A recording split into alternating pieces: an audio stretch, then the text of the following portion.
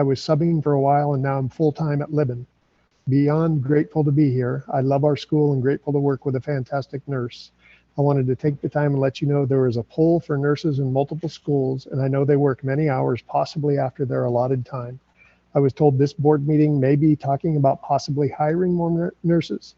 Seeing firsthand the demand, I wanted to write and let the board know there is a need for more nurses. Our nurses are being stretched in so many directions with the amount of students we have, many with health concerns.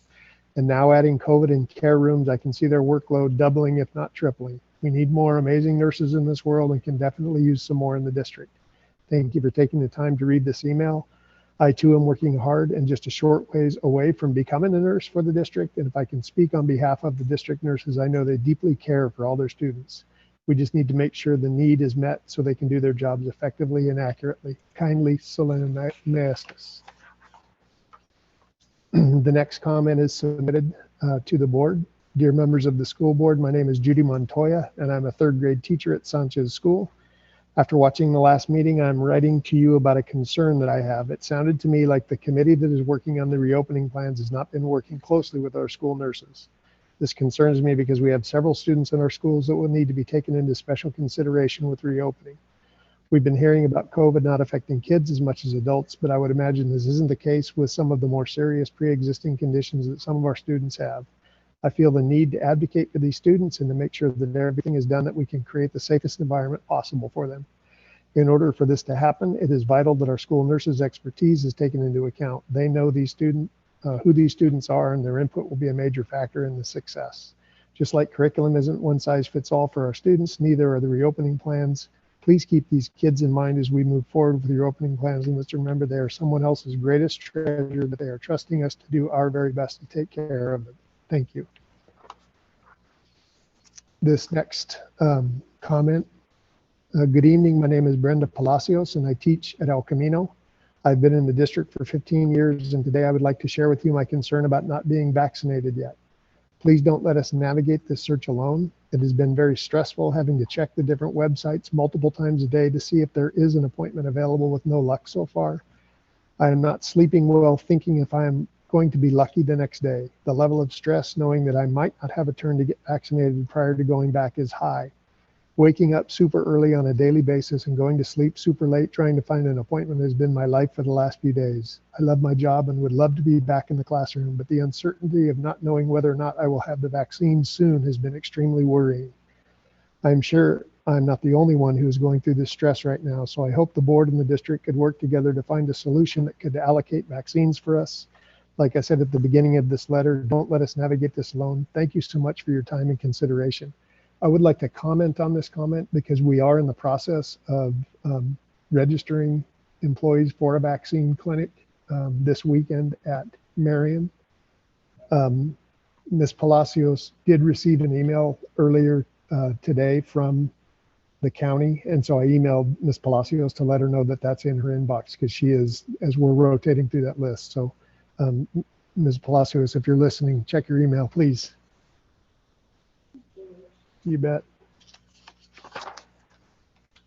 This next email message is from Cody King from Lucia Mar School District.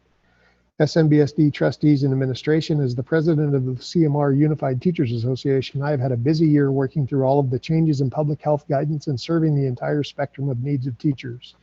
We are in the process of phasing in-person instruction. While there are plenty of areas where I haven't agreed with different parts of the processes or protocols that have shaped our education this year, the district and I each agree that we have a better outcome through the conversations and listening that has been done to get us where we are. I have been provided with drafts of various plans and any documents that are relevant to the health, safety, or classroom conditions of our staff. Our participation in navigating this year has built trust among LMUTA leadership and members through these challenging times. I want to encourage you to utilize the expertise and experience of SMEA as you develop plans for in-person instruction and continue negotiating for your contract. This next email is from Amy Dolan, assistant from Adam Elementary School as a 4th grade teacher. Dear board members and administration, I'm a fourth grade teacher at Adam Elementary, and for more than 20 years, I've served the district and the students of Santa Maria. For many years, I've been proud to work here. I have encouraged many people to pursue a career in education and to seek employment in our district, always touting how respected the teachers are in SMBSD. In the last few years, this feeling of respect has been diminished. Working under an expired contract for almost a year really stings. Getting an email that CSEA has reached an agreement with a salary increase feels like a gut punch. I feel let down and disrespected by the district in many ways. Specifically, where is the respect for teachers when reopening negotiations are canceled? Teachers are, in fact, the actual people who will reopen the doors of our classrooms and welcome children back. Why would we not be included at the table and in discussions? The frustration mounts for us in the trenches. We are working longer and harder than ever before. We deserve the respect of negotiations and a contract settlement. Respectfully, Amy Dolan, Assistant. This next submission is from Jose Rodriguez, who's a teacher at El Camino Junior High. Good evening, my name is Jose Rodriguez and I'm an 8th grade teacher at El Camino Junior High. I'm writing tonight to express my frustration and disappointment in the Santa Maria Bonita School District. There has been a clear pattern of disrespect towards teachers, our profession, and our union from the leadership of SMBSD. They speak of our shared vision, but what we've experienced in recent years, most especially this last year, is a top-down imposition of a vision that is in stark contrast to the culture that this district has had for many years but is now abandoning. Recently, without a call or email, the district canceled negotiations with SMEA for return to in-person instruction. Virtually every school district of the Tri-Counties area worked with their local association in developing a plan, except for this district. Why is it that our district doesn't believe it is necessary to collaborate with teachers in planning return to in-person instruction? We should have a say in what our work days will look like, but it seems that while the district was planning the work, they neglected to include the people who will work the plan.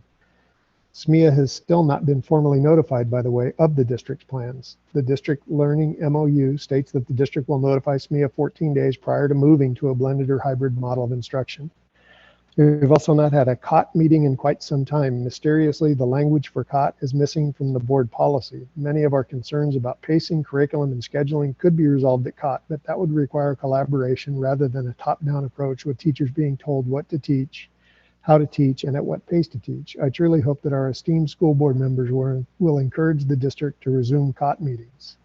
And finally, the negotiations, which have dragged on for over a year, are a shining example of the way our teachers are not treated with respect. The district has proposed that teachers will be given more professional duties and more hours of work beyond their contract, all while being offered $0 in increased salary. We all just read that CSA received a 1.5 off schedule and a 1.5 on schedule retroactive salary settlement. What about teachers? And we also have the district continued refusal to allow us to have a full release president, even though it won't cost the district anything. No, it's about limiting teachers' access to representation through our association president. My earnest hope is that the district becomes more collaborative and respectful toward teachers. Teachers are starting to lose patience. Thank you, Jose Rodriguez. And this last comment in the open session. Good evening, my name is Tiffany Abelo and I've been a teacher at El Camino Junior High in the district for 20 years. Tonight I wish to express my concern regarding Article 3, capping our union president's release time at 50%. Jose Segura has always been prompt in answering my questions or responding to my concerns. His outreach in the form of fireside chat videos and most recently the town halls has been invaluable in keeping our members abreast of union business. I am unaware of any downside to his having 100% release time. My understanding is that this does not require additional funding from the district. All I see is the potential for less effective representation for union members, and I'm left to assume that this is what the district desires. This does not make for cordial relationships between management and labor, a result for which neither side would wish, I would hope. Please keep the union president's release time at 100%. Thank you for your time and consideration of this matter. And the remainder of the comments are in regard to the reorientation plan. I'll read them prior to the item, yes. Approval of the agenda as presented. Is that a motion? I'll second. It has been moved by Mr. Hollinshead, seconded by Mrs. Flores to approve the agenda as presented. All those in favor? Aye. Aye. Any opposed? The agenda is approved. consent agenda. Actions proposed for the consent agenda are. Excuse me, I believe Vangelis is unable to hear you. You're muted. I was just gonna say that I think you're. Okay. There you go. You want me to go back and do that again? Yes? We'll do that again. I'll just repeat. Mr. Hollinshead moved, Mrs. Flores seconded to approve the agenda as presented. All those in favor signify by aye. Aye. Aye. Any opposed? The agenda is approved. Consent agenda. Actions proposed for the consent agenda are consistent with adopted policies and approved practices of the district and are deemed routine in nature. They will be acted upon by roll call vote in one motion without discussion unless members of the board request an item's removal from the consent agenda, in which event it will be taken up in the order indicated on the main agenda. Mrs. Cordero, can I have a point of order just real quickly? Yes. We had discussed not putting consent items for change orders that were large in monetary amounts in there. And I know tonight that we want to expedite things, so I won't ask them to be pulled, but can maybe we get maybe a little, I mean, there's stuff in here, but can we get a little bit more of an explanation as to how that came about? And I believe Mr. Dwyer might have. Yeah, I came in and had a discussion with Mr. Beecher and Mr. Cavazos about these change orders, and we sat down for about an hour. So we went through them as far as what alluded to them and what came about on them, and the responses and what had happened in the time frame. I think pretty relevant and valid. Right. And all I'm saying is that as a matter of order, that's not routine, and they're $500,000. So Yeah. that might be something that we could get a little more information on rather than, but I'll come in next time and ask about it. And again, any board member has the right to pull an item from the consent. Yeah. Discretion. And John, if you have any follow-up questions, I would be happy to join you in pulling it from the consent agenda. If there's any follow-up questions that you or the other board members might have, because you're right, it is a significant amount of money, and we want to make sure that we know how, if those expenditures are valid. Of course, I'm presuming they are, but if there's any questions about that, I'd be happy to engage in further discussion and about that. But I appreciate John's point. It sounds like Ricky's suggestion. Maybe you and I can go have Matt go over that with Matt at his convenience. And I'm okay with that as well. Absolutely. So, anybody else? So I'd like to make a motion to approve the consent agenda as presented and also approve the change orders to items C through G or A and G for the Measure T School Bill Living as presented. I'll second. All right, it has been moved by Mr. Lara, seconded by Mrs. Flores to approve the consent agenda as presented. Roll call, please. Mrs. Cordero, Aye. Mrs. Flores, Aye. Mr. Lara, Aye. Mr. Hollinshead, Aye. Mr. Valencia. Aye. Thank you. And just as a. You're muted. I think you're muted. I'm doing Magic. It is. Really, I'm not muting. Just as a point of order, there was an attached explanation with those change orders. It was not totally detailed, but I think it's clear that none of us, take those financial matters lightly, and in one way or another confirmed that they were necessary and approved with the full knowledge of the district before anything was done. And with that, we'll move on to item 7A, 2021 CSBA Delegate Assembly Election. Mr. Ontiveros, unmute. I did unmute myself. Thank you.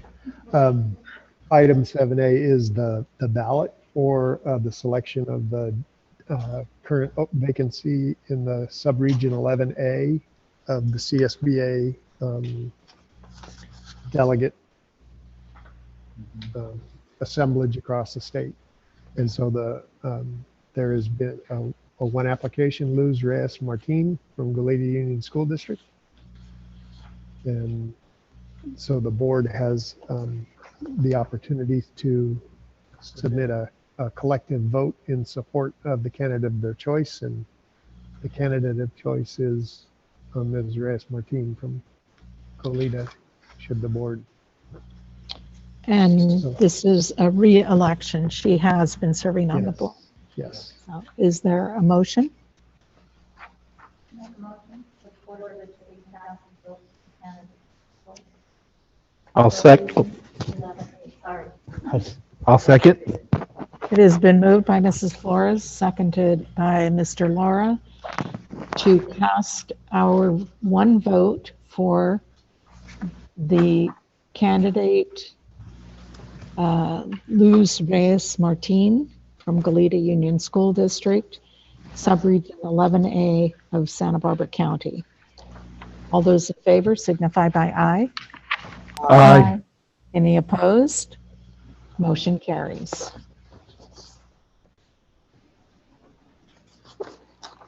Item 7B, approve board policy 0415, diversity, equity, and inclusion.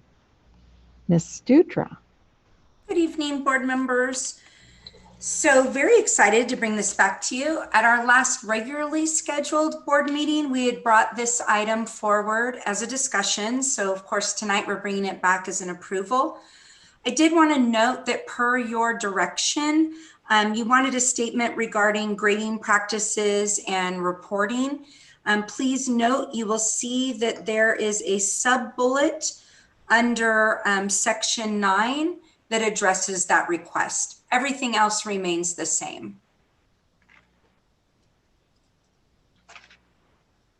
Thank you for your work on that, Melissa. Absolutely. Great.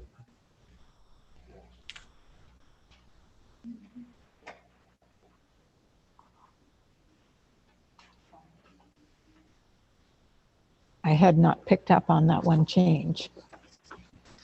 Any questions or comments? I think we did, go ahead, Ricardo, sorry.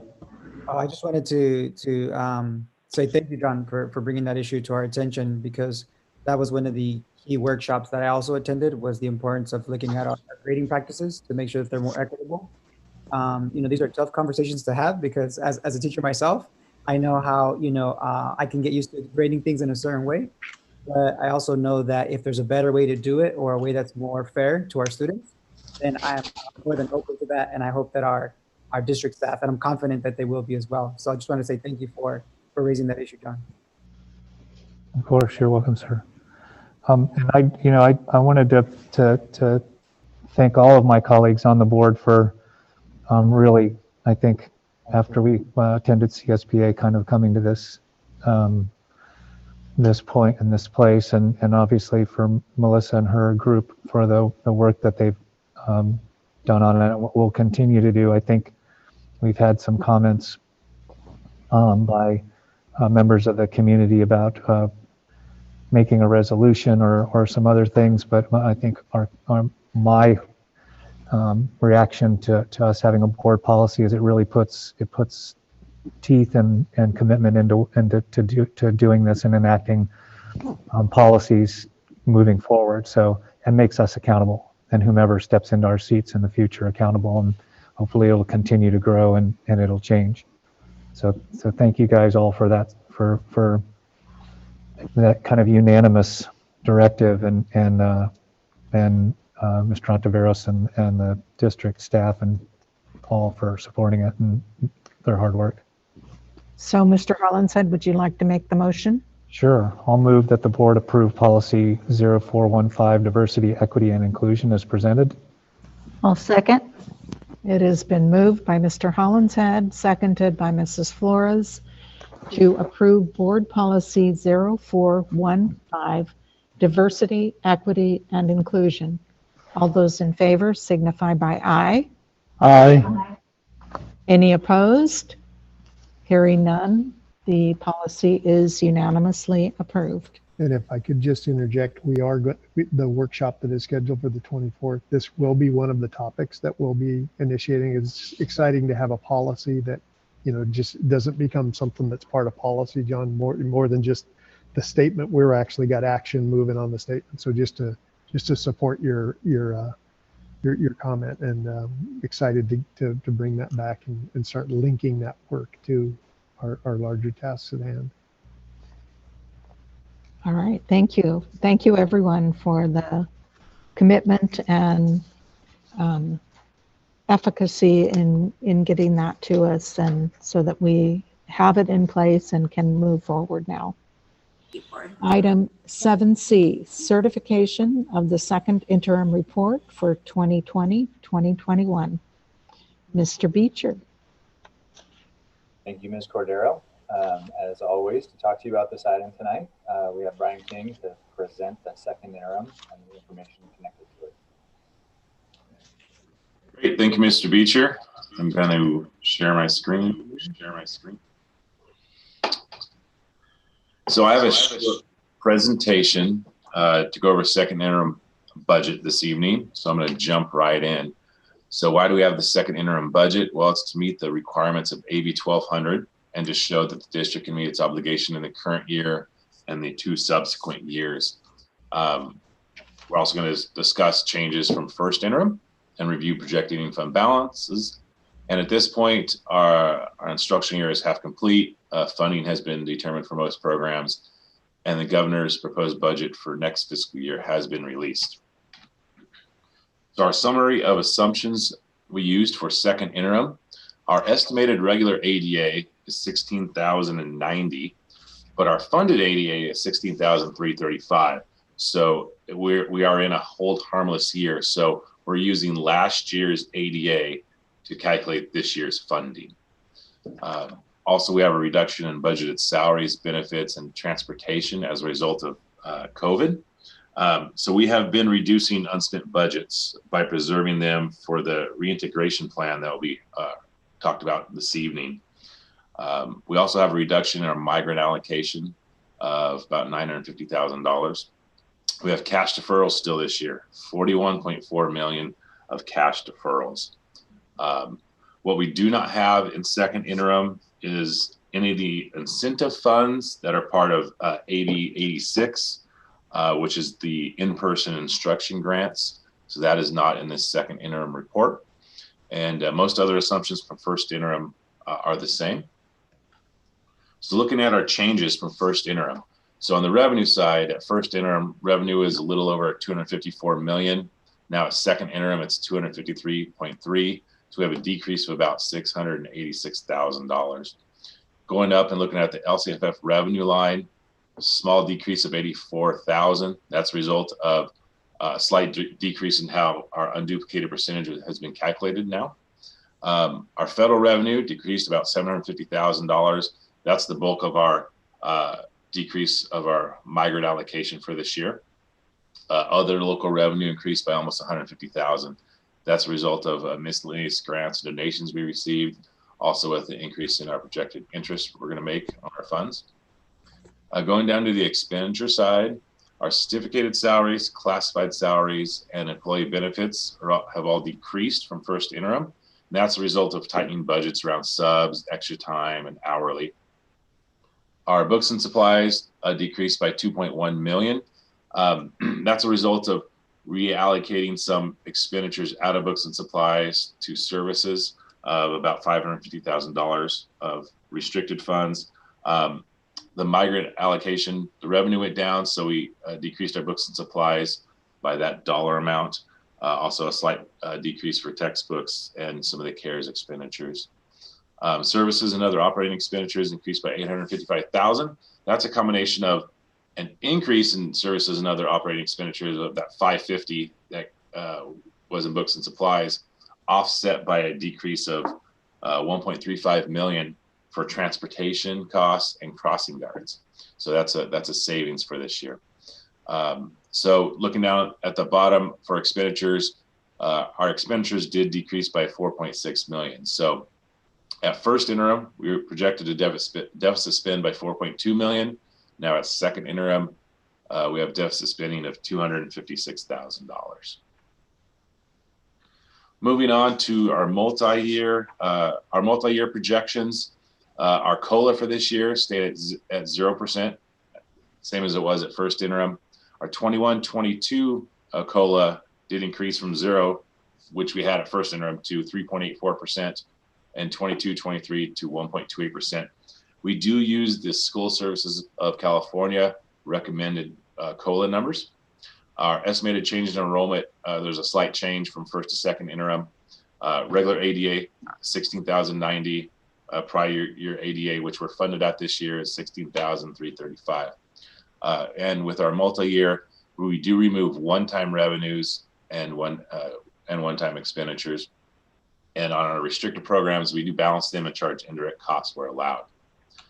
So moving on to look at our multi-year projections. For 2021, we have that deficit spending of $256,000 down there in the gray. For 21-22, deficit spending of almost $3.9 million. And then 22-23 deficit spending of $7.44 million. A couple things to point out with this multi-year. In 21-22, on the revenue side and the expenditure side, we're taking out about $24 million of one-time COVID funds that are budgeted in 2021. Also, we're taking out some restricted carryover dollars in 21-22. And then also in 21-22, we are adding back those one-time savings as a result of COVID of about $3.2 million. That savings that we have in 2021, we're adding those back in 21-22, which account for transportation, crossing guards, the subs and extra time that we reduced in 2021. So, and the ending fund balance is there at the bottom of 60 million, 56 million, almost 49 million.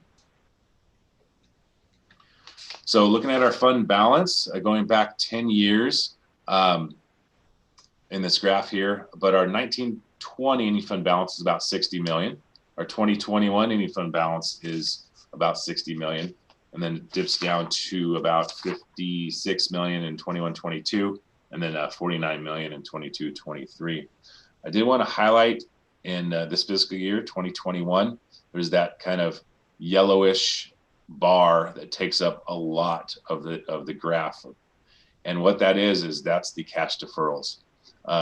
We haven't had this yellowish color in our graph for 6 years, since 2013-14. So it has returned, and that equals about 41.4 million of our 60 million ending fund balance. Our fund balance in excess of minimum reserve requirement. So for this slide, we're required to state why our ending fund balance is greater than our 3% reserve requirement. And if it is, then you got to state why and what that dollar amount is. So in 2021, we need to substantiate about $46.3 million. 21-22, almost 43 million, and then 22-23, 35.8 million. So down below is the reasons why, or a substantiation why of we have an ending fund balance greater than 3%. We do have some set asides for deficit spending in 21-22 and 22-23 of 3.8 and 7.4 million. We have a set aside for STRS and PERS rate increases of 3.75 million. Set aside for math adoption, 2.5 million. We also have a set aside or a resolution of our overspending based LCFF. So I'll explain that just a little bit. So what that is this has to do with Dr. Weber's bill, that AB 1835. So it is anticipated that LCAPs approved after July 1st, 2021 must set aside unspent supplemental and concentration grant dollars. And so if this does come to fruition, some of our base salary expenditures may need to be repurposed. And so lastly, we have a set aside for board policy 3100 of 17.7, 16 million and 16.9. Board policy 3100 is basically states that we would like a reserve any fund balance of at least 10%. And so that's what that is down there. So what's next? So we can, conclusion is that our budget provides for a positive certification, and we're able to continue to maintain the required reserve minimums and maintain our fiscal obligations in the current year and the 2 out years. Mr. Beecher and I will also be going to the school services May revision workshop, which is May 20th, and learn about any changes to the proposed state budget for next fiscal year. So with that, I can answer any questions. Brian, our ADA for next year, will that be showing 16,090 and not the 16,335 like it showed for this school year? So the 16,335 is what we're funded on this year. Our ADA for next fiscal year, we planned on in our revenue analysis, we planned on a flat ADA, but for next fiscal year, you're going to look at the current year or the previous year, and because of COVID, the way it works out, we'll still use the 16,335 for our funding for next fiscal year. Where we're going to get hit is the second year out, which will be 22, 23. That's when we're going to feel the hit of the lower ADA. Oh, okay. Thank you. Brian, it's John. On deferred maintenance, Fund 14, it said that there's no revenue from state sources, and that the district will not make revenue transfer towards deferred maintenance. So, or does that mean we don't have money allocated for any projects at this time or need for it? So in Fund 14, we do have an ending fund balance. I don't have it right in front of me. It might be 600,000-700,000. It's But the beginning was 883, and then the end was 572, okay. 363. So we do have a few projects in there this year, budgeted for the deferred maintenance. At adoption budget, when we thought COLA was going to be a negative COLA of 7.92%, we made some assumptions when we created the adoption budget of not doing a general fund transfer of the $756,000 from the general fund to Fund 14. And at first interim, we decided to keep that reduction in place and not budget for a transfer over to Fund 14. We're continuing with that for second interim. So as of right now, we will not be making a contribution over to Fund 14 for that $754,000. Okay, thanks. I just was kind of curious since we're done with our Measure T funding and our monies and some of those things as to, how we were going to do some of the things we need to do to the different sites. But gotcha. So the bigger question, John, that you asked, in addition to seeing that transfer wasn't occurring, you asked the right question. There is funding for maintenance projects. This contribution to Fund 14 is like a supplemental project funding amount that we've made for a few years now, and we've discontinued this year in anticipation of a tight budget. But there is also the Restricted Routine Maintenance Fund. It has its own resource called 8150. Districts that participate in the school facility program are required to make that contribution. And so it provides funding not only for a lot of the salaries of our staff in maintenance, but also the materials and supplies they need and additional projects. And I want to remember not to talk so quickly so that our translators can include this in their discussion, but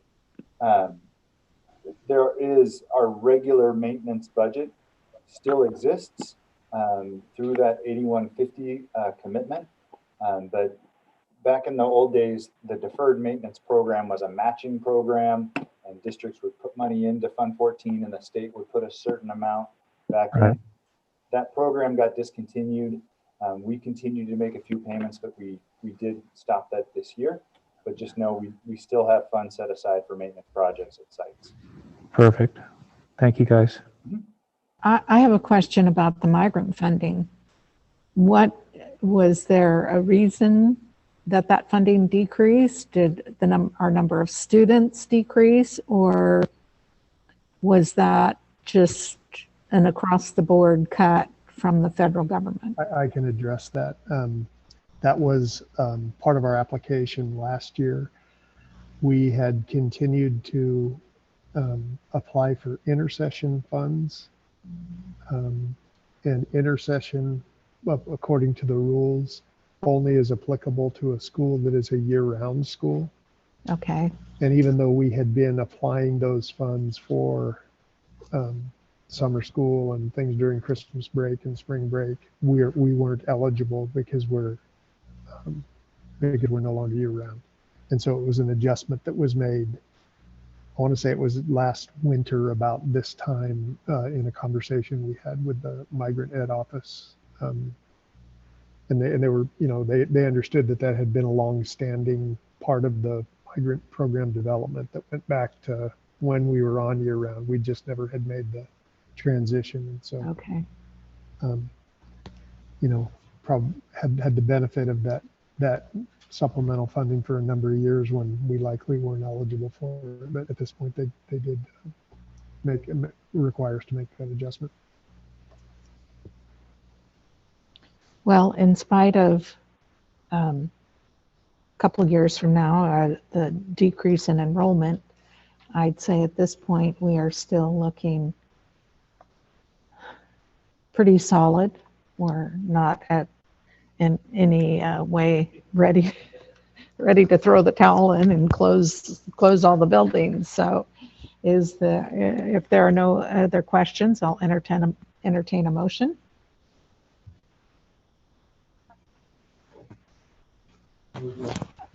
Sorry, I'll move to approve the certification of the second interim report for 2020-2021.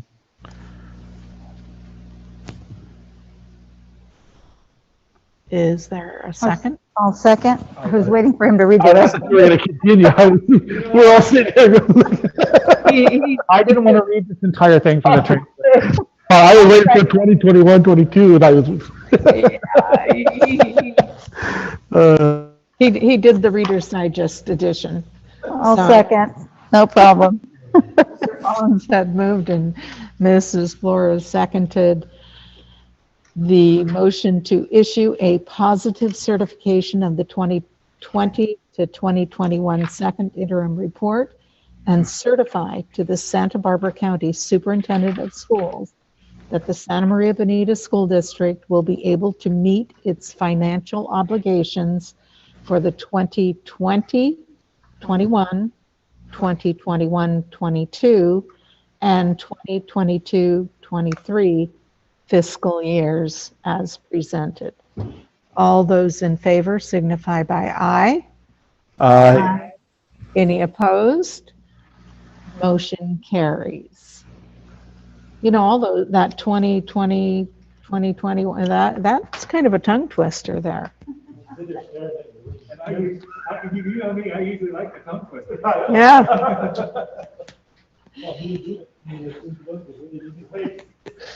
Okay. I was looking at that jealous. Thinking, don't say it, Sean. Don't say it. Moving right along to item 7D, the COVID-19 status update, considerations for return to in-person instruction. And I will turn it over to you, Mr. Ontiveros, to read the remaining public comments and lead us in that conversation. Yes, there are additional public comments. This first comment, dear esteemed board and SMBSD cabinet, my name is Eric Voss. I teach 8th grade U.S. history and I'm one of the 2 leadership advisors at Fessler Junior High School. In all of my classes, I try to impart upon my students the importance of integrity, character, and compassion. For my leadership students, I expect them to do this at all times because a leader leads by example. I implore the board and SMBSD leadership to take action and lead by example at this time as well. Show your teachers that you have integrity, character, and compassion by negotiating the safe return to school, finalizing a new fair contract for all SMEA members, and I beg you to treat us teachers as though we are one of the stakeholders in this educational system. We are not asking for the world to be handed to us. We simply would like to be treated like the highly educated professionals we are. We would like to have a seat at the table when discussing what is best for our students, the ability to maintain our creativity in the classroom, and at the junior high level, we would like to find a schedule that provides the absolute best support for students without simply adding an additional teaching period with 30 more students to our day. A few short months ago, we were regarded as heroes who were keeping our community afloat. Today, we are made out to be the last great hurdle standing in the way of our students returning to school and achieving educational greatness. This could not be further from the truth. Over the last week, nearly 300 teachers woke up in the wee hours of the morning to wait in virtual queues to obtain COVID vaccine appointments. And if one was not available, they repeated this action again and again until they were successful. I was one of these teachers, and I proudly wore my SMBSD and SMEA gear while getting my shot because that means I can be one step closer to seeing my students again in person. I understand that listening to the plethora of messages that your teachers are writing can be cumbersome. If it were possible, there would be a sea of royal blue shirts and teachers pouring their hearts out to you in person. Since this isn't possible, I hope that these letters serve to show that your teachers truly care and want what's best for Santa Maria students. Thank you for your time this evening, Eric Voss, Fester Junior High School. This next comment is submitted by Desiree Felix. Dear school board members and district personnel, plan. So there is a plan. I have 25 years invested in this district, 22 years teaching and 3 as a bilingual instructional aide. I also attended Oakley Elementary from K-6. As rooted and connected as I feel to this district, this feeling couldn't be further from the truth right now. How is it that we are simultaneously notified of any semblance of a plan at the same time as parents? There are better ways to communicate with teachers and staff, in my opinion. I've heard also that the district has ended negotiations for return to in-person instruction with our teachers union. For what reasons? We're the ones doing the critical work via Zoom and soon face-to-face with students with masks. Why is it too much to ask that teachers and staff working with students be invited to have a professional dialogue about the return to school plan? This would create trust and buy-in, which are critical elements of a high-functioning system. Simultaneous staff and parent messages do not create trust and community that is needed to promote the best path moving forward. The struggles as well as successes teachers have been facing both professionally and personally in the classroom and at home need to be addressed with respect and validated. I cannot fail to address the possibility of teaching simultaneously in person and Zoom. Creating a plan that requires teachers to attempt to do both begs the question if you really understand how complex both teaching in person is as well as the attention to detail required in Zoom. To get all parts in sync is a difficult task alone in each of those separate environments. We have taught ourselves to survive via distance learning and in most or a lot of cases thrive. Our students deserve better than merging these two environments together. This is a total disservice to our students and families. Asking teachers to do simultaneous instruction in person and Zoom is irresponsible, unprofessional, and overall inappropriate for both students in class and at home. I fear we are out of time to create a real workable plan that organizes teachers and students so that this option can be eliminated. It is a month out and parents haven't even disclosed definitively what their plan is. How will you know how to organize the staff without this critical piece? Lucia created an entire new academy to address students who wanted to stay on distance learning at the beginning of the school year. Orchid has been transparent since the beginning as well. So the question of the day is, when will you value the thoughts and opinions of teachers who are the core and foundation of the successes of our district to reopen our schools safely? Respectfully, Desiree Felix. This next comment is from Mrs. Patsy Mitchell. Good evening. Thank you for your time. I wish to thank the district for trying to open schools under these difficult times. However, these times require collaboration and communication. The gossip train has been running at full speed for a while now. Why? Because we, the educators, have not been alerted or been given an open door to discuss the plans for reopening. Respect and teamwork is of the utmost importance at this juncture. We, the teachers, hit the floor running to accommodate the needs of our children. This fact has been true every day for a year now. We have always done what we felt was best and hunted for learning tactics to improve our educational impact upon the students of this district. I urge you to step back, open the door to the planning of reopening, and allow the people in the trenches the respect and professionalism due all the educators in this district. This is Patsy Mitchell. The next comment, dear school board, my name is Therese Brady. I currently teach 7th grade history at Tommy Kuntz Junior High School. I have always been so appreciative to teach in Santa Maria. I am proud to call myself a 3rd generation teacher.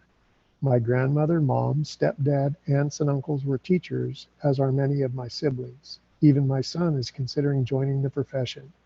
Most of my family taught in areas outside of Santa Maria, Southern California, Arizona, and Texas. Whenever I visit my relatives, we invariably get around to teacher talk. My relatives have always been amazed, might I say envious, of teachers in Santa Maria. What stood out to my teacher relatives were our strong salaries, the way we were valued for our input when it came to curriculum and site decisions. Nowadays, however, when it comes to curriculum, our input seems to have gone the way of the dodo. All decisions are now top down. The respect for teachers as valued stakeholders is at the heart of who our district used to be. One of the latest examples of the current disregard for teachers is reading more details and information about the reopening of our schools through a parent square that was sent to parents than what we have been told from the administration. Imagine this scenario in another setting. An employee for a big box store finds out new store policies or hours from the customers, not the organization's administration. Seems ridiculous, right?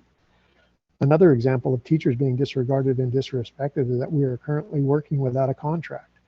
For the last year, during a worldwide deadly pandemic, seems ridiculous. Where is the respect? We are about to reopen schools very soon. Are teachers valued so little that we get our information from communiques to parents and we work without a contract?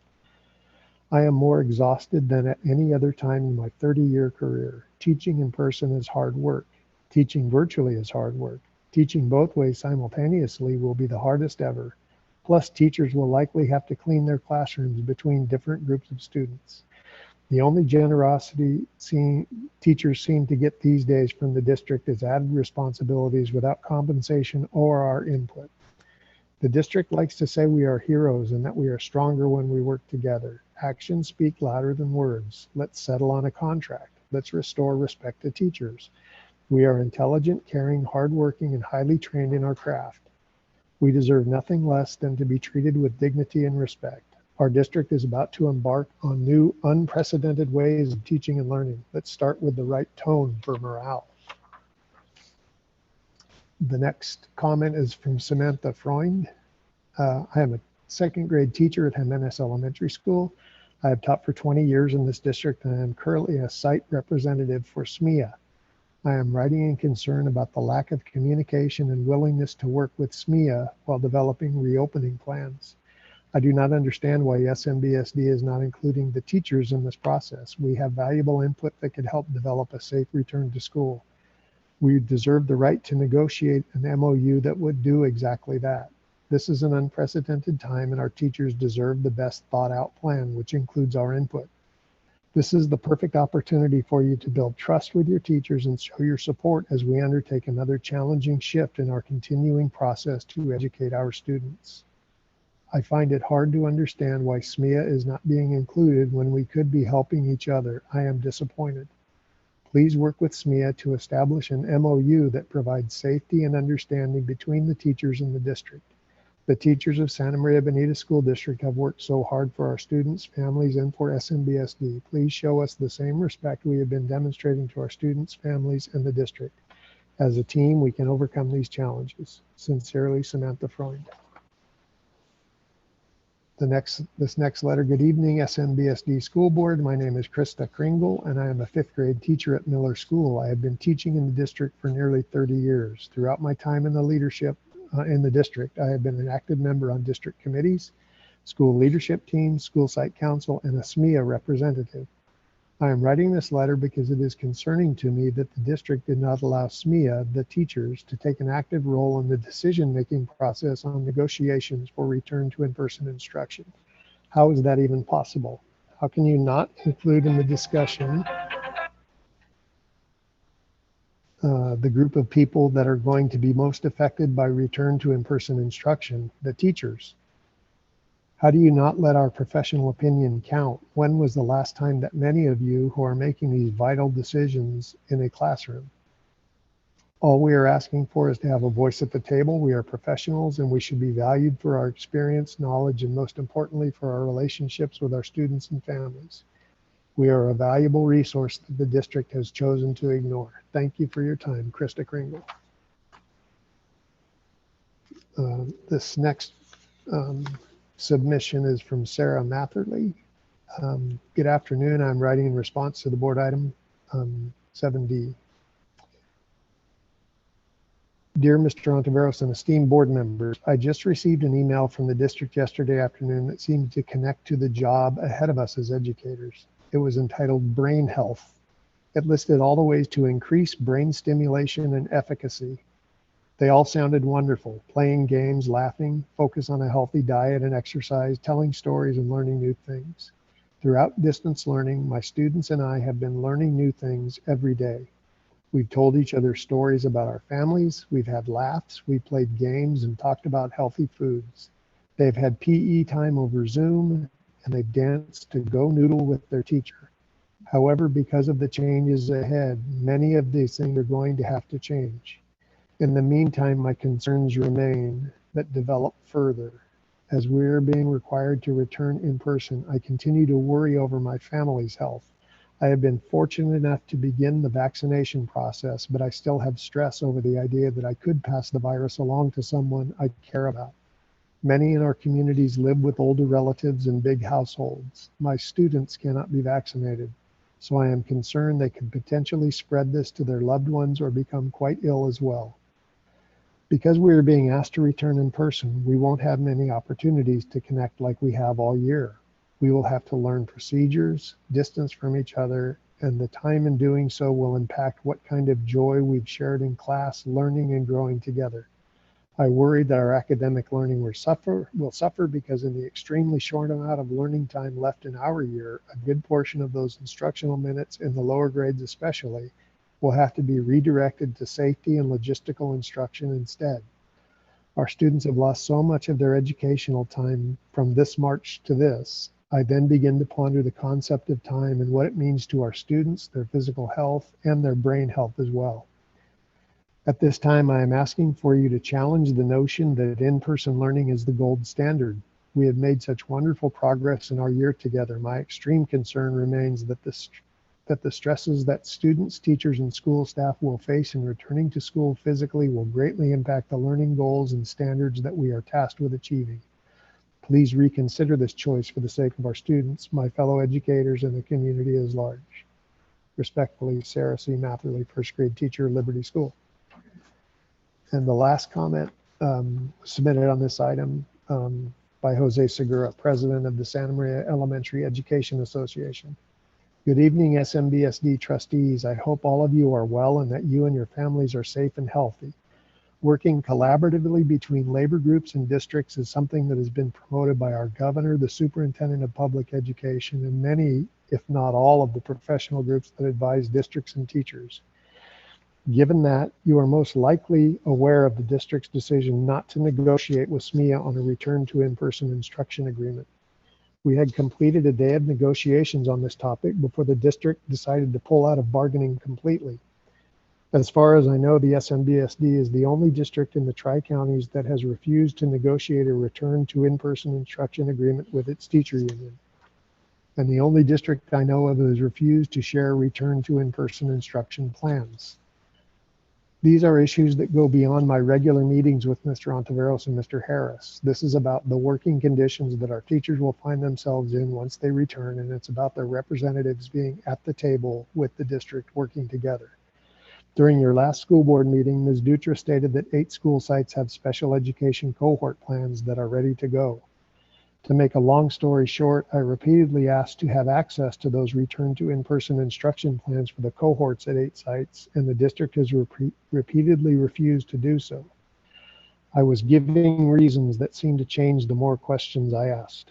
Ultimately, in the week after the board meeting, Mr. Ontiveros and Mrs. Beltran had a plan to share. They shared the special education cohort plans from one of the 8 school sites. Afterwards, I asked for copies of the plans that were presented that day. I was told no. The rationale was that the plans contained confidential student information, which could easily be removed or redacted. The other reason was out of respect for the teachers who created the plans. This is not a legitimate reason to deny the association access to documents that will define the working conditions of members, which in turn denies us our legal right to bargain-related working conditions.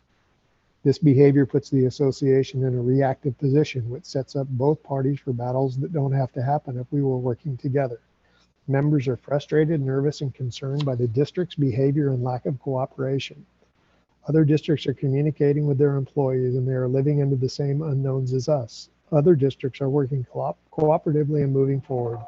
The two things can exist at the same time, and we are ready and willing to make that happen. That is the end of the comments on this item. And so I apologize, my phone is blowing up over here.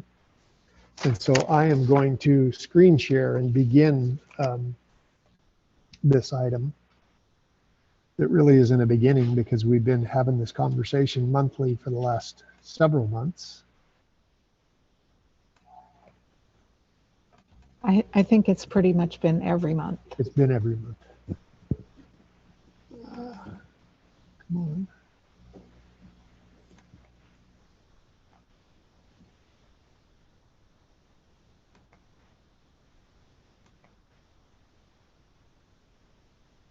And I'm going to go through a portion of this, and then I'm going to turn it over to Ms. Dutra to share the reintegration of in-person learning portion. But before I even begin to get back into, because a lot of things have happened in the last 2 weeks, even since we met. But I want a little time to reflect on where we've been for the last year, because if you remember where we were last year around March 10th, all of us were getting besieged by emails imploring us to close schools, right? Because, and even though we hadn't had a positive COVID case in the county yet, that there was, a great number of individuals that were questioning why we were still in school.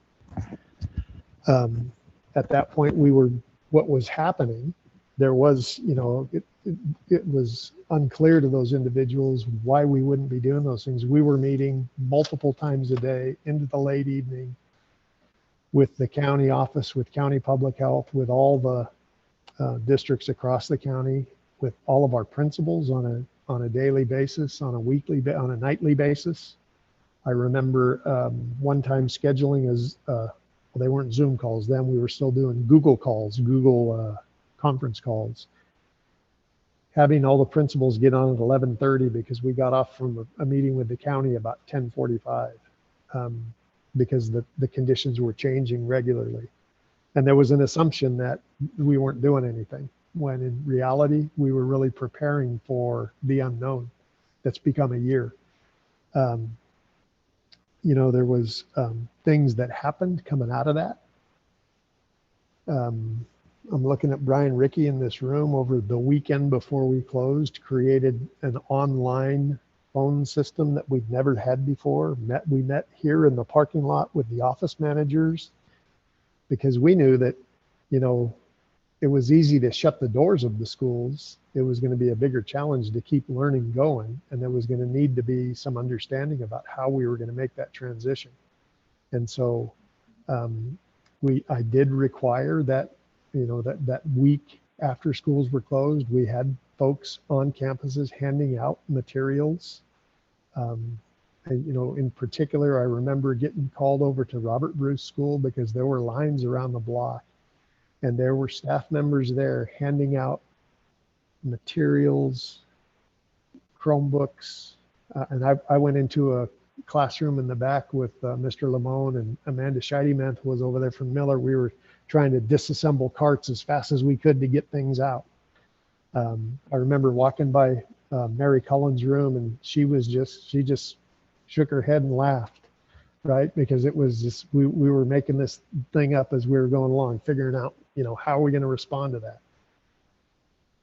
But the next day, we basically reassembled the Bonita School at Russell Park, because none of the kids who go to Bonita live out there. We arranged early in the morning. Brian and Nicole and Melissa and I went out in one of the warehouse trucks and brought a boatload of Chromebooks into Russell Park, and staff showed up, and kids came, and we distributed food, and our food service folks have continued to work. We've really been built the plan as we were doing it. And we didn't know what distance learning was a year ago, but we've been doing it for a year. And there was a lot of concern at the beginning, and we got through it because we knew that it was going to take a lot of work, and it was a small group of people that really initiated the work. It was out in the sites and the departments where the work happened. Same things in this condition we're in. I mentioned at the last meeting, we have been preparing, knowing that at some point in time we're going to come to a fork in the road we're going to have to take. And this data I'm going to share is we're there. And we have a strong foundation, just like we built a strong foundation for distance learning. You'll remember back in June when we got the reentry plan from the state, and it was all theoretical. We got the guidelines. Nobody had done a transition from distance learning. We didn't know what hybrid learning, no, we still don't really know what hybrid learning is, right? That was all just put out, and we pulled together folks on the fly because we had to have a plan approved by the end of June.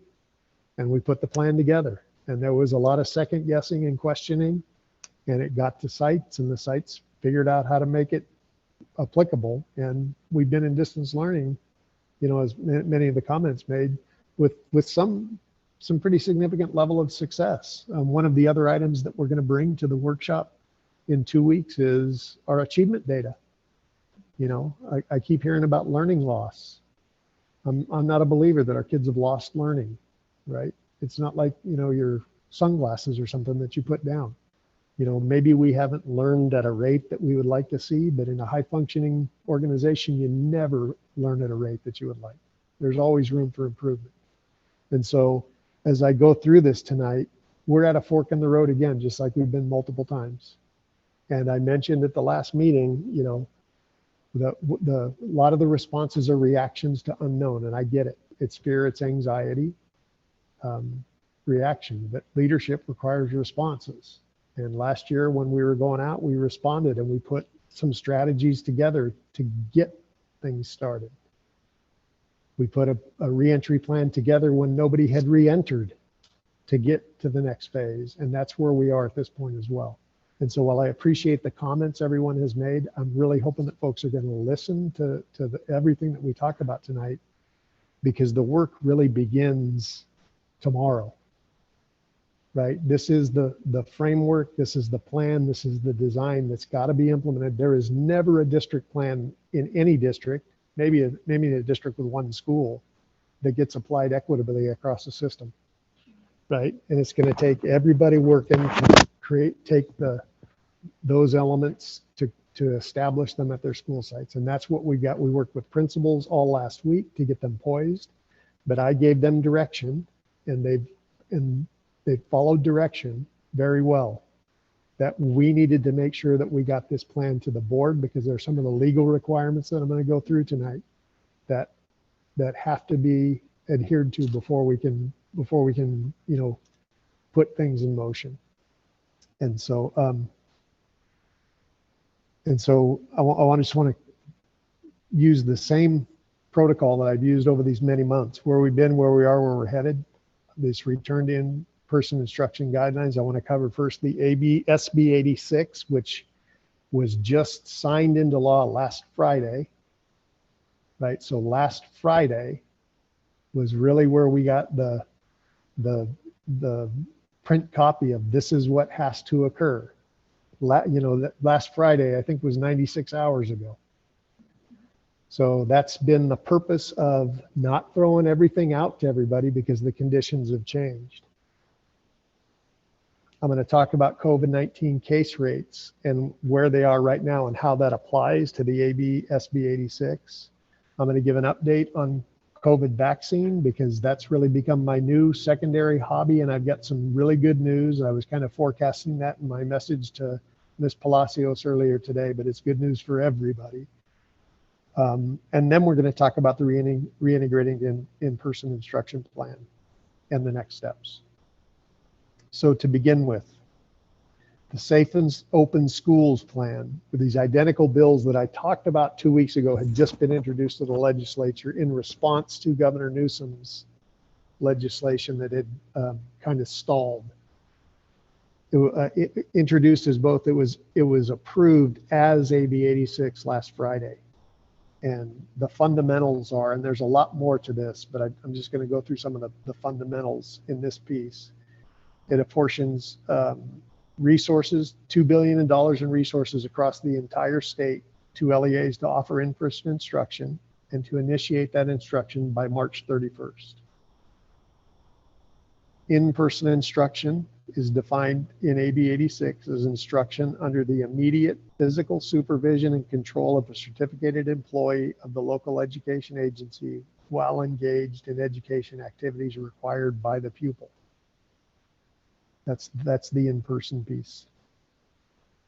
In-person instruction could include hybrid programs where students attend in-person fewer than 5 days per week, provided that the LEAs are offering in-person instruction to the greatest extent possible.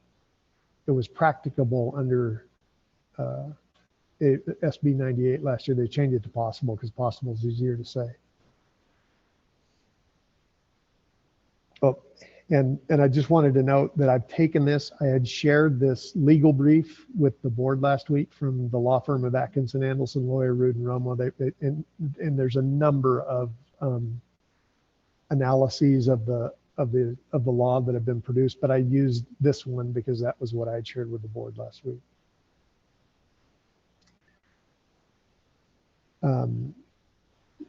For counties in deep purple, which is kind of a new term that's been adopted over the last few weeks by the California Public Health Department, and that means those counties where the adjusted case rate is 25 or more per 100,000 population on a daily average. They must offer in-person instruction, optional in-person instruction to students with exceptional needs per the small cohort guidance, and we'll talk about that a little bit later. Must offer optional in-person instruction to prioritized populations to include pupils at risk for abuse, homeless pupils, pupils without access to technology, and disengaged pupils.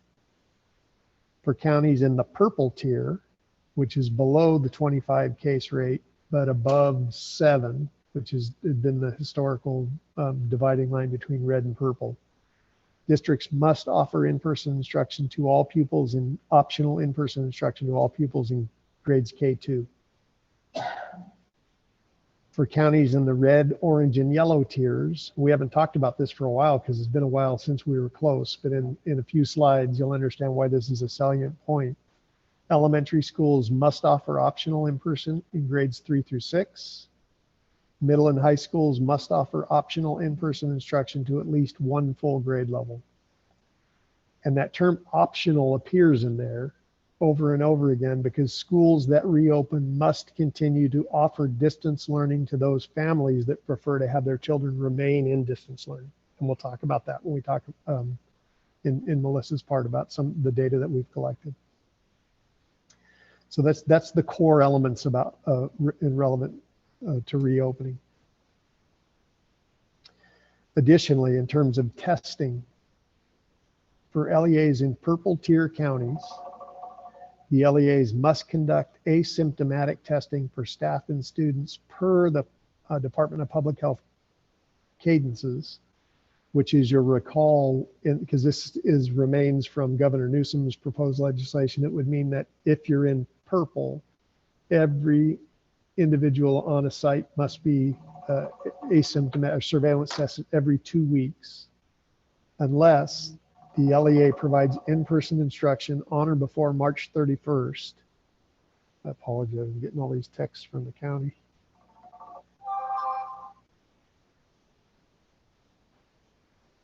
Or its governing board adopts a plan to provide in-person instruction and has publicly posted its COVID-19 safety plan on or before March 31st, 2021. And as we've worked through that asymptomatic testing for us, just for staff, every 2 months has been a challenge. This requirement in purple is that it would occur every 2 weeks for everyone. And so there's a motivation built into the legislation to get things kicked off by March 31st. The two pieces of the legislation in the COVID safety plan are this Cal OSHA COVID-19 prevention program, the CPP, and it's an enhancement of the attestation that was required as part of the original public health school reopening guidelines last July. Remember, we had to file those with the county, all the safety protocols, why we're wearing masks, why we're doing temperature checks at all of our locations. Required to identify and evaluate employee exposures to the COVID-19 health hazards, implement policies and procedures to correct unsafe and unhealthy conditions, provide and ensure that workers wear safe coverings to prevent exposure, effective training and instruction to employees on how COVID-19 is spread, infection prevention techniques, and information regarding COVID-19 related benefits that affected employees may be entitled to under applicable federal, state, or local laws. We have developed this CPP, this COVID protection plan, in conjunction with our labor partners. We've had representatives from CSEA and SMEA worked through the details. It's about a 22-page document that we finalized last week, and I didn't participate in those meetings. I want to give credit to Bijou and Matt and Sean Chenoweth and Javier Cavazos and Carlos Murta from Food Services, because there's a lot of different moving parts that they met. I don't see faces on the screens, but I can't with the slide open. But if Bijou, if you wouldn't mind jumping in, and just how many times did that team meet finalizing that document? So we had a large group that met 2 times, but we had a smaller group with Matt, Sean, and I, and then Melissa Gutierrez and Jean Blackwell from CSEA and Marisa Philly from SMEA. And we went through it very carefully and reached out to Javier when necessary or Carlos when necessary. But we met at least 4 times to discuss the document. Thanks, Bijou. I was able to sit and catch the last part of the last meeting where they finalized, and obviously there's been a lot of great dialogue. That has really been the requirement, that you had to have the feedback around. So building that safety piece is the critical piece. That's the foundation. If you remember 2 weeks ago, I talked about there's a plank in there around health and safety that we've been talking about the entire time. And so the CPP becomes the foundational piece for this COVID-19 school guidance checklist, which in addition to ensuring that all those COVID protection plan elements are in place, defines stable group structures, defines entrance, egress, movement within schools, protocols for face coverings and protective gear, health screenings for students and staff, all the healthy hygiene practices that need to get reinforced at the school locations, identification and tracing of contacts at schools, and in the other facilities as well. But as you're reopening, really more predominantly in schools, the requirements for physical distancing, staff training and education, the testing of staff and students when there's an incidence of COVID, the identification and reporting of cases, the communication plans, and the consultation with labor groups, parents, and communities. So I'm going to share with you, I've got a link here to pull up the actual document that was completed, transfers it's the cross-reference to the CP, and then reflects all these other pieces that are defined in the public health document. So this is kind of all the wording in a county in purple, which we still are in the purple tier. And I'll get back into that in just a moment, because that could be we're on the cusp of possibly changing. This will be submitted to the public health department. And again, to go back previously, that the COVID safety plan has had to have been adopted by the board, gets us in the position where we would not be held to that asymptomatic testing cadence. So it talks about defining, the stable groups. And so this is really, and this will be reflected in the learning plan, but again, the health and safety piece is borne out here. It's about spacing, junior highs, and our junior high principals have met multiple times over the last week to really kind of integrate how this might look at a junior high, because it's different than an elementary. And so as I alluded to earlier, this is where staff involvement is going to be critical. The schools, many of the schools have already initiated some level of these conversations, really most primarily around the health and safety pieces, because that's the baseline expectation. And then we got to define the spaces to do all these things, right? Where you're going to have your points of entry, exit, demarcated paths.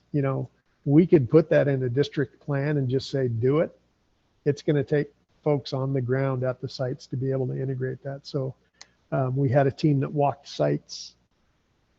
And again, I can't see faces, but I can't remember if it was last week or this week because all the days blur together. Matt, Javier was on those walks. Was that? They've been going on for over 3 or 4 weeks now, Yeah, at he least. started on the 23rd of February, if I remember correctly. They've been walking through, just kind of getting the groundwork laid out for all of this. These are all the face covering pieces. Obviously, that's a big piece. The health screenings, and we'll talk more in the next phases about all the work that's gone on beyond.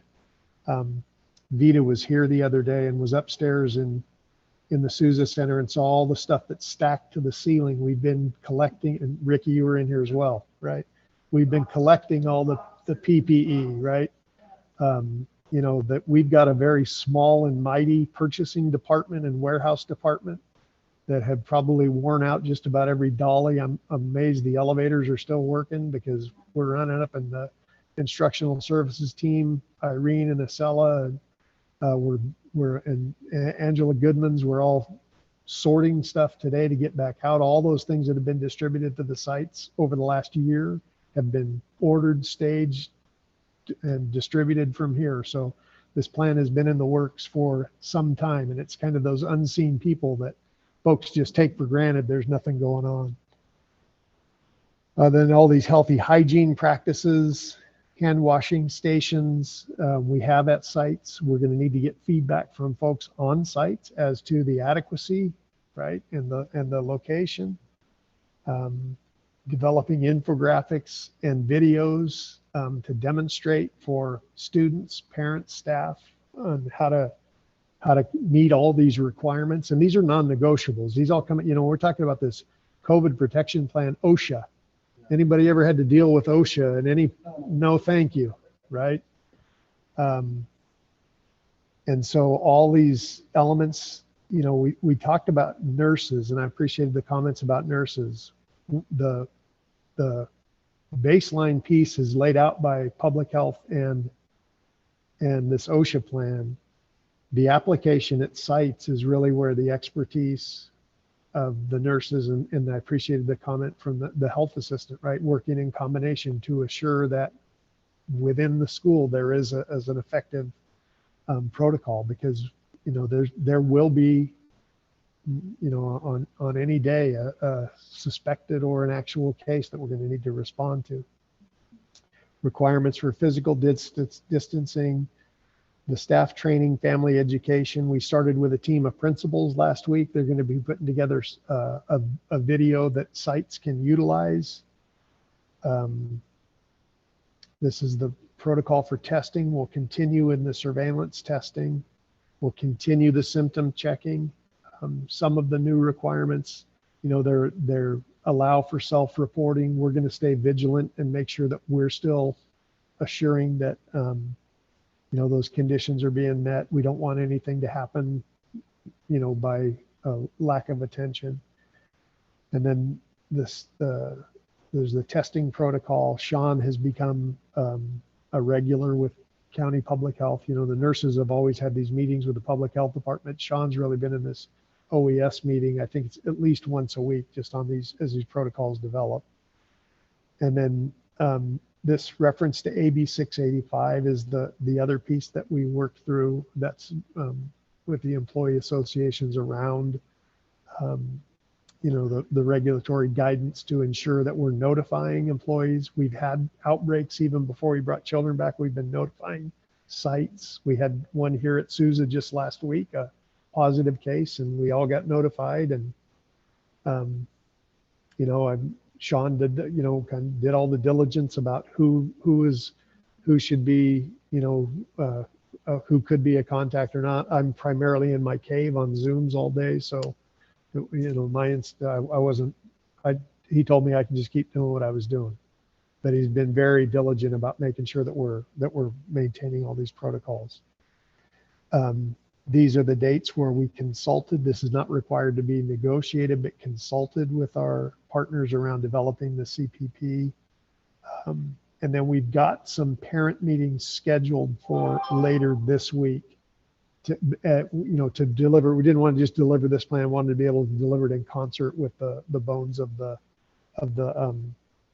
learning, return to in-person learning pieces as well. So we'll be meeting with them multiple times before we submit to the county public health. This will, so the purpose is to really have this reviewed, available, so that county public health knows what our protocols are in the event that something untoward happens, that they've got a link back to our plan so that we can, you know, so we can determine any troubleshooting that needs to occur. So that's really been the biggest, you know, probably the biggest hurdle that we've got to get through to get that foundation laid on the public safety side. Questions about any of those pieces? I mean, I've talked about those before, but they've been in progress, and now we've got those pieces laid out.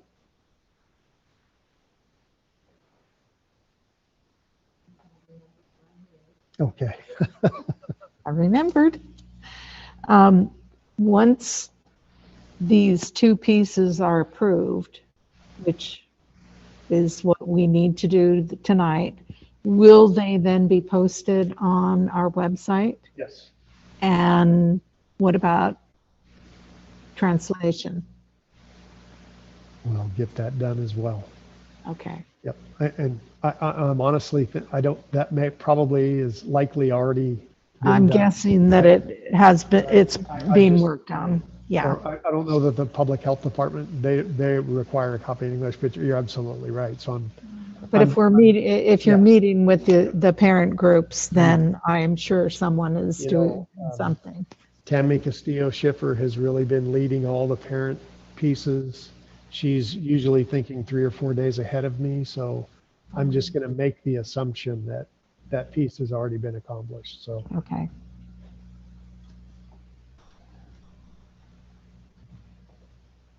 And I will just comment that prior to tonight's meeting, both of these plans were forwarded to each of us as board members for us to review. So we are not seeing these two pieces for the first time. Right. Thank you for mentioning that. Yeah. Yeah. Because I've read through them both several times, and while I didn't print them out, just so that I can be as familiar as possible with with what it says and feel confident that if all of these are put in place and followed, that we are in a very good place and prepared for any situation. And again, that's really been the emphasis first, make sure that we've got this piece down. And so now it's really, what's that application look like in the sites, and that work's already been initiated. I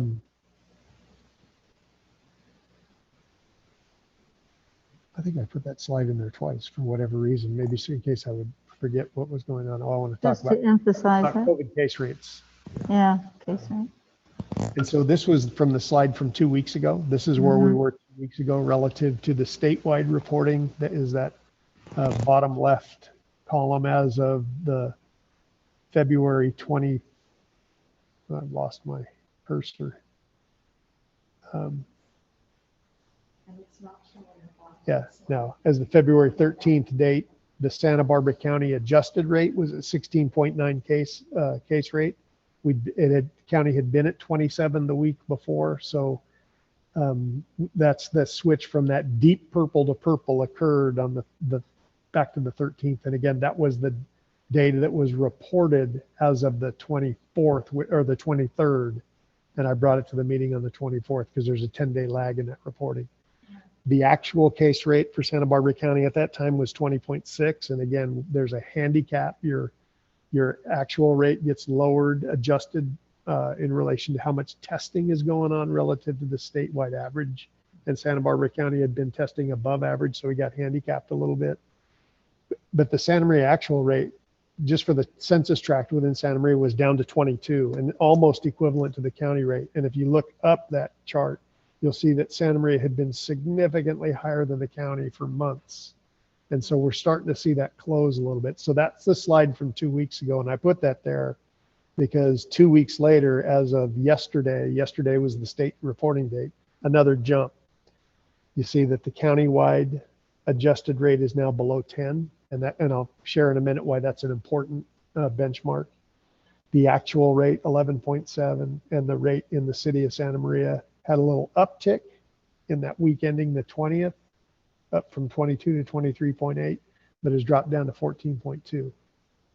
And so we're really seeing for the first time that Santa Maria is mirroring the county. Before we were such an outlier. So to your point, Linda, about, we've got the protocols in place. We've also the metrics now, and I want to applaud the board. We made a decision way back. We were going to follow the metrics, the local metrics, and and there was I had a little bit of regret back in November. Maybe we missed an opportunity to reopen, and then everything went through the roof, and was grateful that we're following those numbers. But I am, for the first time in many months, I'm optimistic that we're actually maybe getting ahead of this situation. What's that? Yeah, the gap is closed. This is the tier that we are currently operating under. So that dividing line between purple and red is this average daily case rate of 7. The positivity rate has gone down in Santa Barbara County to, I think it was below 5 yesterday, and the purple rate is 8. So we're almost into the orange tier for the positivity rate. And that's because there has been more testing going on, which is a good thing. Now here's some upcoming changes, and this just comes out of the Board of Supervisors meeting 2 days ago. I'm sorry, just yesterday. Today's Wednesday, right? Tuesday morning are the Board of Supervisor meetings. So here's some upcoming changes around this blueprint. And the blueprint has changed. It was the dashboard has changed several times. We went to this blueprint back right before the holidays. And so here's the next change. And so there's a vaccine equity metric that has been built into all this system. And the first goal in that metric was when we get to 2 million doses statewide, 2 million COVID vaccine doses, the purple tier will shift from 7 to 10. And that's why I say that 10 is important, because there's more vaccinated individuals. The thought with public health is that lessens the likelihood of transmission. So even if the daily case rate is higher, there's less susceptibility. So and this has been in the design to raise that purple tier from 7 to 10. And we think that's possibly coming within the next couple of weeks. They reported at the supervisors meeting yesterday that up through yesterday, there'd been about 1.75 million doses of vaccine had been administered. So we're getting close to the 2 million. The red tier at that point will pick up the slack in that 7 to 10. So red will widen from 4 to 10. Orange and yellow tiers will remain the same. At the goal number 2, which is 4 million doses, the purple tier will remain at 10. That'll still be the delineation between purple and red. But the red tier will go from, instead of being from 4 to 10, will narrow from 6 to 10. So the bottom half of red will really become orange in terms of classification. And again, that's because there will be, at that point, twice as many individuals vaccinated, which the thing is, again, that will mitigate transmission. And so it'll be, in the minds of public health, it'll be safer at that point. And so these are the changes that we anticipate are coming soon. That purple tier will go from 7 to 10. And because we were at, now I forget what the number was that was on there. Yesterday we were at 11 point, it wasn't on this screen, but yesterday the census for Santa Maria, which goes back to the 5th, was down to 11.75. So we're really close to that, to what that new red will be. So that's an important thing as we think forward in terms of what public health's requirements are going to be.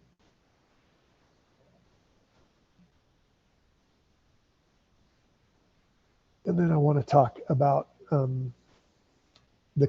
vaccine update, because this is probably the most exciting news. I mentioned at the last meeting on the 24th, just the day before, and actually I think I have it on a slide, so I'll use the slide. Again, to go through that tiered distribution plan for the state, tier 1A, which is those individuals that work in healthcare or 75 older or in assisted living facilities. We're about 3 million people. Tier 1B, which is what the education sector is within, and those up to age 7, from 65 up to 75 to above 75. Now we're doing 65 to 74 is the window we're working on right now. Sorry, I don't have it written down. Those are the tiers that we're looking at statewide.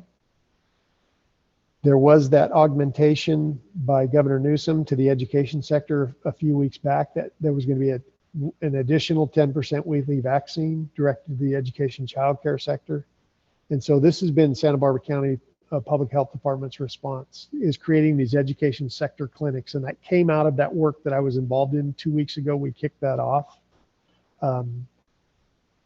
We had the first, that came out of that meeting, we had the first clinic last week, March 4th and 5th. It was a Thursday, Friday afternoon, and Saturday over at Lompoc Valley Medical Center. It was for all those in public and private schools across the county. And there were 1,170 appointments for all of Santa Barbara County. It's not a lot. They were broken out by ratio according to district size. And within that highest tier was those working with medically fragile students. We had 112 individual appointments. We are actually able to have 117 employees vaccinated during those 3 days.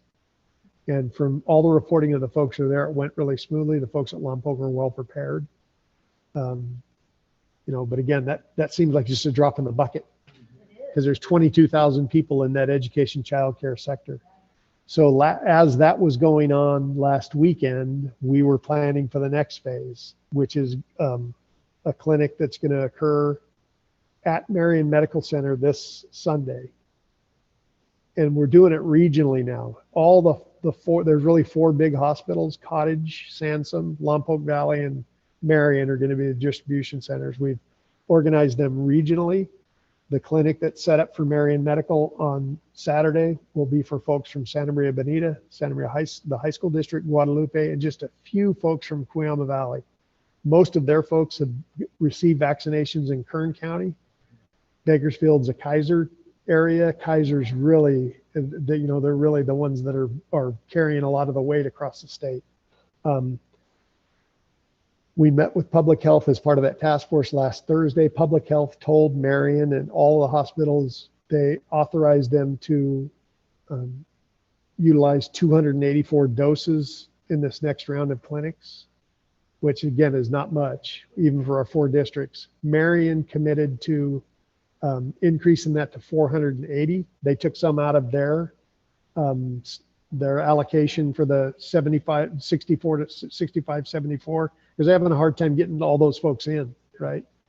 I've got a couple of those that I'm related to who said, I ain't getting vaccinated, right? And then we just found out this afternoon, they've committed another 140 doses. And so we have 620 appointments available on Sunday at Marion. And that's why when I read Brenda Palacios's letter earlier today, I went back and checked the list. She's on, we've all got lists that we're working through, and she's on that list. And so I'm hoping she's watching tonight and has her appointment already. What we learned earlier today, and I don't have this on the slide because I was in a phone conversation with the county ed office just until about 4:30 today. Marion has committed to holding a clinic next weekend as well, and they'll make available 1,170 doses. With, in conjunction, as Eric Voss mentioned in his letter to the board, there's been a federal allocation to CVS, Rite Aid, Walgreens. A lot of our folks have been able to get those appointments because they're open to the education sector. And so, we haven't collected that data yet. I met with Jose and Matt Harris yesterday. Jose had done a survey across the members in the Teachers Association. He got about 475 responses over the weekend. I think he said 291 had reported they've been able to get an appointment. So that brings our number down in conjunction with this 1170. We think we may be able to get all of North County school districts done within the next couple of weeks. And it might be as soon as next week. Marion is committed to making sure that they make those time and slots for us. That process is occurring through the county ed office. We utilized those priority lists that we had built around the, which groups that was at the groups working with the medically fragile students first. Then it was those across multiple settings.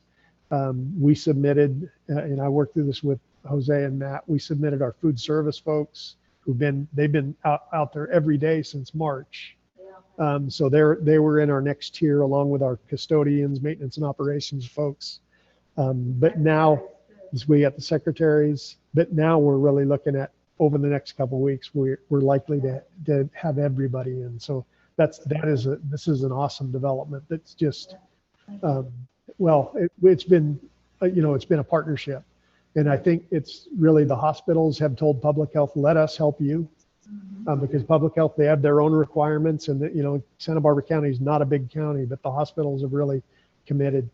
The nice thing is that as of March 31st, all of this is going to fall under Blue Shield, into that My Turn system. And so our local hospitals are really committed to making sure that they're doing everything they can to get it done by March. So that's good news. Nothing's is officially gone out yet because the details are still in the works, but I did ask the county today. I knew we were having this meeting tonight.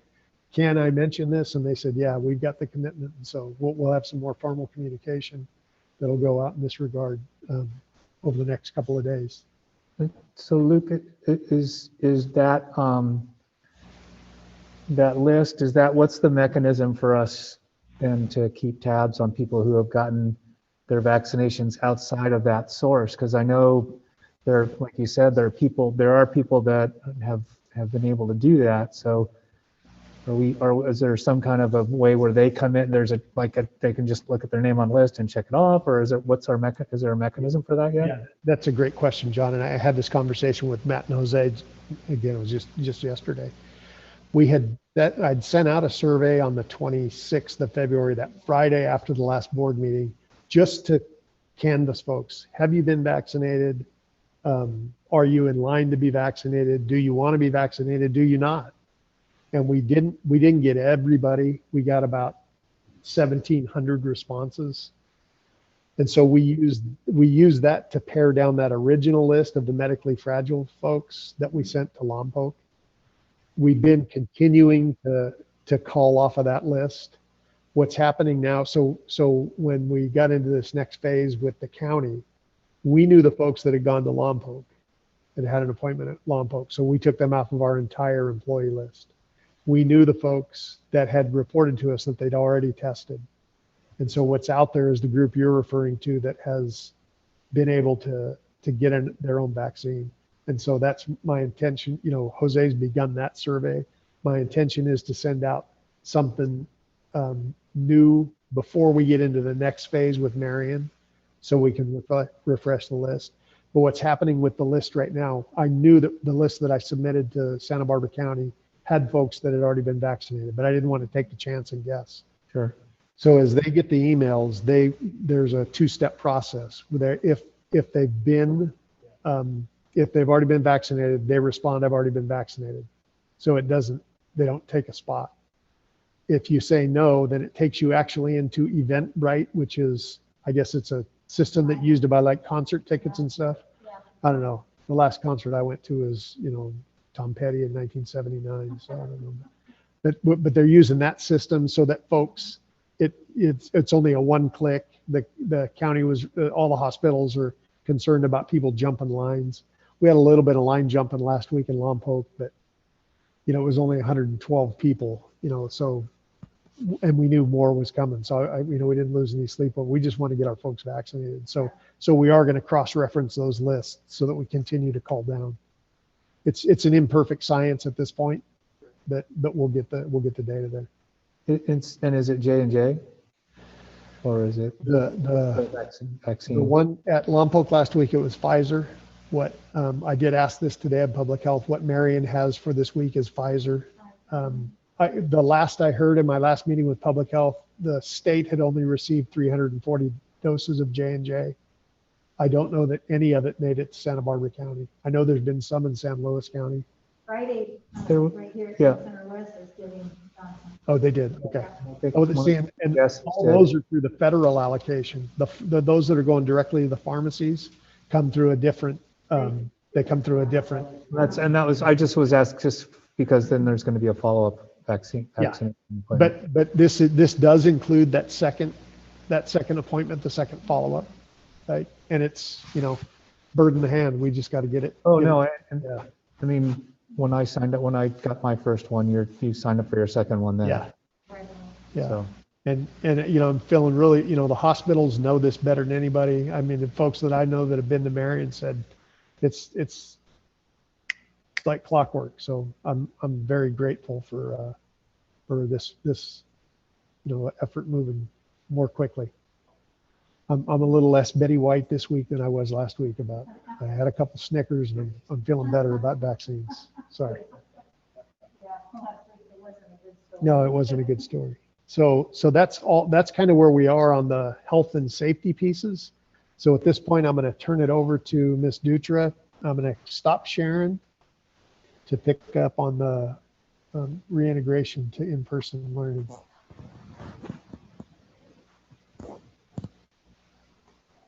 Evening, board and superintendent. I am so excited to share with the board the critical next steps to bringing our students back to our campuses. I do want to start with a thank you for the patience of many of our families and staff members that have been reaching out for months and months, begging us to reopen, begging us to bring kids back. And we love that. We knew we needed to do that. But again, we've really been intentional about moving with an abundance of caution. And so we are a little behind other districts in bringing kids back for that reason. We've really been thoughtful about how we would do this and ensuring that it was that all the health and safety procedures were in place and that we had a really thoughtful plan in place to move forward. I will warn you that this is by far the longest presentation that we will present to you. It is important that our board really hears the 360 view of this transitional plan so that you're hearing all the pieces. We're also live translating. So I'll move my screen over and I'll have our translators over there so that if I'm going too fast, they will ask me to slow down since there's so many parents and community members listening. This will by far be my biggest challenge tonight. Anyone who knows me, I am not known for slow talking, so I'm going to do my best. And then board, please write down any questions that you might have during the presentation so that we may answer them at the end. And you'll also find that I would imagine a lot of your questions get answered as we move along. They just will naturally get answered. And before I get started, just a huge thank you to the large amount of people that have helped in developing and thinking through this 360 view of a transitional plan and really supporting our students, not just in transitioning back to in-person learning, but really moving us forward as a system in what our future state looks like. And so a call out to, and they're on the screen, especially Nicole Wiseman, Jennifer Loftus, and Brian Rickey, who are on the Zoom so that afterwards they're also available to answer questions, as are Javier and Matt and Bijou or anyone else that you would want to hear from. Okay, so let's get started. Just indulge me a second. I want to make sure that I can see for if I get the high sign that I'm going too fast. Okay, great. So as everything that we do when we are talking about our students, we're always thinking about this vision for student success. That we know that we need to work hard so that our kids can demonstrate this, so that they are successful and ready to take on life the day after they leave high school. That's our goal. And it's why we work so hard with our feeder elementaries and with our high school districts, so that this vision for student success that we have not just happens with our elementary students here in our district, but also continues through the high school so that they have the biggest array of options post-graduation. So for tonight, we're just going to do a very small overview. We'll talk a little bit about our small group cohorts, but we really did a lot of that at the last meeting. We will go into great detail around the transitional learning model. We'll talk deeply about the phased in approach that, again, all work we've been doing has been with an abundance of caution, and you'll see that this will also bake in learning time for students and for staff. And then we'll talk about the SEL framework that will accompany this work as we look at reopening, and then we'll look at next steps. So as always, I want to ground us in the guiding documents. Again, those first two documents were what the superintendent went into great detail about. This document here, the COVID-19 and reopening in-person instruction framework and public health guidance for K-12 schools. This has been really the guiding document that all districts are using in California to help us with envisioning what re-entry into in-person instruction could and should look like. Lots of guidelines for us to follow. Again, that Safe Schools for All Hub online is just a wealth of information for any stakeholder. Could be for a school district, could be for parents, whomever. It's a great wealth of knowledge. And then, we can't forget our health and safety regulations over here. So we sent out another survey to our parents again. I had shared the preliminary data with you a couple of weeks ago, I don't remember now, at our last board meeting, to let you know what the parents' preferences were. So again, we had a window of February 22nd to March 1st. It was through Parent Square. It was in a digital platform. It was anonymous for our parents for this for this particular survey. It was available in English and in Spanish, and for our Mistec parents, they were contacted by phone to ensure that all of their voices were heard. We've had over 6,000, you can see 6,552 surveys completed. 58% of them were completed in Spanish and 42% were completed in English. And they represented almost 10,000 of our students. So a big group of our parents, and happy to see that, that amount of participation in our survey. So, but you can see that the data really hasn't changed since the first time I showed it to you, even though it was about half of the responses, is that overall around 72% of our parents want their children back to some form of in-person. So whether that be full-time in-person, which is almost half of our families are just ready for kids to come back full-time. And then you can see another 26, at least part-time, they want their students back in school. So we know that this is a strong desire for our community. You'll also see that we have a group of folks who might not want to send their children right away. And we'll talk about how those kids play into our transitional schedule so that they continue to have the very highest instructional design as all of our other students. So I showed you this at the last time that we met, that these were really our priority areas. We talked a lot about the small group cohorts for special education. Got the high sign. These are moving forward, as the superintendent mentioned, and so we do have those moving forward. So tonight, I'm really going to focus on the transition to in-person learning phases. There are 4 phases. We will start with elementary because, as you heard the superintendent say, the legislative guidance is really about elementary right now. What that allows us to do is, we know that junior high for us will be more complex. It allows us the time for staff and leaders to really work on what that's going to look like at the junior high level. So tonight, for the purposes, we will really be talking about the elementary piece. You'll see some pieces for junior high in there, but please note that there's still a lot more work to be done there, and we do have a little more time for them as well. And watching the tiers movement is helpful also, because when we get to secondary, it would be great if we were in a different color tier, which looks as if we will be, and that could change some of the restrictions that we have so that it's not so quite complex at the junior high level, but we'll have to wait and see on that. So we're really going to be talking about these transitional phases to in-person learning to our 21st century classrooms, 21 years later, right? So there's really 3 main pieces of our transitional model. There's the health and safety piece, which the superintendent went over tonight. Those are in the safety plan, the school guidance checklist, and the OSHA, the CPP.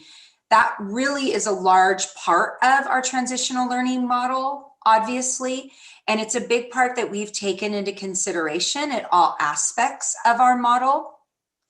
And then there's the academic design that's critical, and social emotional learning. So for tonight, the superintendent covered health and safety. I'll talk to a few pieces of that as it relates to our academic and SEL design.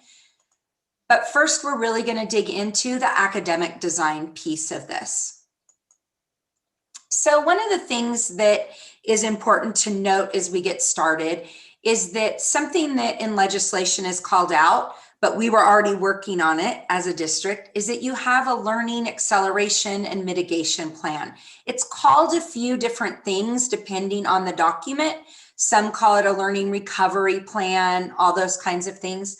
But the purpose of the plan is to address learning loss and accelerate progress in an effort to close learning gaps through the implementation, expansion, or enhancement of learning supports that begin before the start of the school year, along with the continuation of intensive instruction and supports into the school year. And so it's currently in development. We will continue working on this and bring back the actual plan. But some of the elements in the plan would be the expanded learning options that we will be offering to students.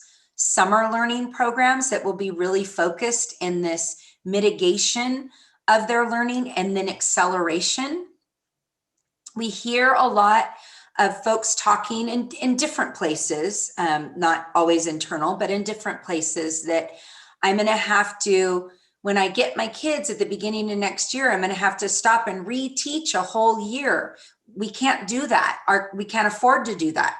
Our kids only have the year that they're in for that learning that year.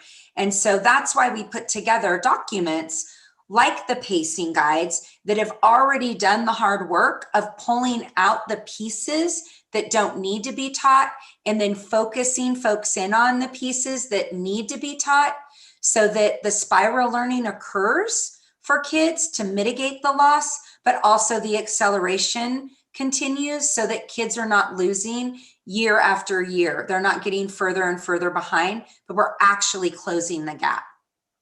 It will also contain EL and migrant layered supports. There will be a focus on K2 foundational skills for our kiddos that have not had that in-person support of learning to read. We all know that that's critical. There'll be continued targeted supports based on the academic data and the SEL data that we have. There will be SEL supports that will be in this plan. Again, there will be curriculum design and assessments that will all be part of this learning acceleration and mitigation plan. I believe we're bringing this back to you before June, I think. It's hard to keep up sometimes. The other piece just that we don't want to walk by in everything that you're going to hear tonight is that our expanded learning programs will continue. These are continuing. These don't get adjusted. And so again, we have virtual learning continuing for ACEs. That's happening Monday through Friday. It was only Monday through Thursday for a while. And now we are adding in things like STEAM activities on Fridays so that kids can get those opportunities. We are continuing with our migrant Saturday schools. Those have been very successful, 10 days in the fall, 10 days in the spring, high attendance rates there. We will continue with migrant extended day programs. That's the MED on the left there. And again, we've had great response to the work we're doing there and super excited with our new tutor.com. We do have right now 325 active students. That can change, right? How many are active at the time? So far, tutor.com has offered over 1,000 sessions to our students. Average length is about 20 minutes, and students get to recommend or not if this was helpful to them. And 91% of them have said it's been really helpful. To note, as we move into different phases, we will be adjusting the hours for tutor.com. So at times when students are in asynchronous work, they will have more access to tutor.com to support them. So just know that we'll also make those shifts. So you're going to hear a theme, a thread, if you will, of everything I'm going to say for the rest of this presentation. I think each slide ends with, but busing, is that busing is a decision that we made as a district to say that having kids back in person is a priority for us, and providing transportation to our students and our families needs to be a priority then. It is by far the most complex piece of this work, and it impacts just about every single area of this work. However, it's critical for our kids to have access to coming to school. We have so many families that work, so many families that this is a hardship for them, and that we've always offered busing to them before. And so we know that we need to continue to do that. Many districts, because we've looked to other districts to say, how are you figuring this out? Many have said, we're not. It's too difficult. It's too hard to find a schedule. It's too hard to figure out busing. It's too hard, too complex. We're just not doing it. We do not feel that that is an okay response for our district, for our context. We feel strongly that we have to offer this. But what you will see moving forward is the impact of that and the complexity of that. So there are some things we don't have answers to yet because it's depends on busing, right? And so some of the models, the phases that I'm going to show you will be impacted by busing. And so just know this is going to keep coming up, but these are the reasons why. That equity piece is strong in our plan, and we have to look at it through that lens. So in looking at our transitional learning model, and you're not hearing me say hybrid model, because hybrid instruction is only a piece of our transitional learning model. And so you're just going to continue hearing transitional learning model because it's bigger than just a hybrid model. Our criteria for that is threefold. Health and safety, number one, which you've heard. Feasibility for each local context. So that means feasibility for Santa Maria Bonita. Again, some school districts are saying we're going to offer instruction in the morning and in the afternoons. We're going to have an A, B, where half come in the morning, half come in the afternoon. That works for some local contexts. That does not work for ours because it will not work for busing. It will not. And so that can't be a model for us. So we've really had to look at the feasibility. You'll also see feasibility coming into play for particular sites. So at the site level, once we've given the general framework for our transitional learning model, then at the school site, they're going to have to make decisions around their local context. What will it look like at Miller? What will it look like at Bruce, right? And then the third criteria that is a non-negotiable is that there's high quality instruction and equity for all students. And again, just that you approved the diversity, equity, and inclusion plan further cements this has to be at the forefront. And again, some other models that you see out there, the models are okay, but they're not really equity for all students. And we had to have that as a basis. I showed this the last time that we were at a board meeting. I'm not seeing anything that I'm going too fast.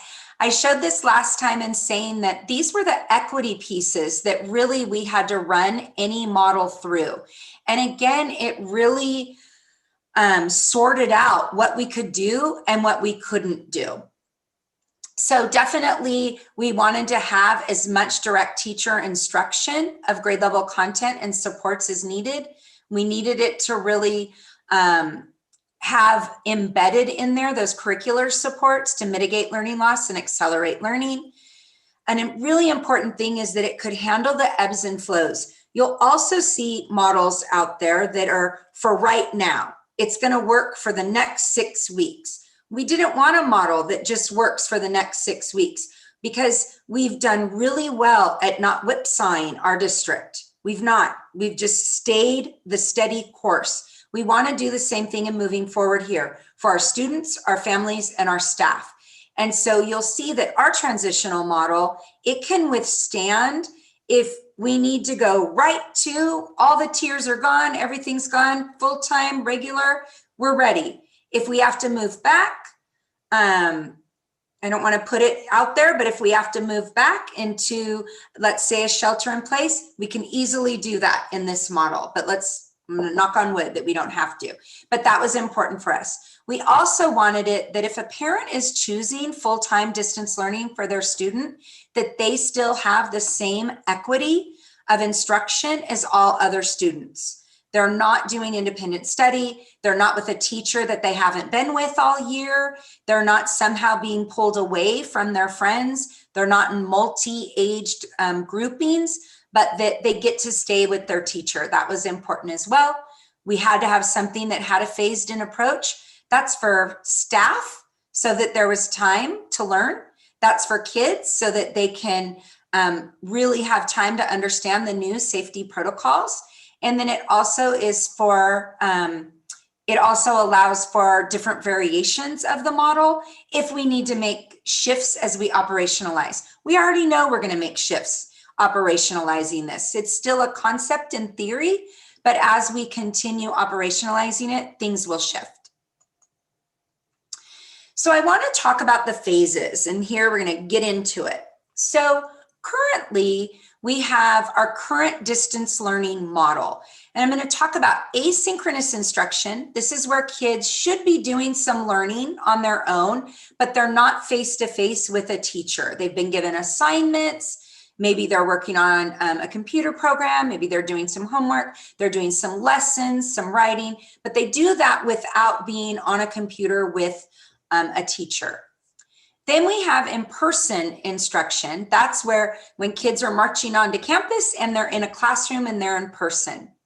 And then there is synchronous instruction. And for the purposes of our phases moving forward, when we say synchronous instruction, it means in person. So I'm getting synchronous live instruction when I'm there in person. And when I'm at home and my teacher's teaching me and I'm on the computer right now, I'm getting synchronous live instruction. So in our current learning model, we don't have any time in in-person instruction right now. We have approximately 495 minutes of, and this is elementary, of time in synchronous instruction. The reason that it says approximate is when we kind of created that sandbox of here's what it needs to look like, and then we sent it off to school sites, and then schools worked with their teachers to figure out what would it look like at each school.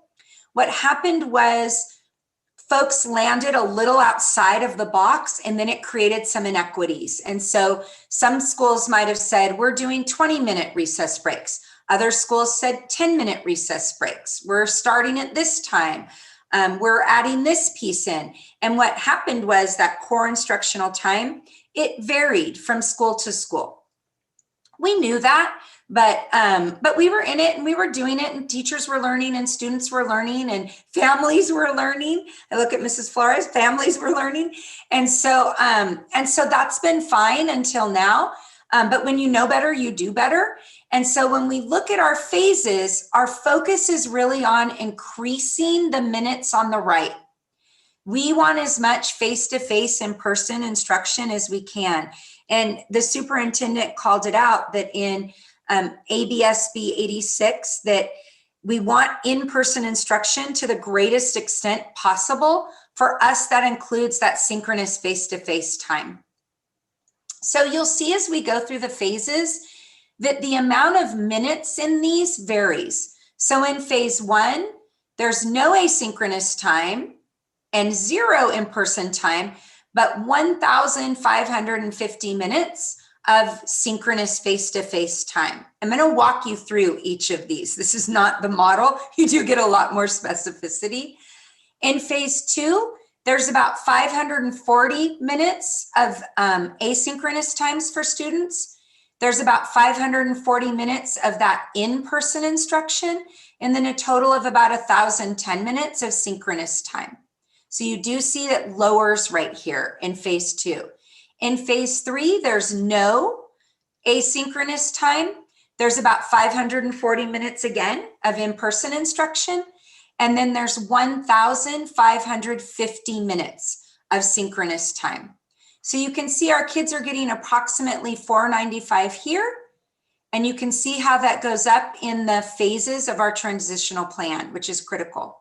And then phase 4 has the most at 1,625, which some would say is our traditional. This would be what our traditional instructional minutes are.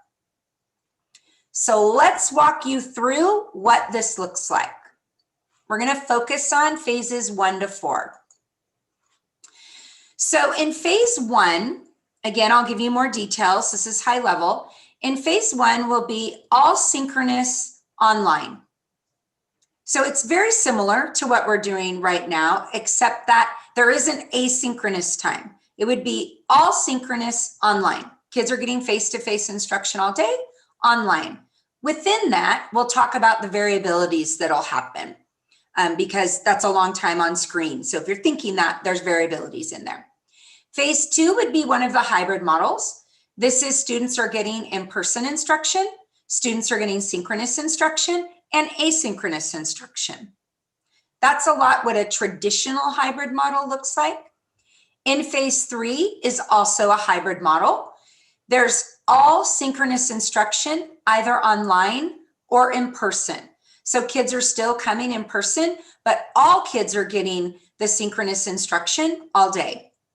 Phase 4 is our 21st century classrooms. This is where we land. There's no more, we're going to go back to what we were before. We're going to go back to traditional, back to normal. There is no back to normal. This is the normal now, right? Our kids know too much. Our staff knows too much. Our parents know too much. And so we have to keep pushing ourselves forward into this new world of how is technology supporting us and our students in their learning. And so we'll talk about that as well. So before I start talking about the phases, you're going to hear some terms in these models, which is A, B, and TDL, total distance learning groups. I need to explain what that is just so that you can follow the models. So all students will be placed in either group A or group B. So if I have a class of 30 students, 15 of them will be A's, 15 of them will be B's. Okay. Parents choosing 100% distance learning, which we call total distance learning, TDL, they will also be placed as either an A or a B. And this allows flexibility if their decision changes.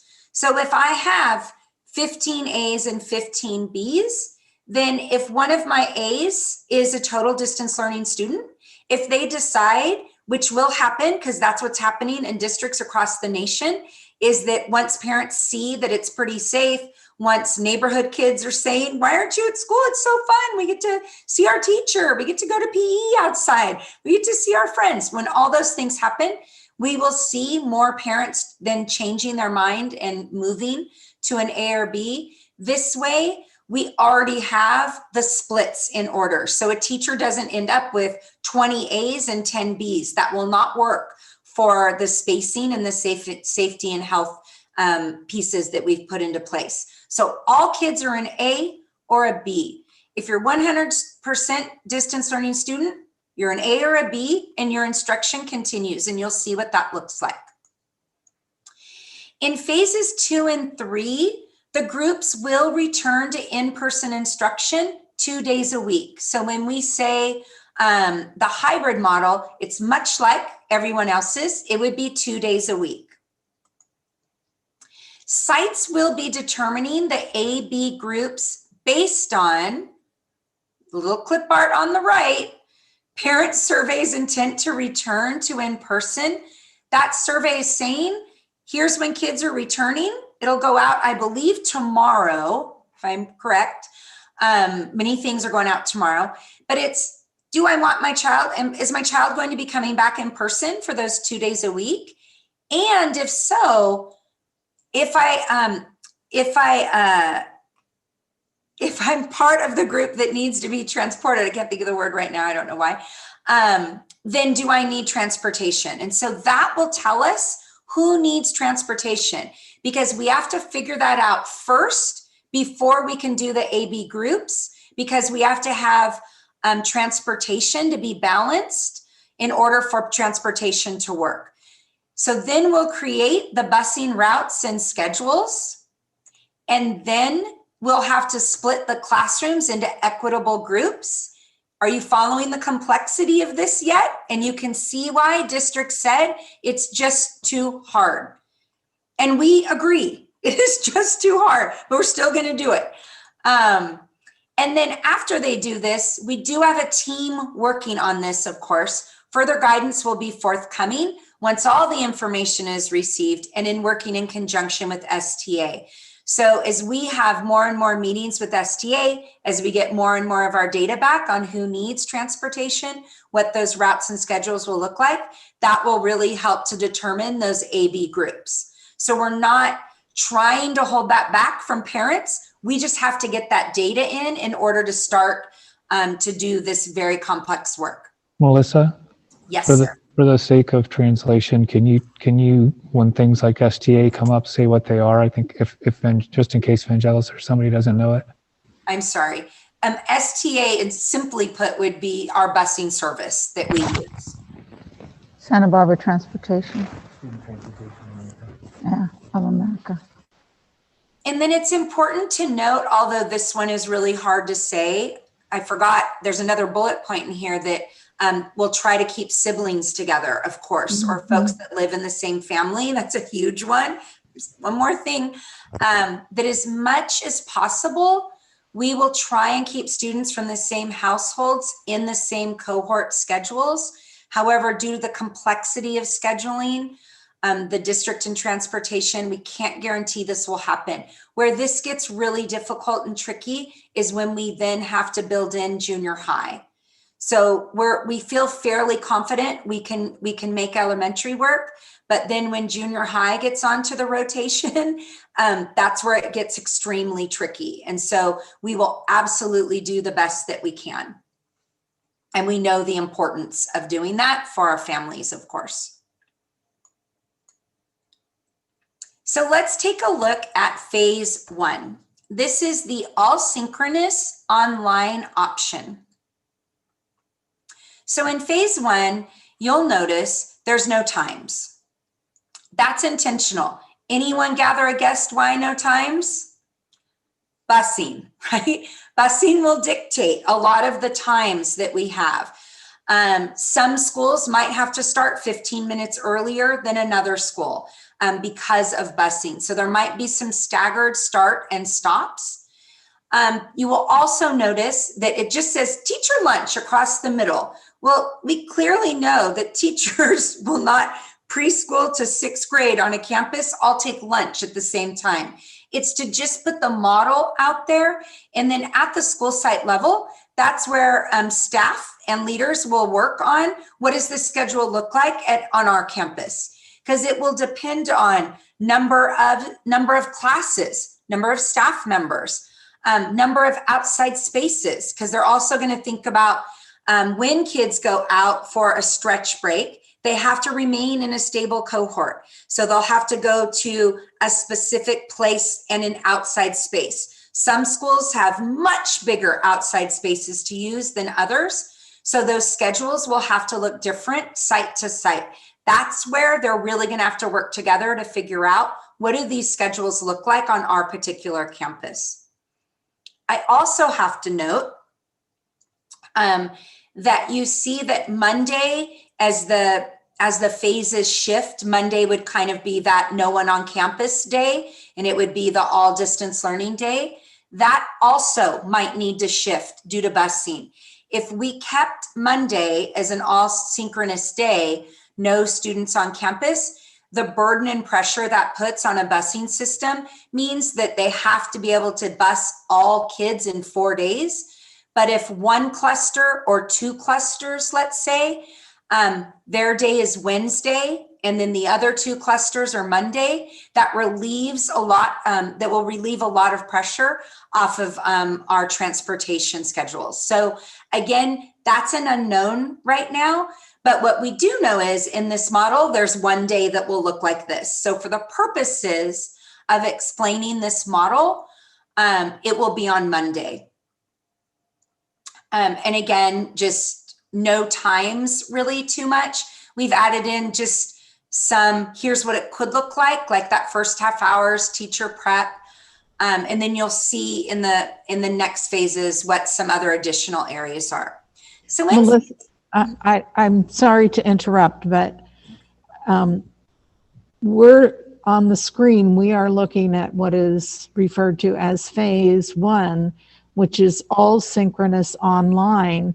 So that means that, in my mind, that students are still at home, and so your references to a busing schedule and so forth doesn't make any sense. Sorry, I'm just front loading that because you'll start in phase 1, but phase 2 and 3 and 4 require busing schedules. Right. And so your staggered schedule would start in phase 1, even though kids might not be being bused yet, but you'll see how the phased in approach works. Those times would still be necessary to be in that place, right? Whether you're in phase 1 or phase 3. Okay, that clarifies it, hopefully enough, so that people who are listening understand that those variances will be determined based on what the busing schedule will be. Yes, ma'am. But it could also be impacted by recess times as well. Even without busing, there's going to need to be some staggering because Yes, you know, they'll need to be staggering for lunch times, recess times, because of the way they have to be on the yards or the yeah, open spaces. you think about we used to just send out all third graders at one time, right? That's we're going to need, and that's really going to take the, you know, the school staff knowing the campus, you know, well enough to determine what is the best distribution of kids. So in the phase 1 model, you can see all groups. And when we say all groups, that's A group, B group, and the TDL group, who's already part of an A or part of a B. So this is all students, right? Now, it is not that kids will be on their computer this entire time. It could be that that kids are doing where you turn off the camera and they're doing some quiet work time so that they get a break. You'll see later in the SEL piece, how do you embed brain breaks throughout the day? How do you embed breaks so that teachers have a break also from the screen, but that we have as many instructional minutes as possible for our kids. So it starts here in phase 1, okay? In this phase, 1,550 minutes of that face-to-face synchronous time, as opposed to the current model that we're in, which is roughly 495.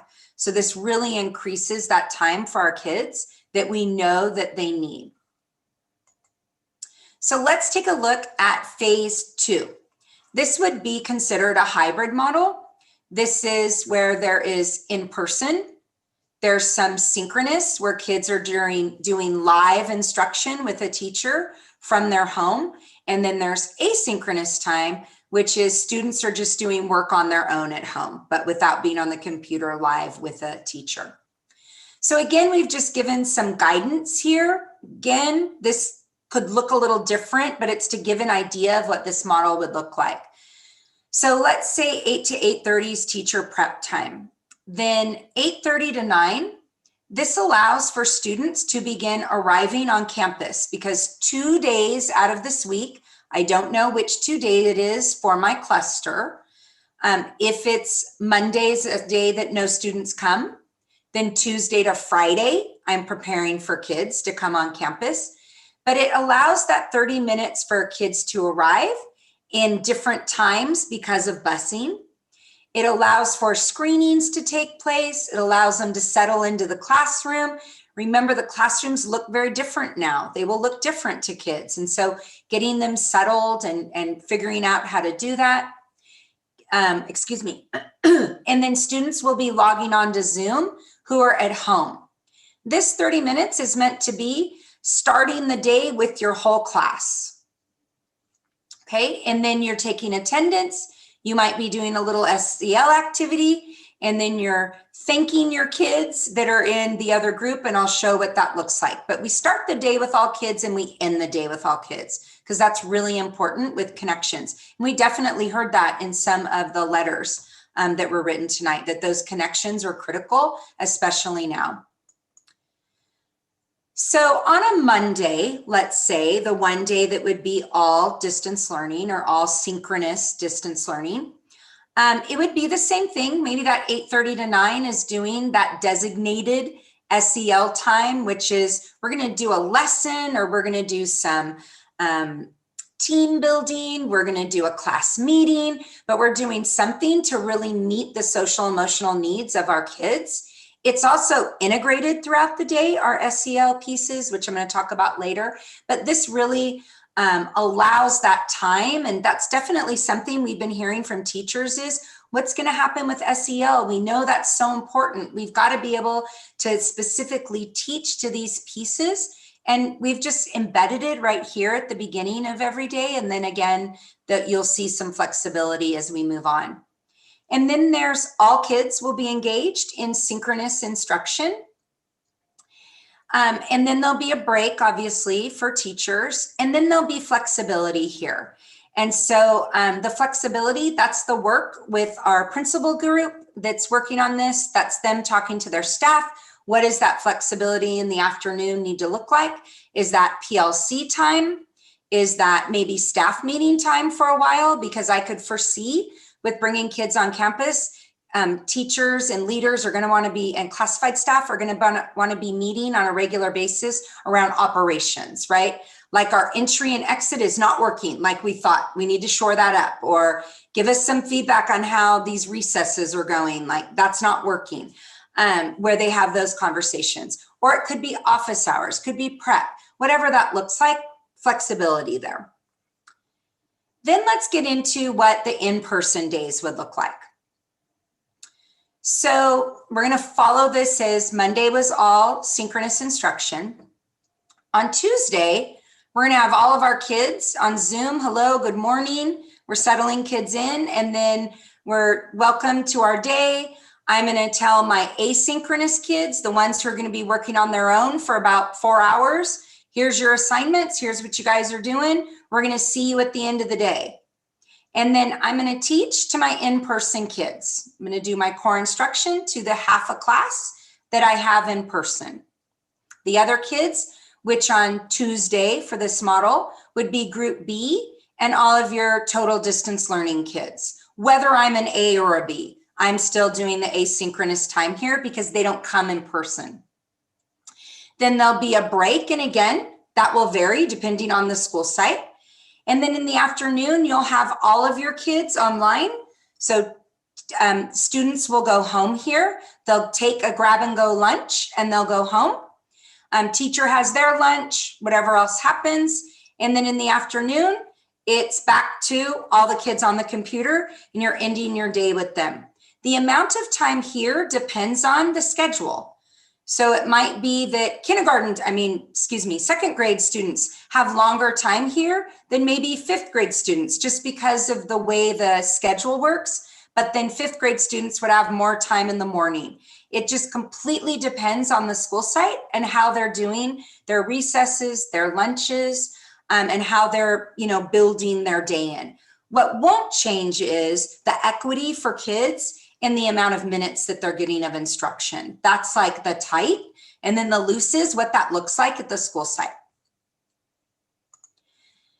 Also at the end of that day, excuse me, I didn't say it.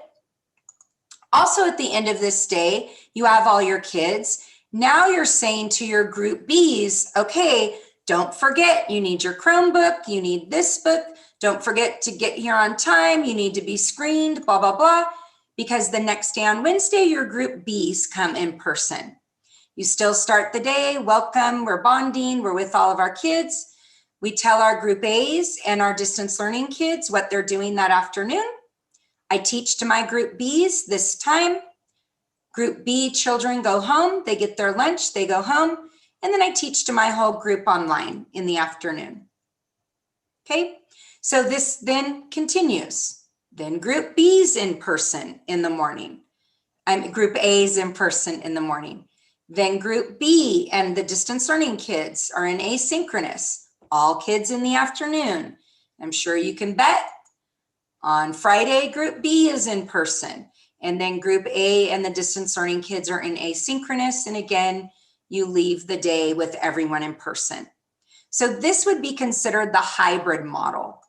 In this model, students get 1,010 minutes of instructional time. So about 500 less minutes of that face-to-face direct instruction. That's because of the asynchronous time here in the morning block every day for the kids that aren't in person. Okay, this is by far the most complex schedule. If you can figure out phase 2, you're all right. This is the hardest schedule. Because we have kids coming, kids in asynchronous, then all kids leaving here with their lunches. As a teacher, what are the kids doing in asynchronous before I bring them back for afternoon? This is definitely the most complex model. And that's why this one is going to have a lot of work with leaders and staffs to figure out what that looks like on each campus. And again, there's flexibility in that, and I'll talk more about that in another slide. So now let's look at phase 3. The only difference with phase 3 is right here.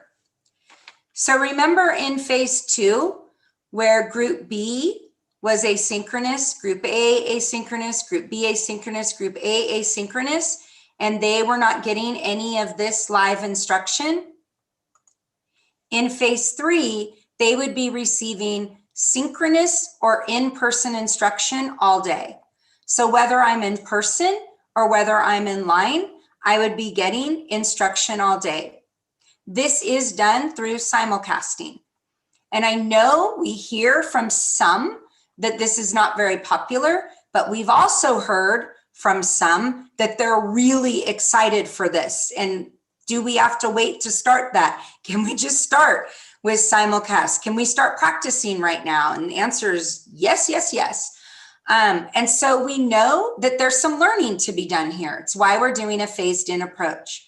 But even if this is difficult, and every step of the way is difficult, teaching's difficult, it's complex, it is better than kids being in asynchronous and not having any access to their live teacher, who's the most critical component in a student's world, right? And so we've got to have them have that synchronous instruction. With that, all students receive 1,550 minutes of online instruction, of face-to-face instruction. So this only difference in phase 3, again, you still have group A coming in person, you still have those kids going home at lunch, you still teach to all kids in the afternoon like you did in phase 2, you're still starting the day with all kids like you did in phase 2. Only difference is you don't scoot these kids home, you don't turn off their computers and they're working by themselves. They now stay in the room and are hearing the instruction in live time. And then phase 4 is what we consider 21st century classroom. This allows all students in a traditional in-person model the option for full day simulcast instruction. This is really where education reform has been trying to push school districts to for years and years, and we just haven't gotten there yet. And so it is why so many school districts are using simulcast instruction, including our high school district. Many are using this. Many are already using it because this is really the only way from an equity and access point to keep kids at the center of decision-making and kids at the center of getting the highest quality instruction. Will it be clumsy at first? Yes, I would imagine yes, it will be. But everything's clumsy at first when we're learning something. It's hard for kids to learn new things. It'll be hard for us to learn new things, but I have full faith that we can do it. We know that we can do it. So in this mode, again, this transitional learning model, it started from all distance learning that we have now, and then it moves through the phases to what our future will look like in classrooms. Because we will now have this technology and this skill set, it allows for kids who previously before that couldn't participate in schooling to now participate. I will give some examples. It's not meant to be for day to day. I'm just going to choose to be distance learning today. That's not what it's for. But in the future, you could foresee, we have students who break a leg, right? They're really out of commission for a week or two. And then for 4 more weeks, they are bored. They can be totally doing the work, but they can't come to school yet because they can't get around for whatever reason. This happens often. This would allow a student to not miss instruction. They can be from home, able to have the instruction that they need. It could be for a student on a 504 that maybe is a hemophiliac and cannot be at school for a period of time because their health condition is such that they just can't be in the physical environment of school. But instead of putting them on a home hospital or on an independent study, they still get to be with their friends and their teacher that they love. They still get to be a part of getting that grade level instruction every single day in the environment in which they're already in. So this opens up so many options to us. It also opens up in the phase 3 model. We've had to think about what do we do if a classroom has to be closed? That is a real reality that we have to deal with. Let's hope we don't have to. But let's say a classroom has to close due to exposure to COVID. This allows that classroom can go back to phase 1 very easily. And then when the exposure is over, they can go right back to phase 3. It allows for, let's say a student has to have 2 weeks of quarantine because they were exposed. They can do that from home and not have to miss any instruction, right? So these phases allow us to be able to handle any ebbs and flows that happen with staff or with students without having an interruption to schedules or learning, because kids are at the heart of every single decision that was made in this, and families, because families are a huge part of that. So you hear this and then you go, and then this would be the traditional 1,625 minutes, which I talked about before. So now you're thinking, how do we do it? Are we doing all this tomorrow? No, we've not done anything in that fast of a fashion. We will do a phased in approach. But what we know is we're all the way to the left right now in this current distance learning model that we're in, which has around the 495 minutes of instruction. We know that we need to move to phase 1 so that students and staff get used to this schedule. We know that we need to move to phase 2 through legislation. We don't have the luxury of just saying, we're going to go ahead and stay in distance learning the rest of this year.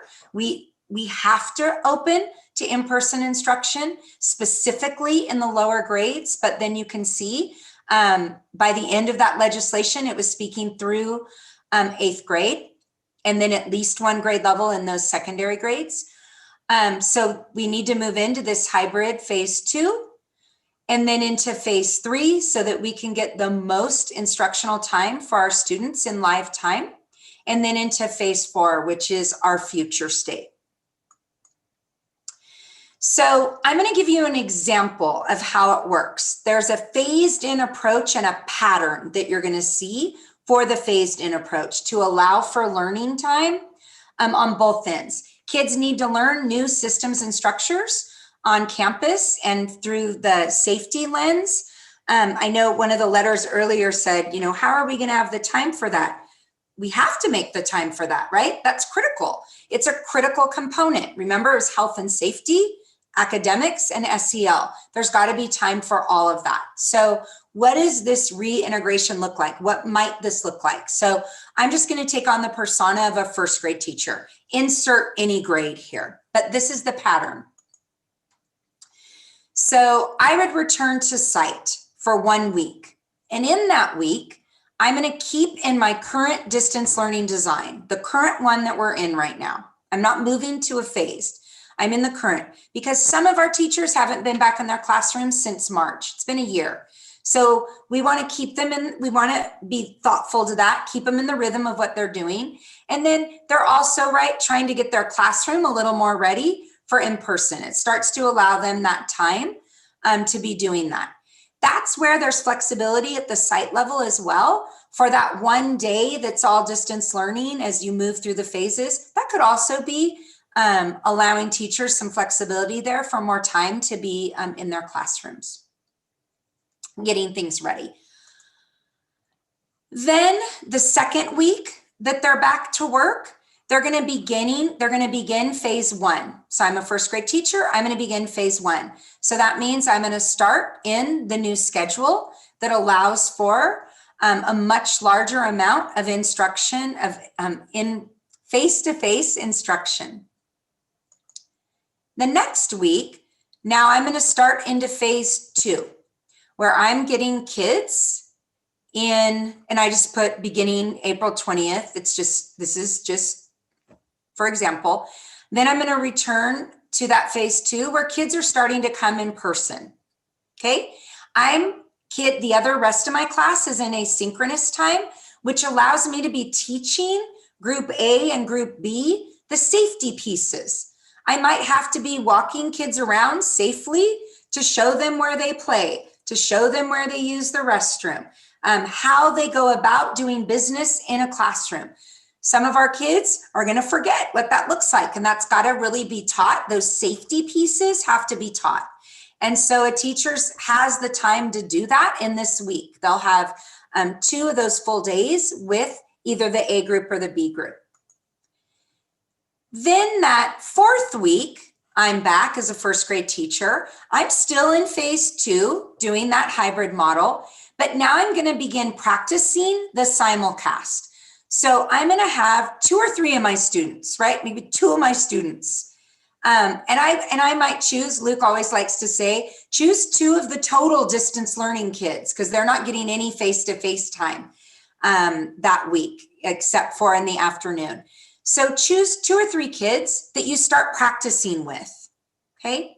Because what we know is our teachers know how to teach kids in person, and they now know how to teach kids in distance learning.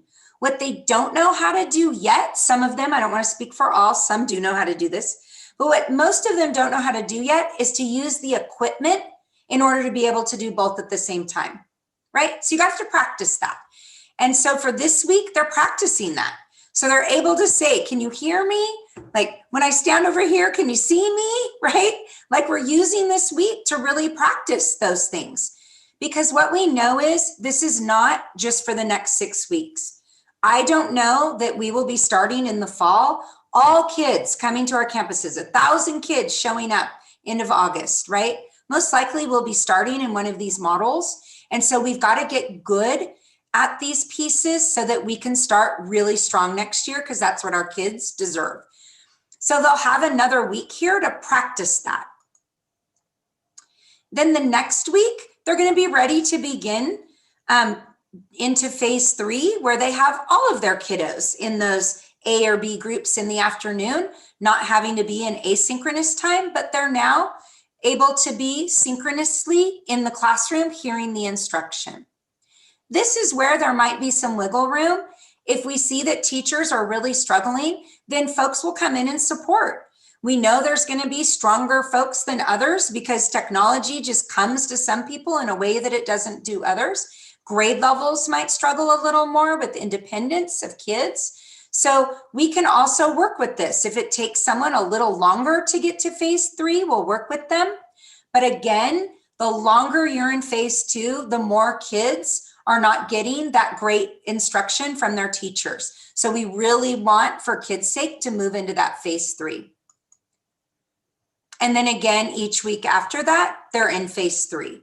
So that's the pattern. I'm back a week doing distance learning, regular schedule. Then I start the next week, phase 1. Then I move into phase 2. Then I practice phase 2 with some kids, 2 to 3 kids. I start practicing simulcast. Then I move into phase 3. And then I'm just in phase 3. That's the pattern. And so here's what it looks like in design. Now you're going to see weeks and dates here because we have to commit to weeks and dates. And when you see it on here, there's so few weeks left in this year.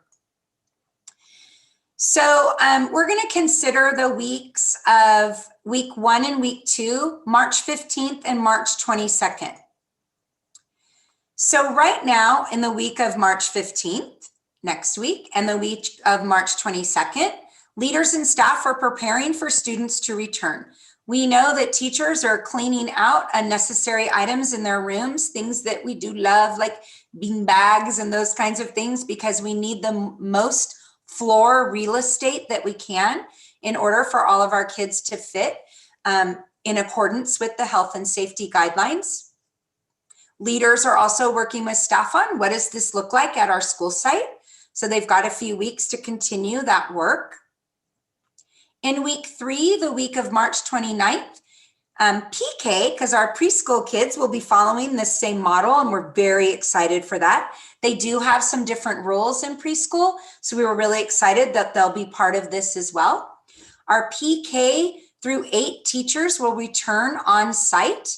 And again, that will be everyone's first week of being back on site, getting their rooms prepared. They will continue doing distance learning in the model in which we've been doing all year. Then spring break will occur. We felt it important to have spring break there because there's a breath right there of spring break.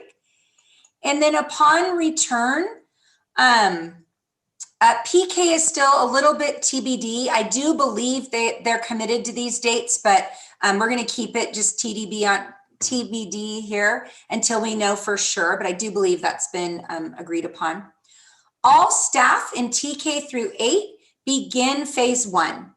So all staff begin phase 1. So no kids are coming in person yet again. So teachers still have time to be preparing their rooms, be using equipment, practicing.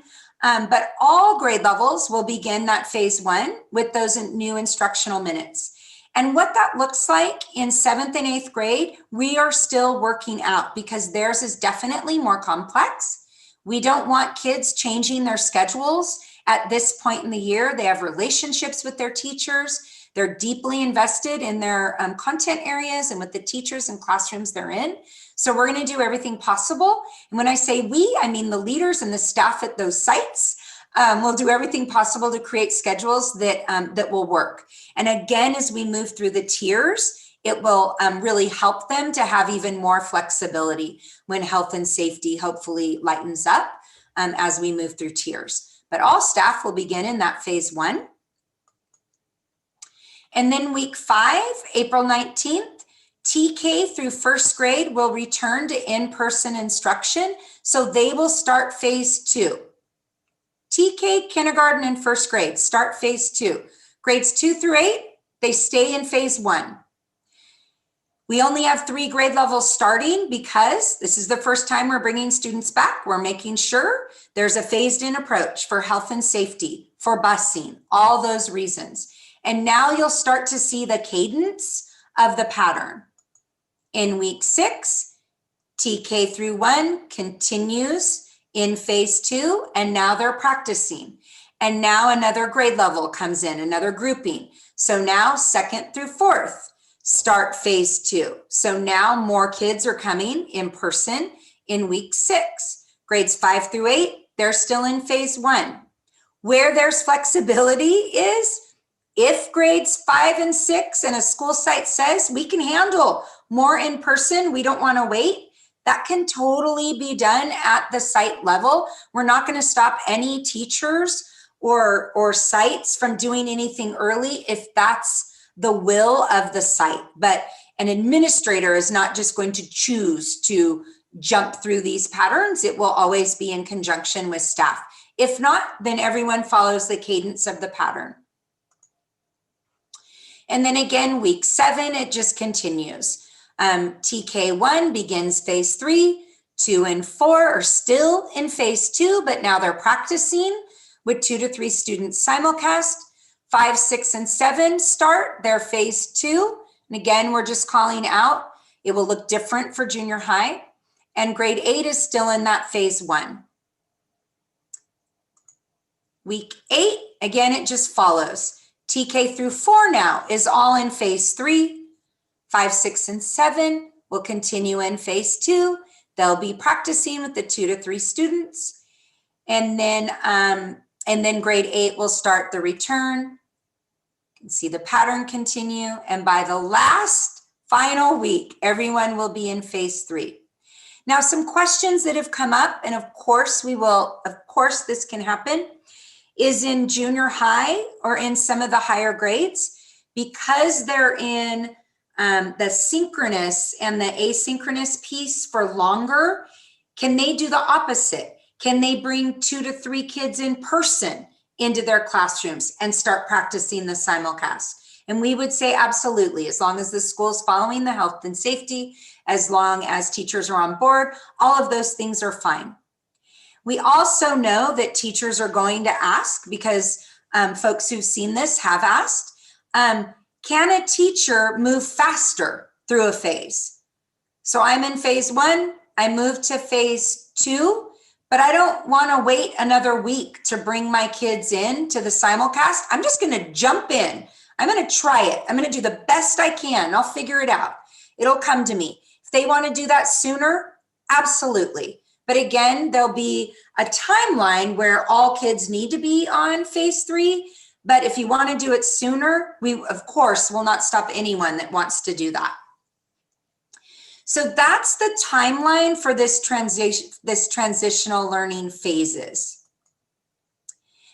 Now, when you see this slide, it probably makes more sense and why it's so important for us to move through out of phase 2 and to get to that phase 3 simulcast, because the amount of instructional minutes is significantly different for our students. But we know there's some learning that has to happen in between phase 2 and 3. And we're going to support folks as best as we can. And we'll continue supporting them just the way we did with distance learning. We'll support folks in the same way here. So I've alluded to this many times, but context matters. So at the school site level, their local context will have influence on what their schedule looks like. Again, busing will be a big part of that. But arrival and dismissal procedures might look different from one school to another. They have different entrances and exits. They have different staff. And they have different ideas at each of the campuses of what that should look like. So those will be, all the things you see on here is really for teachers to be providing feedback with their leaders. Like, what do these things look like at our school sites? Directions for movement will vary. And so again, our staff members, our classified staff and certificated staff, they're the ones that know directionality at school sites and what would be the best directionality for when kids start returning. That will change. Instructional routines within the classroom. This is some of the things that we have in the pipe, of course, in the pipe here, ready to go, is that there are different routines that you can use with hybrid models and with simulcast models, and we'll be sharing those with teachers so that they have a variety of routines that they can try out to see which one feels best for them. Like, how do you do small groups in simulcast? How do you, right? Like all those things. We have a lot of those that we have ready to share with them when they're ready to help them. But what those look like will vary from classroom to classroom and on a teacher's comfort level and where they're at in this. Uses of spaces on the campus is also something that will vary. Again, larger spaces, smaller. And then start and stop times may vary due to transportation. I'd like to give an example of one where context matters that's already started in conversation with teachers and with the leader is Arianis Elementary. They have almost all their classes are combination classes. And so when you look at that timeline of phasing in, to split up first and second grade does not work for their campus. So their phased in approach might be TK through second grade in the first round, because a teacher doesn't want their class split that way. That would be just fine. That's what works in their local context. So for their site, Ron and team are really looking at how does this schedule and what does this phased in approach look like for our community and our context? Very different things.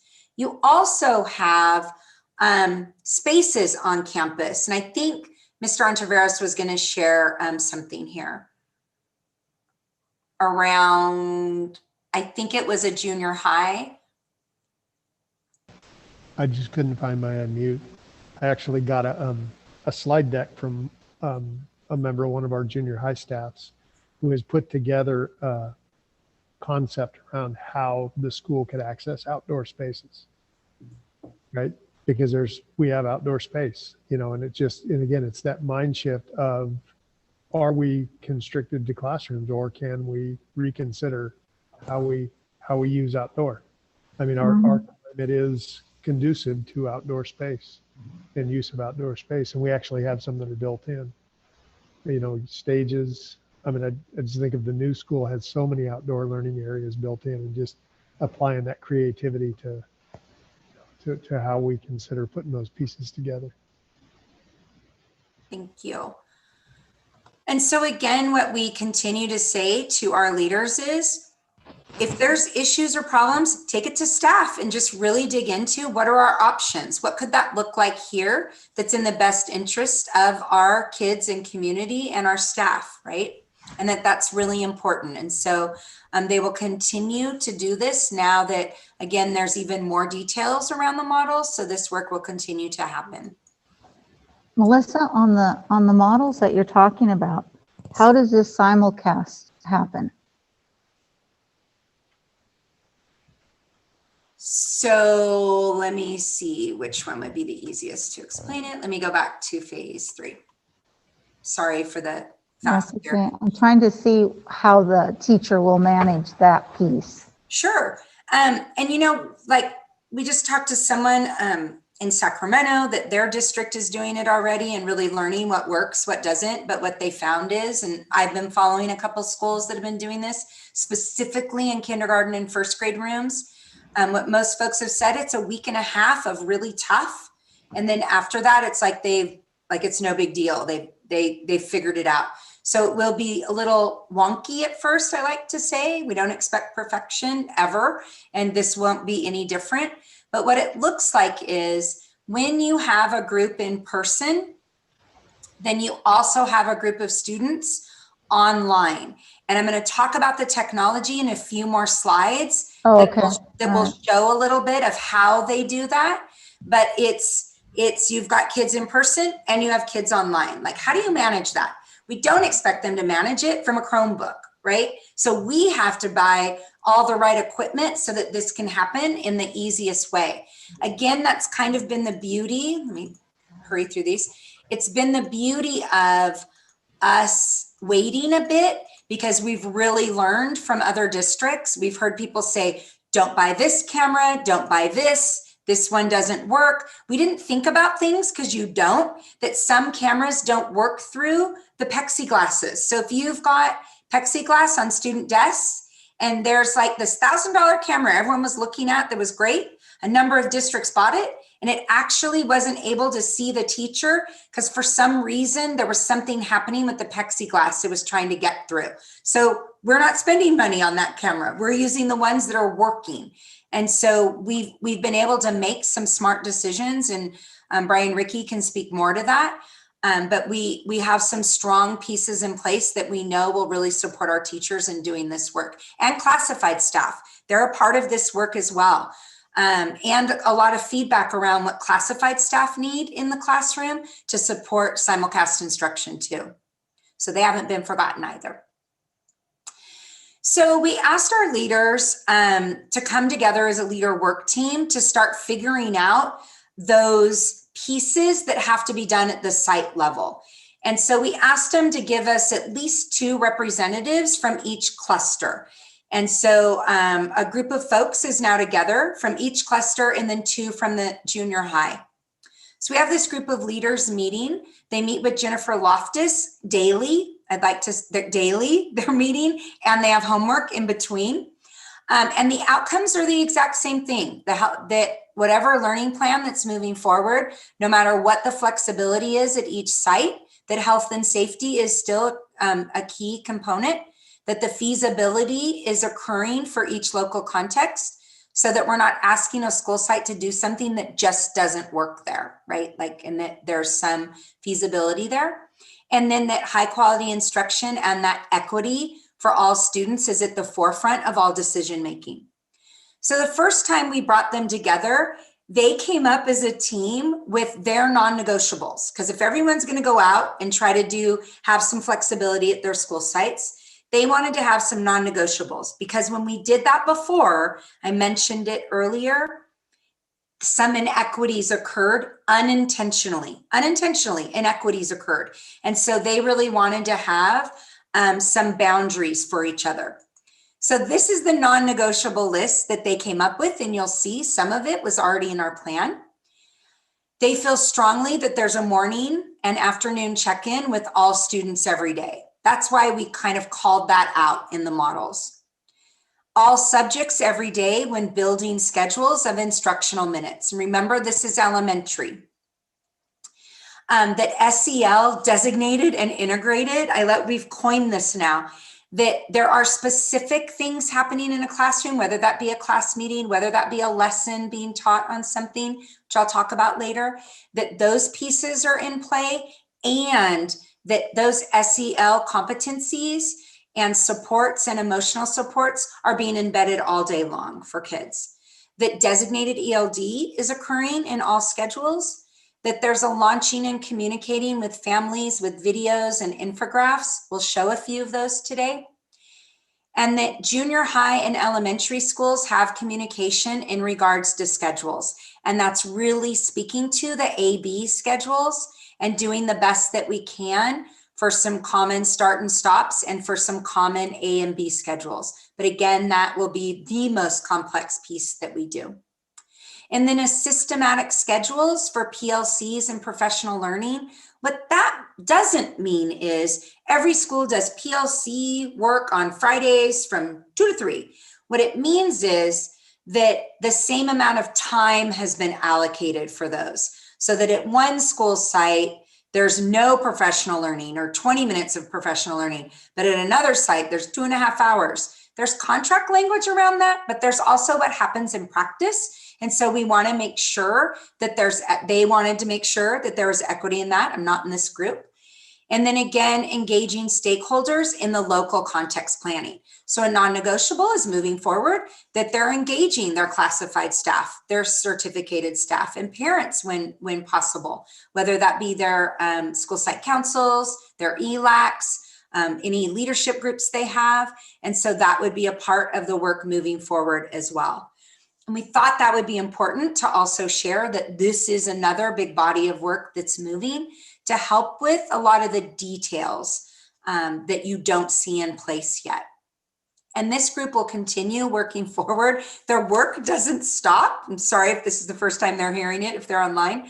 This work doesn't stop for them as soon as kids enter campus. This work will continue in the foreseeable future, because what we're learning now in the next 8 weeks will give us so much information for what next year needs to look like. We'll really learn, how did these models work? How did our transitional model roll out? Like, what did that look like? What were the challenges? What were the things that really worked? What needs to be tweaked, changed? What additional supports need to be there? I fear I'm talking fast again. I apologize. But it will really give us the information that we need in starting really strong next year for our kids. So you might be asking by now, what supports are in place for stakeholders? We've said a lot of we're gonna. So how are we gonna be supporting stakeholders? Please know that although you're gonna see quite a few things on the slide, it is not an exhausted list. There is more things that we're doing. But we just wanted to point out some of them. So as always, we start with students. So some student supports that are in place is that we are increasing face-to-face instructional time for our kids. That's huge. Access to core content, again, from an equity and access lens, ensuring that all of our kids have access to grade level content.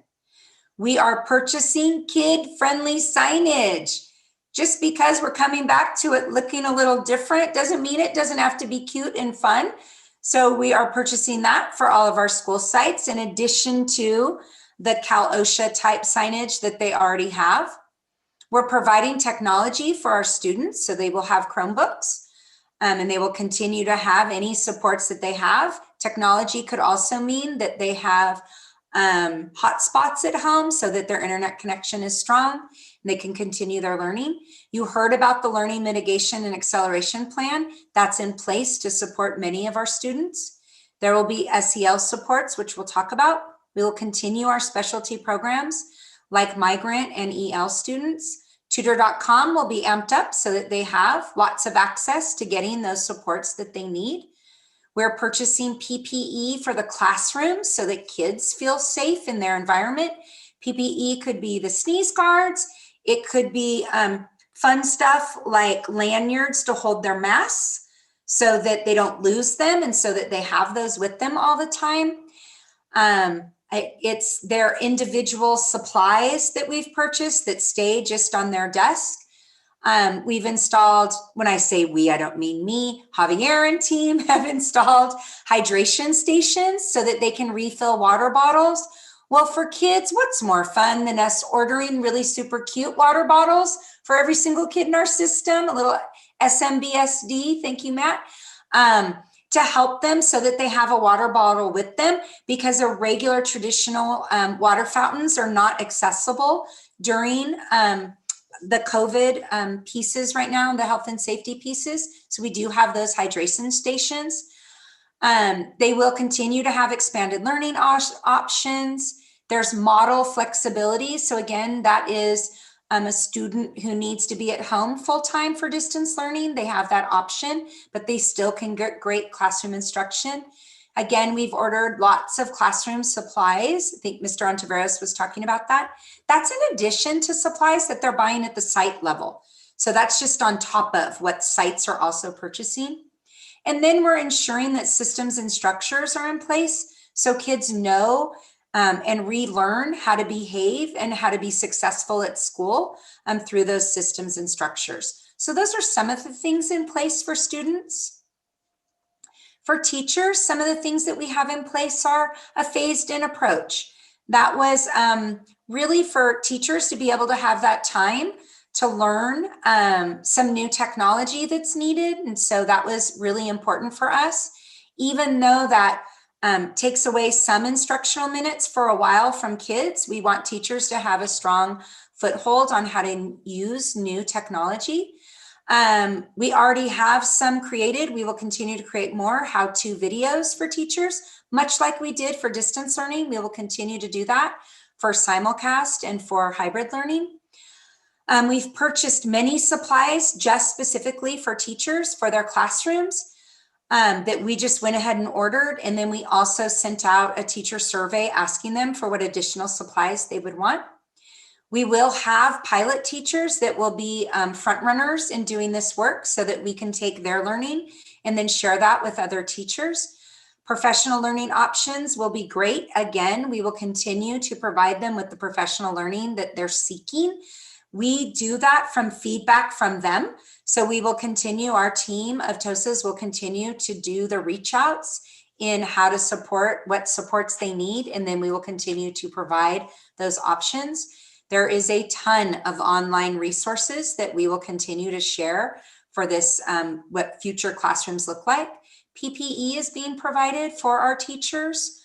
Vetted technology equipment, which Mr. Ricky will talk about.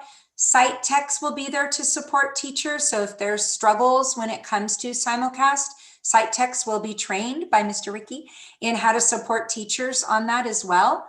There will be curriculum guidance and support again, so that teachers don't have to do the heavy lift of what should I be teaching and when, so that I'm mitigating learning loss and accelerating learning. Of course, they have site coaching support at their own sites, and then they have TOSA coaching support from the district level. And then there are a multitude of layers of support around SEL, which we'll talk about. Those are just some of the teacher supports in place. I'll go a little faster here. I know some of you are like, "Ooh, she's taking a while." I warned you, longest presentation I'll ever do. Sites are also being supported, of course, by a multitude of departments. But again, the phased-in approach helps sites with the health and safety pieces so that they're getting those pieces really solid for when you have the majority of half of your school entering 2 days a week, off and on. There will be community videos made, which will help our sites and parents. Those will be regarding the models with the phases. Those will be translated as well, of course. And then again, anything else that we have a number of items in the queue, which I'll talk about later. We have an updated website, which I'm about to show you, that will help our sites communicate. Again, professional learning options will be provided to teachers, which helps the sites, and for our site leaders. We're continuing to provide professional learning for them. Kid-friendly signage for the sites. Thermal scanners will be provided at the school sites.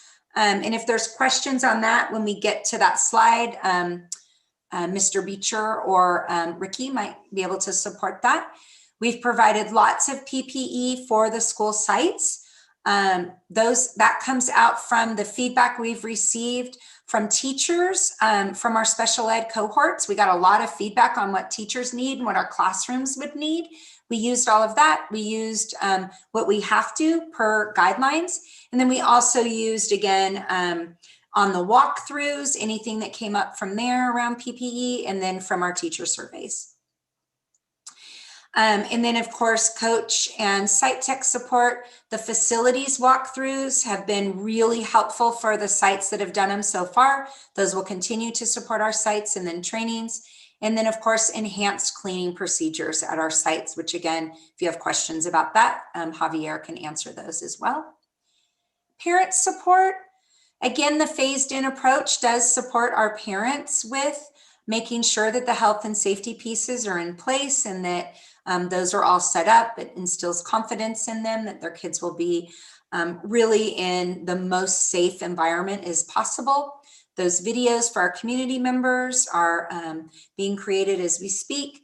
The website is really in support for our parents so that it's really more of a one-stop shop and they don't have to do a lot of clicking around to find information.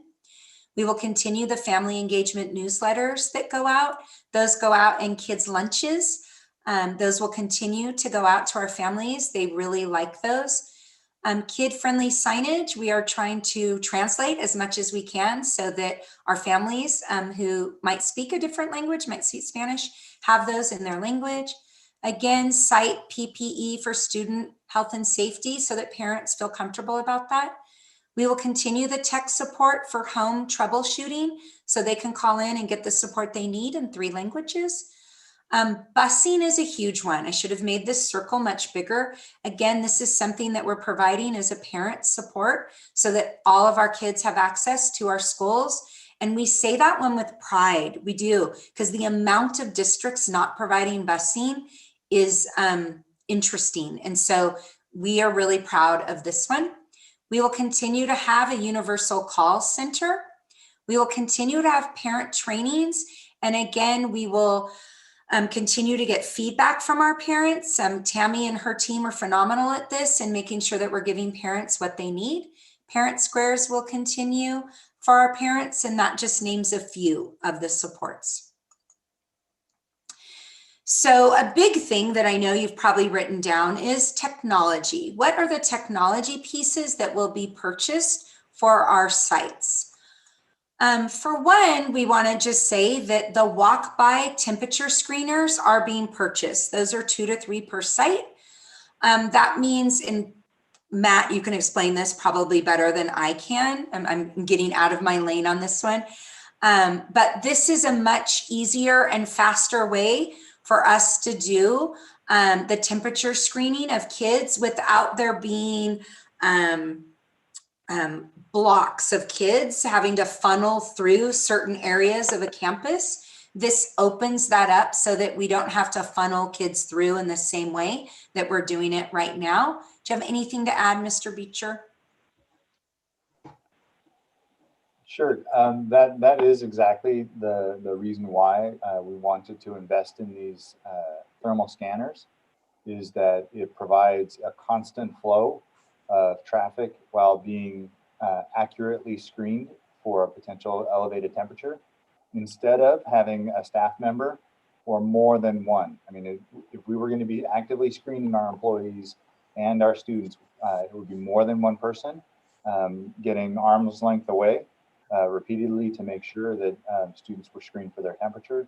And while that is possible, we just feel like the arrival at campus will be much more efficient if we can make use of these cameras to make those screens. And I know Brian has been doing a lot of investigating on the actual equipment itself, and he has turned his camera on and unmuted. I don't know, Brian, if you have stuff you want to add on that too. No, I think you summarized it, but I can take the next couple bullet points and give Melissa a rest if she likes. Melissa, if you just want to forward, you can show up all the bullet points and I'll talk and give you a break there for a second. Awesome. So moving to classroom technology, our continued approach this spring has been, how can we make purchases that not only address the immediate and foreseeable needs caused by COVID-19, but how can we make purchasing choices that align to just the basic tenets of good teaching? that we've learned through our close relationship with classroom teachers over 15 years. Technology really started to change in the classroom. So, right, some of those basic tenets are, let's make every seat in the classroom the very best seat to learn from.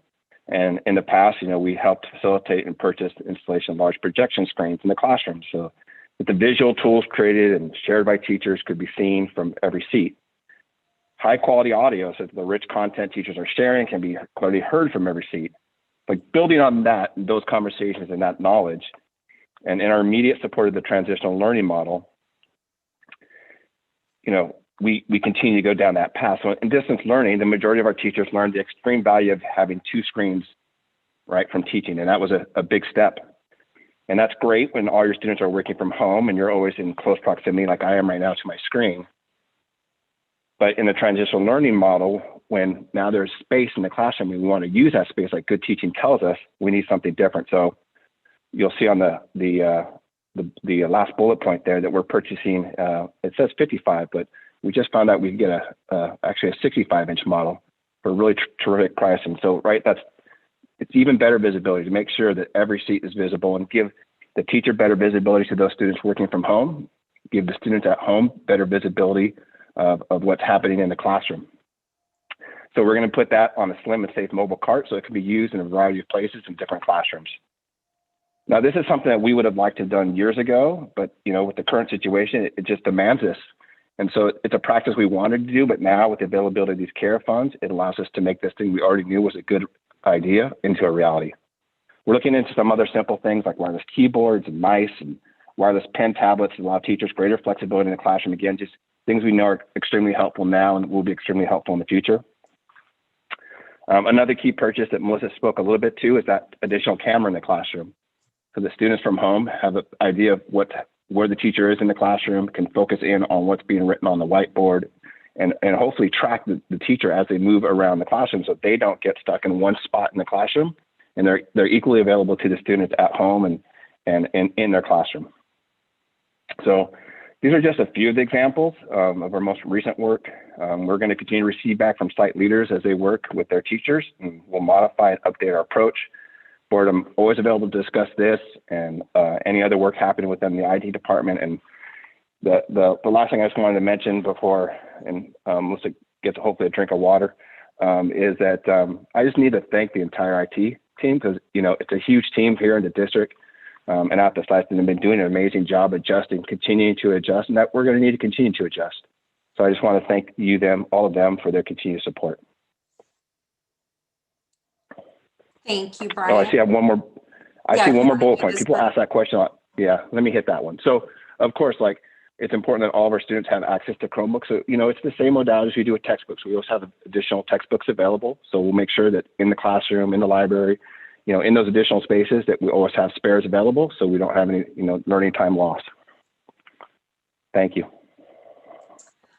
Okay, so I appreciate what Brian was saying, because it's so true, is that this is where we've been needing to go and wanting to go, but these are hard hurdles to do. And in thinking about my career and many of us, I started teaching with chalkboards, do the math on that, proudly. You think about what's called upon as a teacher, right? In CSTP 1.4, it's using a variety of instructional strategies, resources, and technologies to meet students' diverse learning needs. That is our charge. And so we've had to change those over the years, right? The instructional strategies I used 30 years ago in the classroom, 20 years ago in the classroom are different than the strategies right now. Those have had to shift. As the diverse learning needs of our students have shifted, we've shifted. Technologies have shifted. I remember smart boards. It was so hard to learn a smart board. It was hard for me to learn a dock camera. It was hard for folks to learn just even using the Chromebooks and distance learning, how to use 2 screens. This will be the same thing. We will have to learn some new technologies, but our kids and our craft will be better for it. We will forever be better as teachers, because we don't know what the next step is. What's the next future technology that we will have to bring into our classrooms to meet our students' needs? And so we've got to keep that in mind, that this is part of the ebbs and flows of education. We're always going to be moving forward and having to keep up with future, right? Keep up with what our future looks like and what our kids need and what we need to do in order to get them that. That's critical. We talked a lot about supplies already. I'm not going to go into great detail here.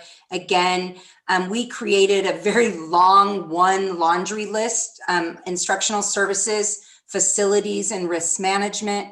We developed it around 3 areas of people, like students and staff. What would they need? And this is not just PPE. This is everything. What do they need in coming back? Is there anything they need? What would classrooms need? What would our school sites need? And then we considered instructional and operational pieces. And we put that all in one big giant list. We put pictures next to everything, so it was really clear of everything that was being ordered. And then we gave that to all of our leaders and said, what are we missing? You have teachers on campus, you talk to teachers, you know what you need at your school sites. Is there anything we're missing? They added some things. I think disposable gloves was the #1 addition, if my memory serves me, because the list is already pretty extensive. And then we've been ordering like crazy, and just a huge thank you to Patricia in purchasing, Patricia McKnight, for all the work that she's done around getting all of these supplies in and all the folks helping to get them out. And then of course our sites are also purchasing supplies. So if there's anything that they need at the site level, or a teacher or a group of classified staff, whatever they need, the site can also purchase things as well. And again, we did send out a teacher survey to get their input on additional supplies for the classroom.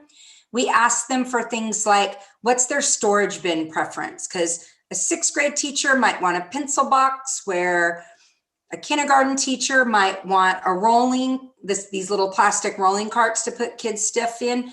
We didn't care. So we just put a bunch of things and then said, which ones would you want? And then we'll order it for you. We asked them, we let them know they would be receiving the triple ply, I think it's how it's said, Matt, the triple ply masks. I always say it wrong. But would they also want a lanyard for themselves for when they're eating, or from when, right, so they don't lose it and they have it. And then would they also want a face shield in addition to that? And we put a picture of it. And so if they wanted that, we'll order those for you. And then, do you want a sneeze guard for your desk? We purchased them for students' desks. Do they want one for their desk? That one has come back super mixed. So glad we asked, right? And we'll get them for the folks that want them. The folks that don't have to have them. And then we left open-ended question, like, what else do you need? And we did it by grade level, and school, so we could group them. So if one school in particular was asking for certain supplies, we just purchase it for that school. If we saw a theme across the system, then we would say, okay, we need to buy these for everyone. Maybe everyone didn't fill out the survey, but enough teachers and said, this is something we really need for our classrooms. So we'll order them. Right now we've seen some trends already, but we're really still, we have, God bless the folks who are going through them, because there's a lot of individual items. They're going through those right now, categorizing them so we can figure out what more we need to purchase for our teachers. And we're happy to do that. Facilities and food services, of course, are huge in this work moving forward, and we don't want to forget them. They're phenomenal partners. If I can just give a shout out to Javier and James and Sean Chenoweth, who's been phenomenal, and Carlos and Omat, and all of our folks here, and anyone I didn't mention, I apologize, but just have done phenomenal work in doing the walkthroughs. This bottom picture, I do want to point out, is in one of our classrooms. That's in a portable classroom at, I believe it's Rice Elementary, that shows how a room can be set up. They've been putting together room models on campuses. I believe JPO's principal sent out a great email to our staff saying, hey, we've got some model classrooms set up. Go look at them. Like, here's the classrooms. Go in and look at them and see. Is that how you want to set up your classroom? We'll help you do it, get started, whatever you need. So those things are really having great impacts on the school sites. But again, those walks are really helping. And then of course, enhanced cleaning procedures for all phases. And so any phase that we're in, we're making sure that all of our health and safety protocols are in place appropriately. And then Carlos in Food Services and his team that just gets the biggest shout out because they've never had a day off. They have worked every single day since last March in making sure that our kids get food. That's huge for our community and for our families. And so we just thank them, and they're so flexible. He hears these models and he's just like, okay, what could this look like, right? And he's trying to figure that out. So we have a great team here. Matt or Javier, is there anything you guys want to add from your perspectives here? Or if the board has a question of them in these areas? I do want to know, oh, I'm sorry, is Matt talking? I took my time, but I figured I would just throw in really quickly that as part of those walkthroughs, Javier and his team are reviewing the classroom. The custodians are reviewing the classroom for their contents to make sure. Melissa kind of brought this to light earlier. We have to maximize the amount of space we have for student desks. So we maximize the amount of space we have for students, right? And staff to have their 6 feet of their own. And so that's another big part of this, is just making sure that the furniture that is in there is what's absolutely necessary to facilitate that in-person instruction for those students who are on campus that day. And so I just wanted to make sure and share that. And Vita, I want to make sure we address your question too. Well, my question was more about the cleaning process in terms of, I don't know if you have another slide coming up about it, or I just wanted to know how that cleaning process happens. So Javier has the best information related to how his team addresses the health and sanitation and the cleaning and disinfecting in the classrooms. Thanks, Matt. Good evening, board. So what we're going to be doing as a cleaning process when the kids return back to class is we're going to be introducing a fogging process where we'll be going in there nightly and fogging the spaces, the classrooms individually. And what the fogging does is it has a product in it that is broadcast out into the air. And then what the intent is for it to settle onto all the hard surfaces. And then by doing so, it then kills the COVID virus. So we'll be doing that on a daily basis. Okay. And this product Javier is describing, it completely evaporates. It doesn't leave a residue. We have heard that it can curl papers based on how they settle. And then after they've done their job, they evaporate. And so we have been encouraging folks to make sure that they leave a nice, clear, open surface for the stuff to settle on, because it does its best job when that occurs. But it is an effective disinfectant. It effectively kills the virus, and it's also on the EPA list for allowable in a school environment. So that is why that's our product, and they can be applied really quickly by our custodial staff at night. It doesn't take a great deal of time to get an entire room done. So thank you, Javier, for sharing that. I have a question about ventilation, which is, have we done anything to modify that, or what will the instruction be for teachers where there may not be good ventilation? So what we've done is, so we've kind of broken this down into 3 separate areas. So we've broken it down to filtrations and cleaning out the air, or replacing the air filters. So we've done that already twice, and we're scheduled to go in there and do it again in April and May. And so we've increased the amount of times that we're switching out the air filters. Another thing that we've done is we've gone inside all the classrooms and we've exercised the windows to make sure that they open and they close. And so we've done that over the summer and over the winter.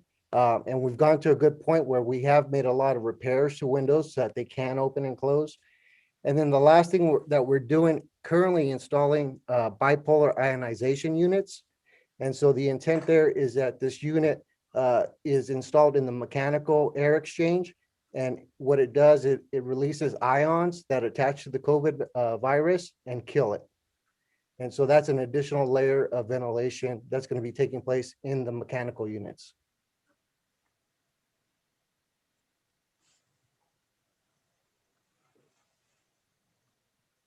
The Safe Schools guidance encourages ventilation to the maximum extent possible. So obviously, we'll be encouraging that as possible, windows are open. Another thing that they talk about is they do discourage directional ventilation. So blowing fans across students is discouraged. And so if we have fans, we're going to be using fans to direct air out of the classroom. And then I believe, Javier, where the units are capable of using that MERV 13 grade filter, we've installed those filters, but not all of our units are capable of taking on enough force to use that filter without burning up the unit.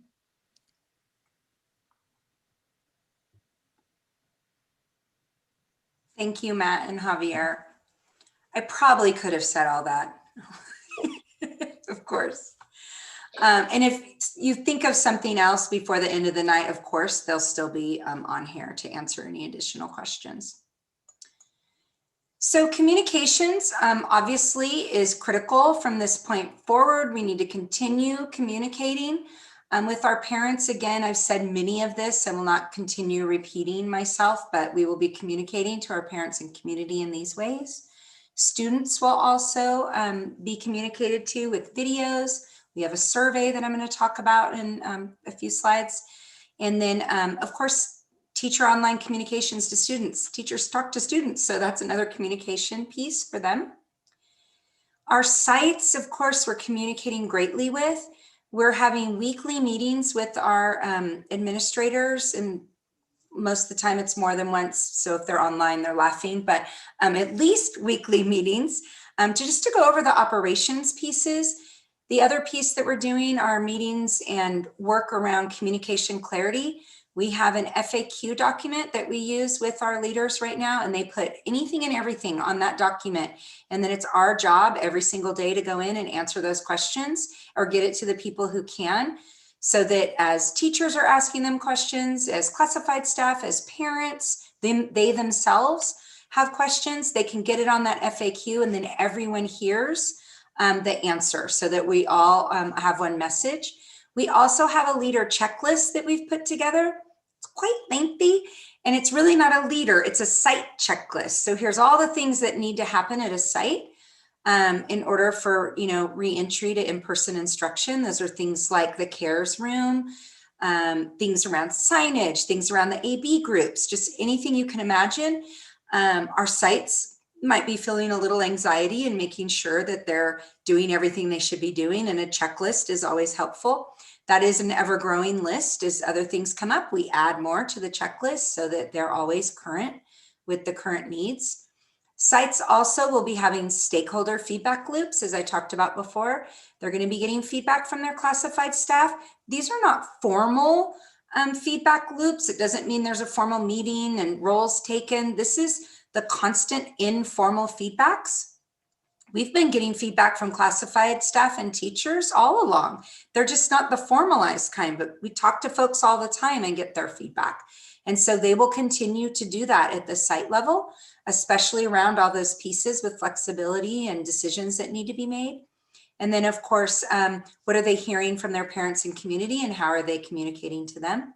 And then, of course, that leader work team feedback loop. Our superintendent also sends out system communications. He's sent quite a few that, again, provide a common message for our system. So I spoke a bit about the updated website. This is a screenshot of what it will look like. And it's really much like other districts where you log into their website and the first thing you see is exactly what you need from a parent perspective. So this is really for that parent stakeholder group right now. When they're logging in, it's what are the plans for in-person learning? I click right here. I go right to it. Or in-person learning, I click on the backpack here. COVID-19 dashboard, these are the pieces that this has really shifted over the months of what had to be in this section.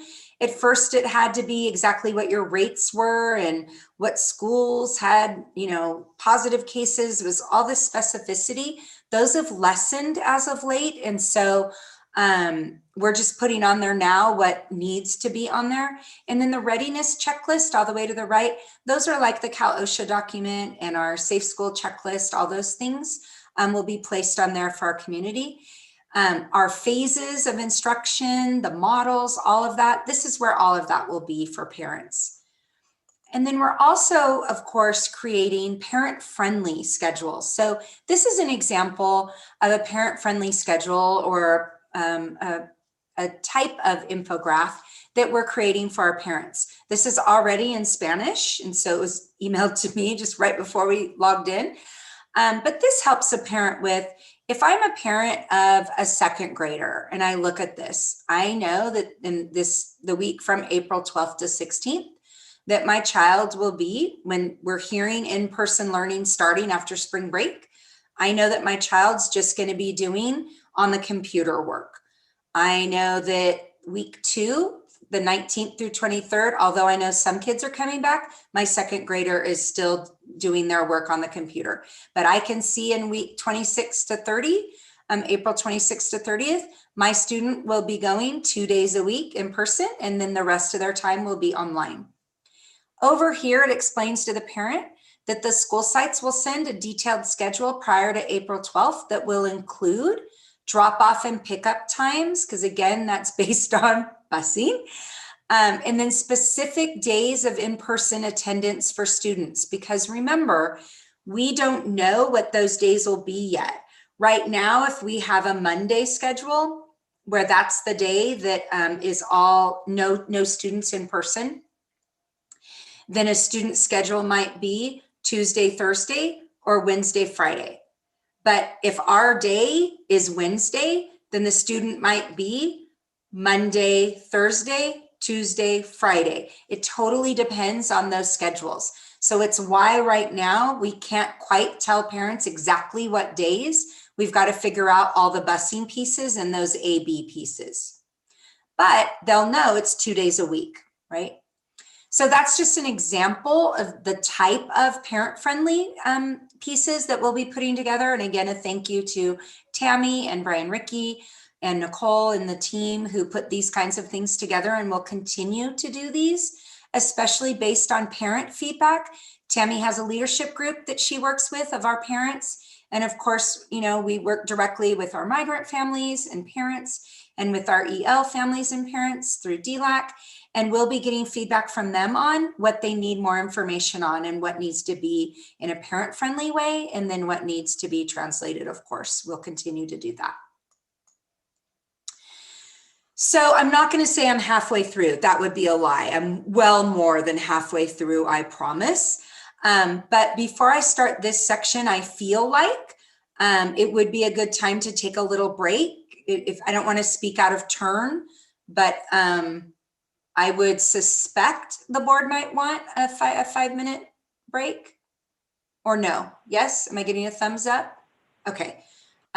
So we'll stop for 5 minutes. We'll come back at about 9:51, 9:52, somewhere in there. Okay.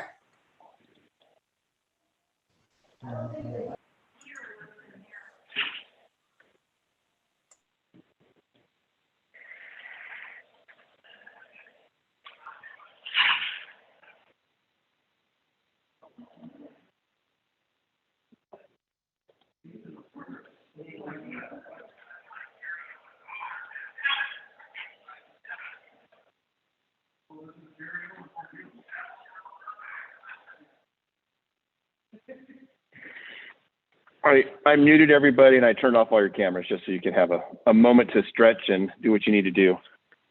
We're still broadcasting.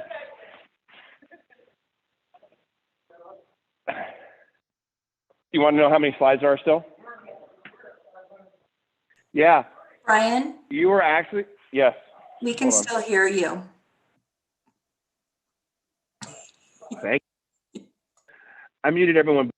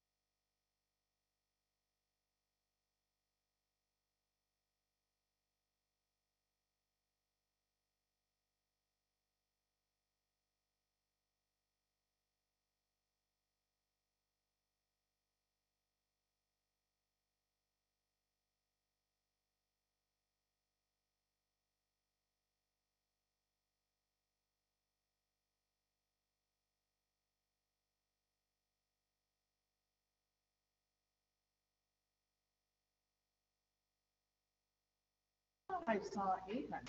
I didn't see that. You read it backwards. It was 687.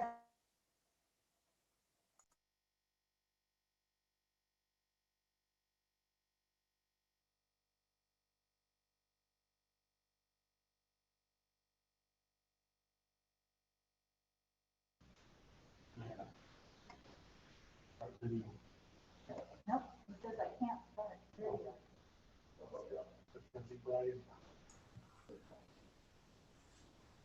Oh, yes. There I am. Welcome back. I promise I'm going to go fast through this next section, faster. It's less complicated.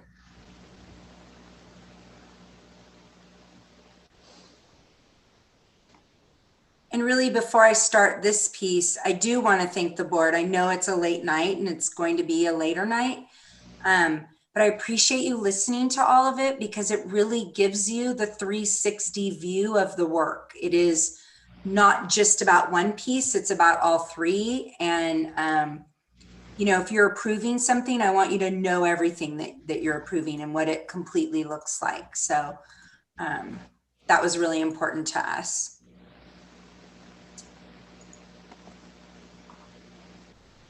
And if you want to let me know, Brian, if you can mute Luke's mic. I tried. All right, so the majority of us are back. I'm going to get started if that's okay. We good? All right, so this next piece is really that third piece of what makes our transitional learning model, that health and safety we've talked about. We've talked about the academic design. But a huge part of the academic design and a huge part of what we need to do for kids is the social emotional learning aspect. It was even called out in legislation that we need to know where our teachers, where our staff, that's classified, where our leaders, we need to know where our staff is in their social emotional well-being is, and we need to know where our students are, which sounds good. But we've got to make sure we have those pieces in place. So we're going to talk about that. So this is a really important way to look at how the heart and the brain work together. So intertwining social and emotional learning and academics advances the ability of our students to adapt to change with the essential skills to effectively manage new challenges. That's what we want for all of our students. And so we know we're not going to get there just through academics, that we have to have these social emotional pieces in place as well. For common language, you know, what is social emotional learning? And it really is that it captures the mindsets, the skills and attitudes and feelings that help students succeed in school and life. You will also hear it called non-cognitive skills. Our friends in our business sector will call it soft skills, 21st century skills, whole child. You'll hear all those things, but for us, this is how we define it. On the right, you'll see this is the CASEL framework, and they call this the big 5 areas. They call it the CASEL 5. That's self-awareness, self-management, social awareness, relationship management, and responsible decision-making. Our SEL program will be based on this, as most across the nation are.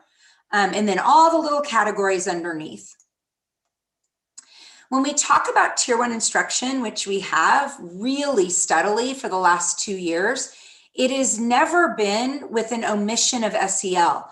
SEL pieces have always been a part of Tier 1 instruction, and so we just wanted to call that out, is that when we talk about Tier 1 instruction, people might look at this and only see academics, but it's not just academics. It never has been. We didn't add something for today's presentation. This is what it's always said, that those embedded SEL components are critical in the instruction and development of our students. The stronger they are at being aware of having the competencies in those 5 areas, of being able to manage their emotions, the better they will be in academics and in life, the better they will be able to handle challenges in life. So when we talk about the whole child approach, I'll quickly go through this. This is something we've done with our leaders and then they've done with their staffs. We brought this up, if you remember, board members, over 2 years ago when we were all jam-packed in, I think it was JPO's like library. And it was, I think, the first time that I was in front of you, but we really talked about this, the teaming structures that have to happen at a school site, and that main teaming structures, that ILT team or leadership team or guiding coalition, whatever the school site calls it, and that they should be looking at the whole child. That our PLCs or our high functioning teams, they're really looking at academics in their grade level. They're looking at trends, they're looking at classroom data, but they're really looking at academic data. And then you should have a culture climate team. This is made up of staff, including, you should always have at least one classified staff member, but this one's really about the culture and climate of your school site. That's in your classrooms and around your school site. They look at behavioral data, social emotional data, attendance data, and system and structure site trend data. When I say that, and I say social emotional data, right now we really don't have good data. We have Healthy Kids surveys, right? They only do 2 grade levels, and the questions, I believe, have been the same for like 30 years. It's the same questions, right? And so we don't have good data there. And we've got to fix that because we have really good academic data now. We've got to make sure that we have the other side of the triangle as well to support our kids. And so when we looked at what kind of data that we want, I always look at these pictures because they help me. This picture is talking about our students. They really need to build those social emotional competencies that I was showing you, the big 5 and everything in under that. We also need to build the culture at a school site. Like, how is the culture there? We talk about that. What does that look and sound like at a school site where you have a healthy culture, where students and staff are striving to be their best? It's a happy place to be. They challenge each other, all those great things. And then this is, how do the adults in the system, how are they feeling about their own social emotional, what space are they in? How are they feeling with their emotions? Right now in this season, that might be really different than 2 years ago at this time. And it probably will be very different than 2 years in the future, right? But we've got to know what's happening on all these fronts more than just our gut, right? I think people are feeling this way. I think these kids are really struggling with something. We need data for that. So we looked across the state, and I think 4 of you, were in the LCAP meeting, so you've heard this, so I'm going to go really fast. But we looked across the state and nation for someone who's doing this kind of specific work. We found Panorama. They've been working with the 7 largest school districts in California for about 7 to 8 years now, the core districts, in looking at SEL data for students and staff and families. But it enables us to really be able to get data that we can now track. So we can see the SEL progress of our students if our targeted supports are having impact. It helps us know how to support kids in the areas that they actually need, right? Instead of we think this is what they need, we actually have data.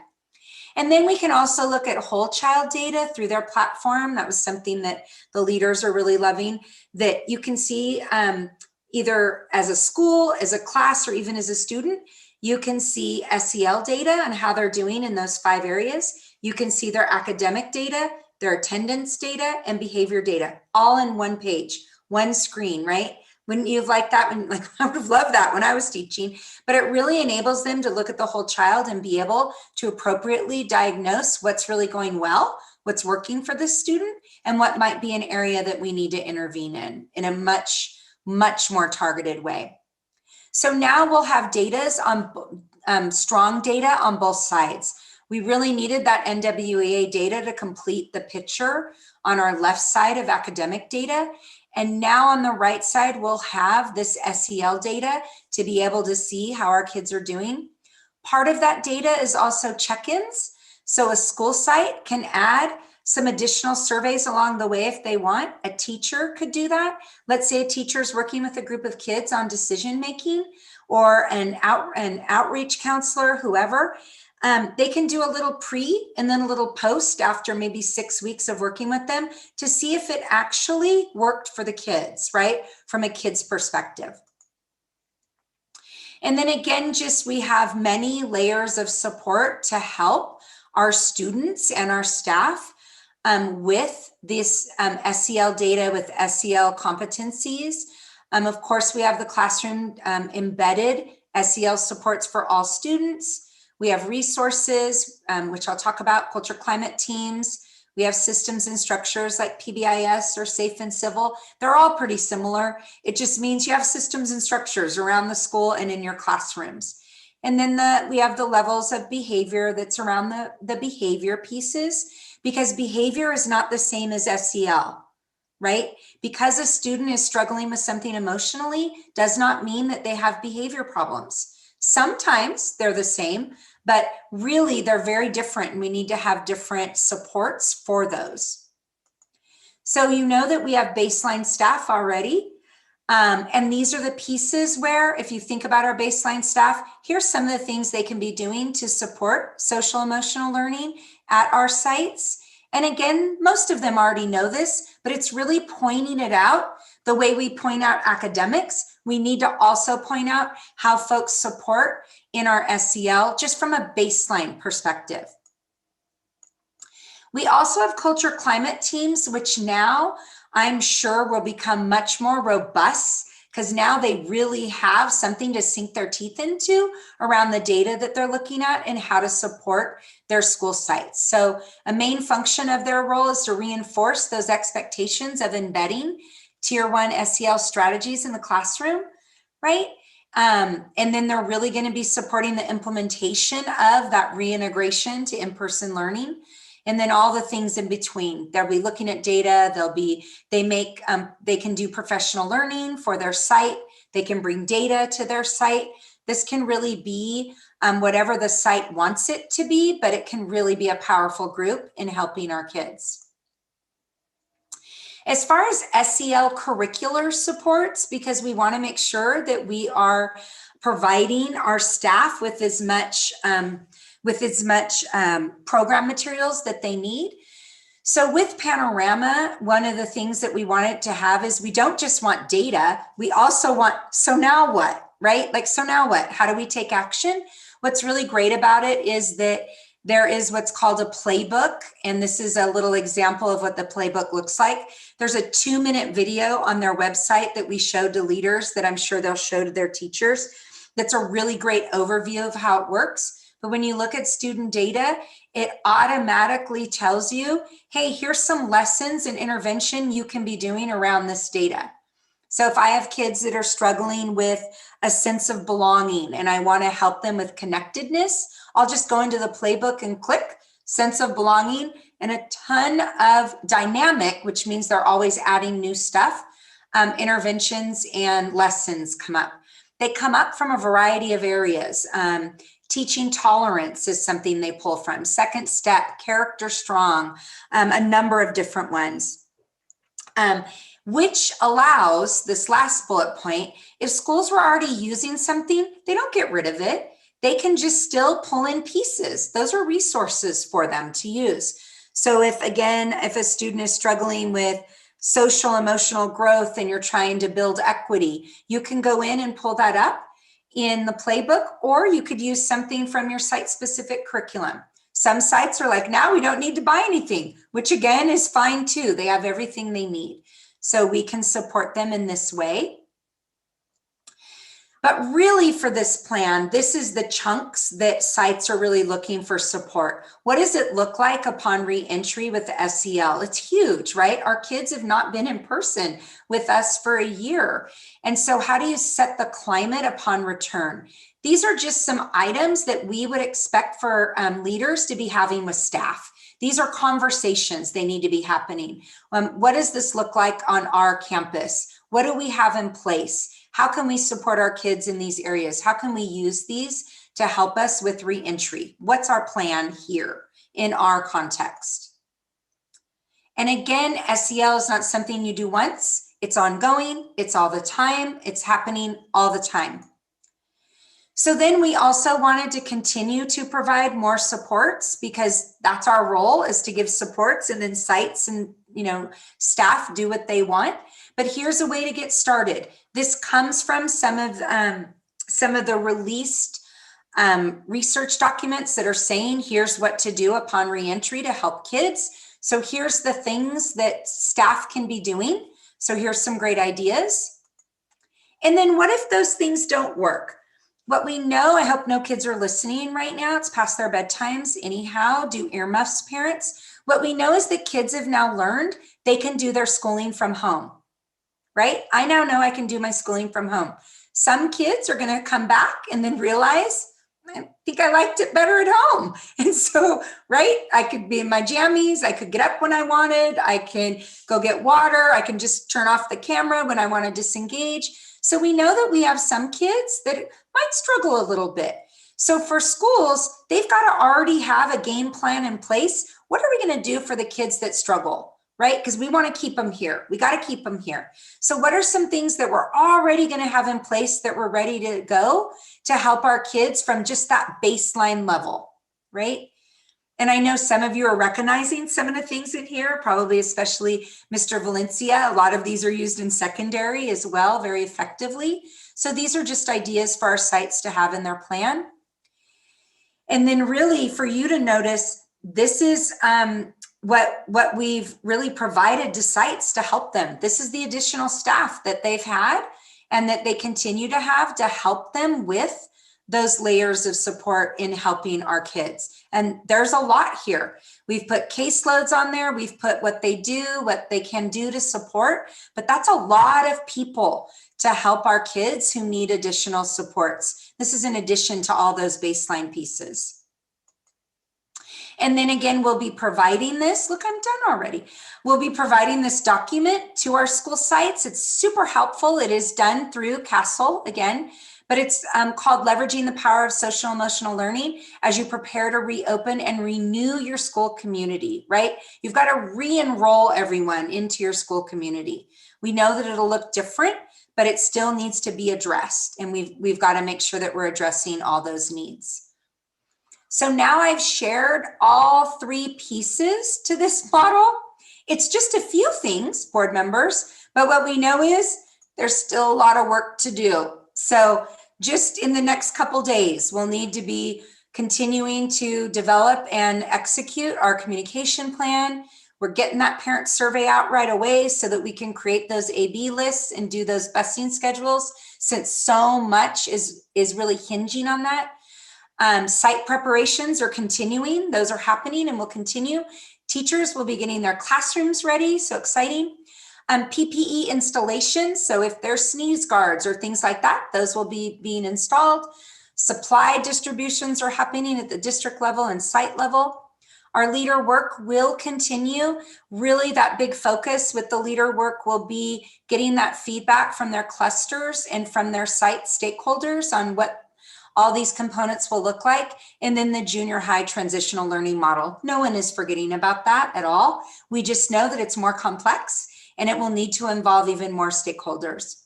We will be doing the SEL surveys in this spring so that we can get some baseline data for our SEL supports so that we have working knowledge as we enter into next year. And then of course, we are busily behind the scenes designing professional learning options that we can foresee folks will need. And then that last one is just, we're agile, we're flexible. I think Mr. Hans had always said nimble, like we are nimble. So we're in the moment, really looking at monitoring that implementation and then adjusting as needed. But the most important thing that's a next step is joy. All of this we've talked about, it's hard, it's all of these things, but mostly it's joyful because we get to see our students in person again. So it's all worth it. We will all continue to work this hard because it's so critical that we get our students back in person, and the excitement of that is phenomenal. So very excited for that. So with that, I hand it back over to the superintendent, or for any board members that have further questions. And again, the team is online here. They can come off, put their cameras on if they'd like, in case there's any additional questions. Any questions? Start there. Okay. Hi, Melissa. Did you get enough to drink yet?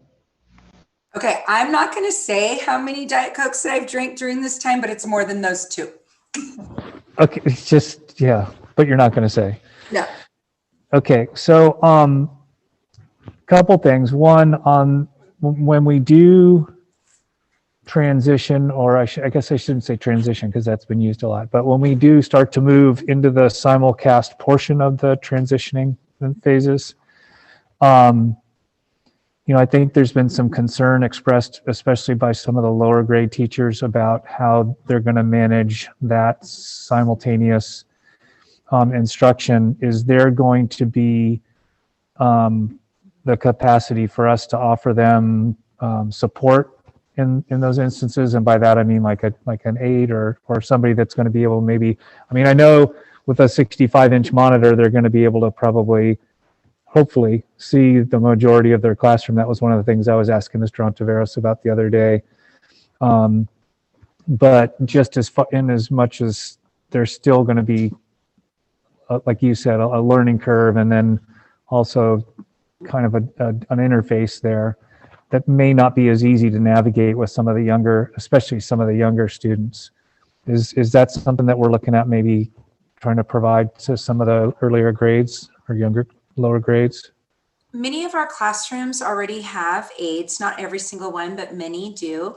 And Right. so part of the support that they will receive is how to really effectively use them in a simulcast situation.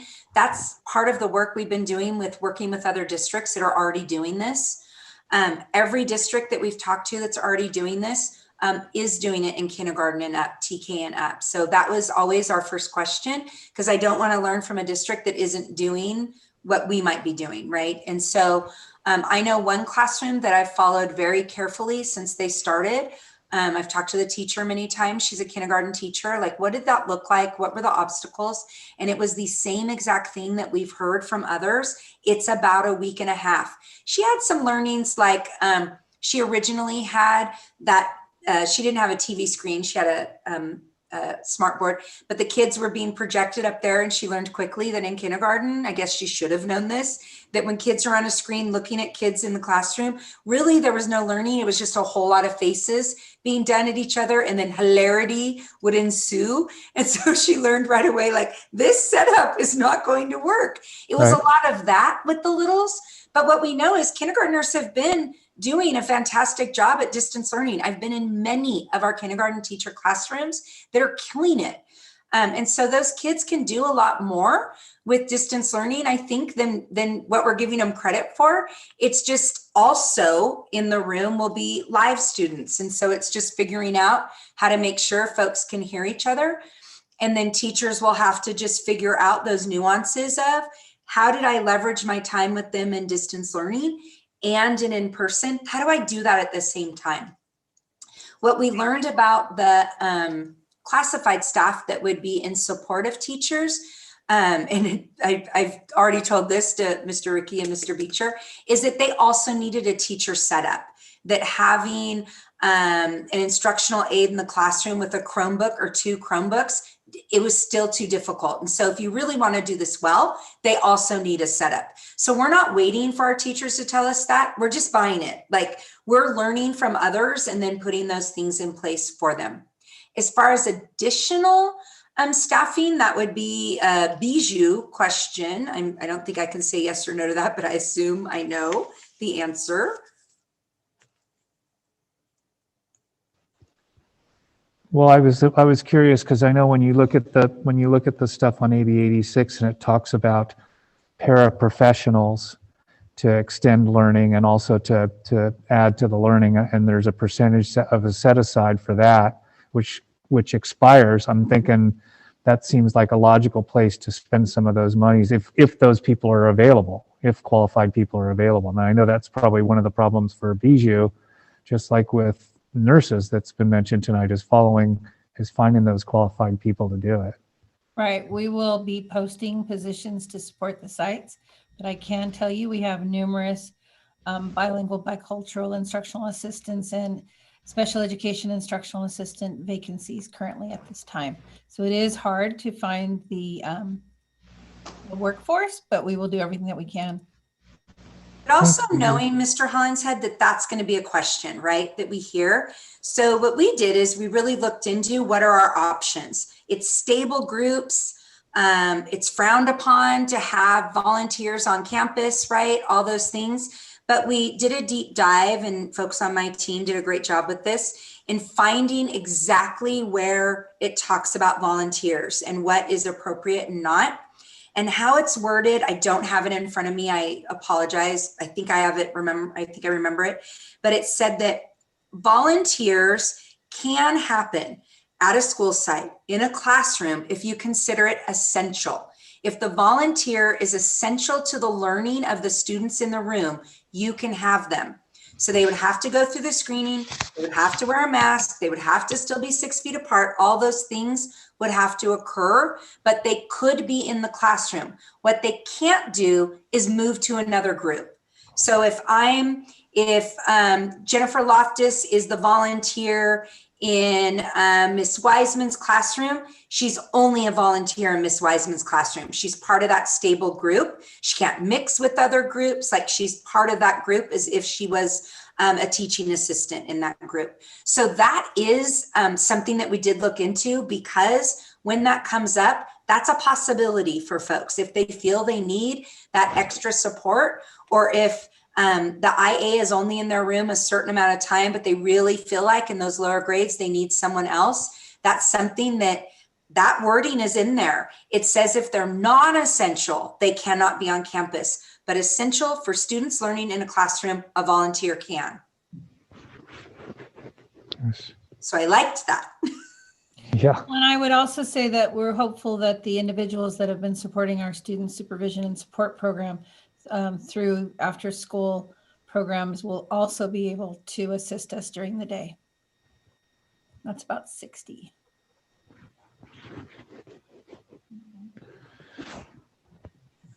And then on the when you were referring to the leader work team, those are the different site leaders, and then they're kind of your conduit. I mean, and the reason I'm asking this is because there were some of the letters tonight, and then there's been some outreach about communication. So I just want to clarify what where some of that information is disseminated or coming from. So that's kind of our conduit to seeing what's going on the different campuses, and where the teachers can kind of set up their means of expression of what's going to work best. And it sounds like obviously that's now really going to be, we need to solicit that more and more to implement. From this point on, absolutely. Yep. And just, I don't want to walk by this. When Javier's team is walking school sites, he's mentioned that often they've got teachers, classified staff walking around with them, giving feedback, asking questions. And so those walks are also inclusive of folks if they want to participate. And those have been very helpful. I know that he's mentioned that as well. Okay, and then the last question is, you were talking about setting up like doing how-to videos kind of thing. Now, is that something that's going to be district driven or teacher driven? I mean, how is that going to facilitate things? I can start, but I'm sure Jennifer will do a better job. This is her and her team in teaching and learning.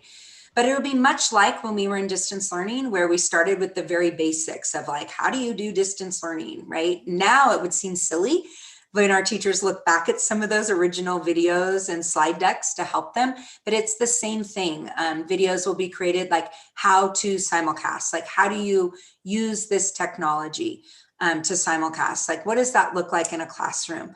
We'll have pilot teachers out there. Principals have already said, I have 1 or 2 teachers that are just going to be chomping at the bit to get this started. So we'll have their feedback to share. We can put that in videos and support that as well. And then additional professional learnings around when I was talking about those models of what it looks like in the classroom. Because right now, when folks are saying it's like, I don't know how to, I think someone said at the last meeting, I don't know what simulcast is, but I don't like it. Remember, like there was someone, it's like, I don't know what it is, but it just seems like something I don't want to do.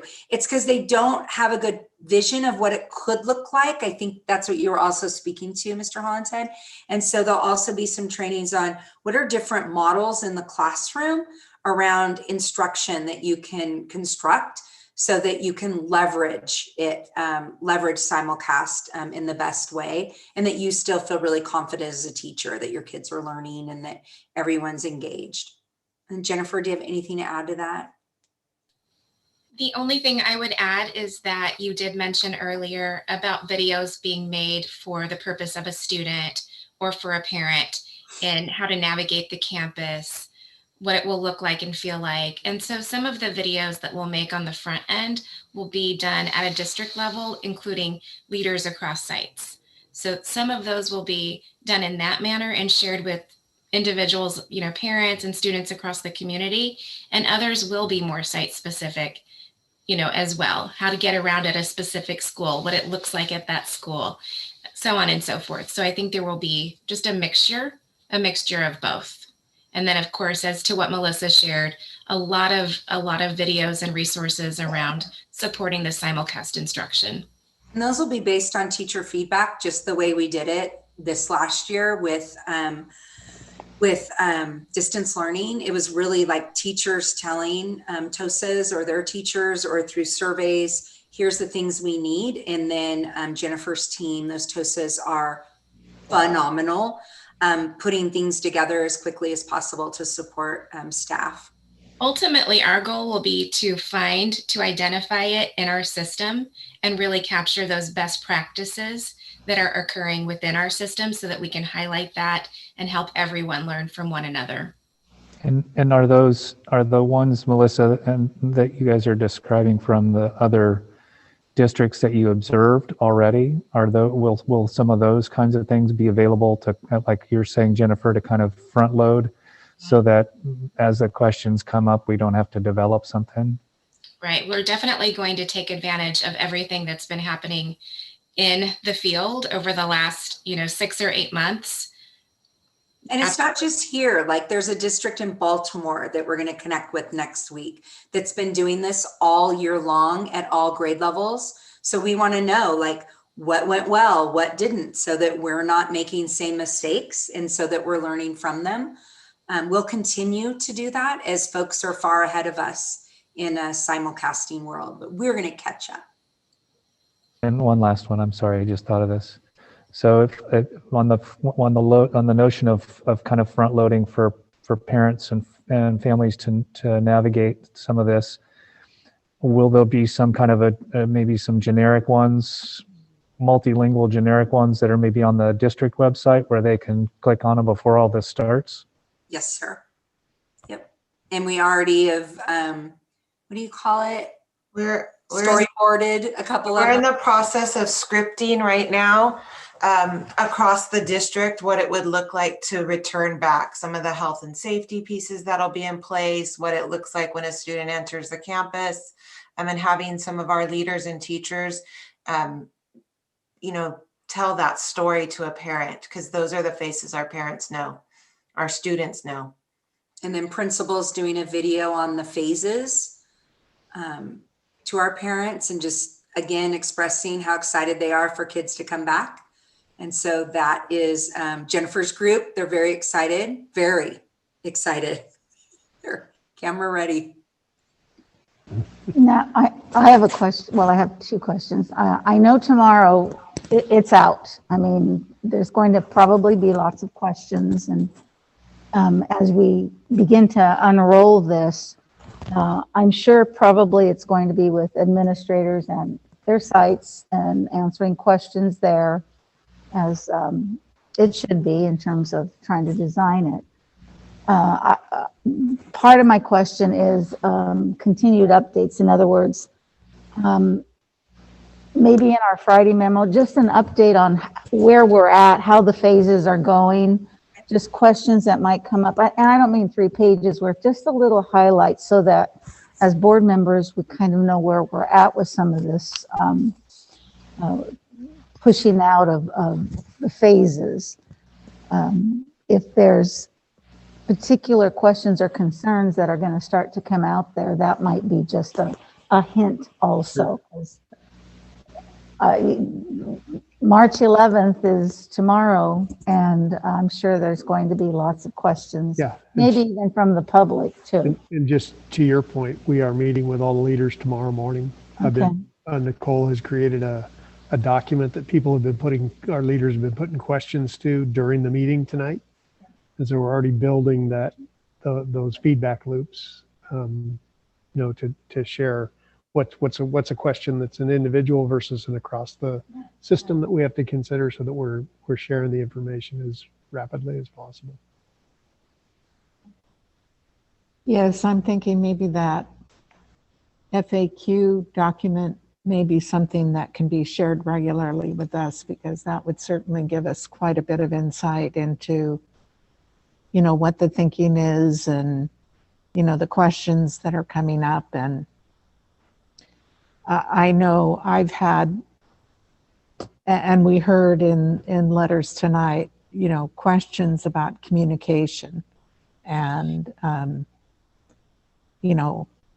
why did I find out on the 6 o'clock news that we're going back to in person? And my site administrator isn't doing that. So, well, in direct response to that, I did send a notification out to all staff last week that we would be returning after spring break. So it had been out. It's just, again, there's so many moving parts, and I understand everybody wants to know everything all at one time. Right.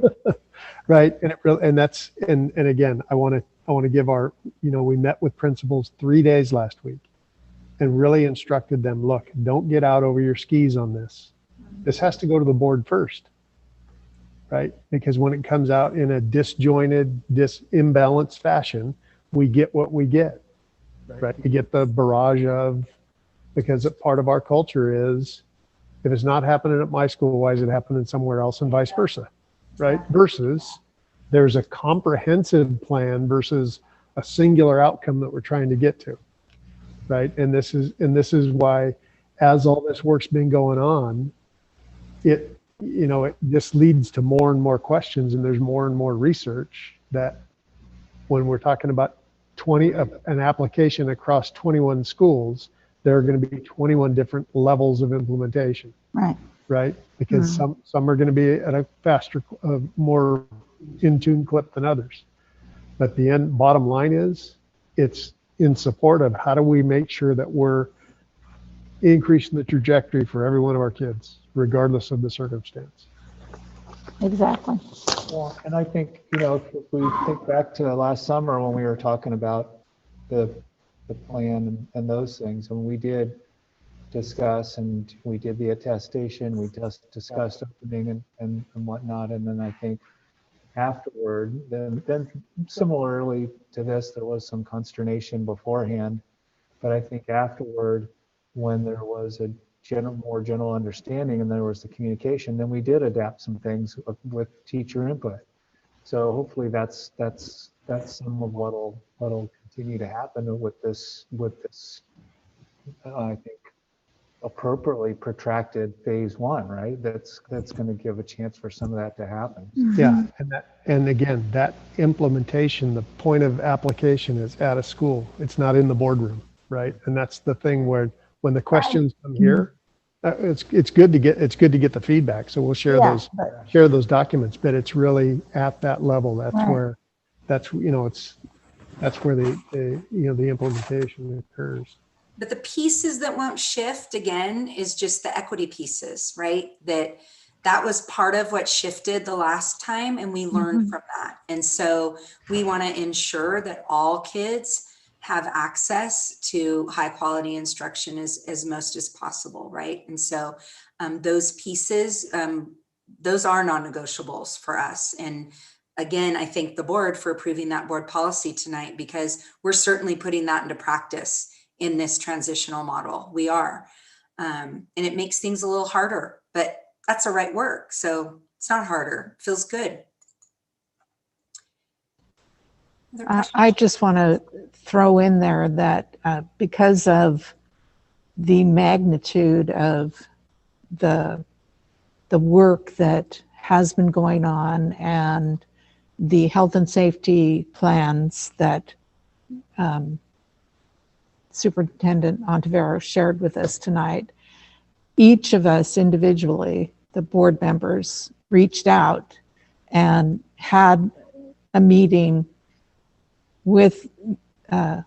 Ontiveros before tonight, so that we came into this meeting knowing not every aspect, but none of us wanted to just be hearing it for the first time at this board meeting tonight. And I think for that reason, you know, the questions and comments have not been exhaustive, if you will, because we all certainly have had them and had an opportunity to voice some of those ahead of time. The unknown piece in terms of the health and safety aspect, which is looking more promising, as Mr. Ontiveros shared, the vaccinations and the availability. I'm personally feeling that we're going to be pretty darn close to having, you know, our school community, our employees vaccinated by the time we really are implementing the in-person return. And, you know, maybe if everyone will have had their first vaccination and be approaching receiving their second one, or having already received it. And I think, you know, a lot of initial concerns were around that, but in also seeing the case rates drop significantly over these past 4 weeks, especially, I think it's an indication that whether people have finally figured it out or not, or, you know, we're just people who are going to get sick have gotten sick, whatever, you know, we are headed in the right direction. And I'm feeling much more personally, much more comfortable with going ahead and implementing a plan for an in-person return to school. I mean, it's been very hard for me to see our kids out of school for such a long time, but the data just didn't allow us to, you know, put them back in for everybody, the sake of everyone's health and safety. So anyway, any other comments or questions for?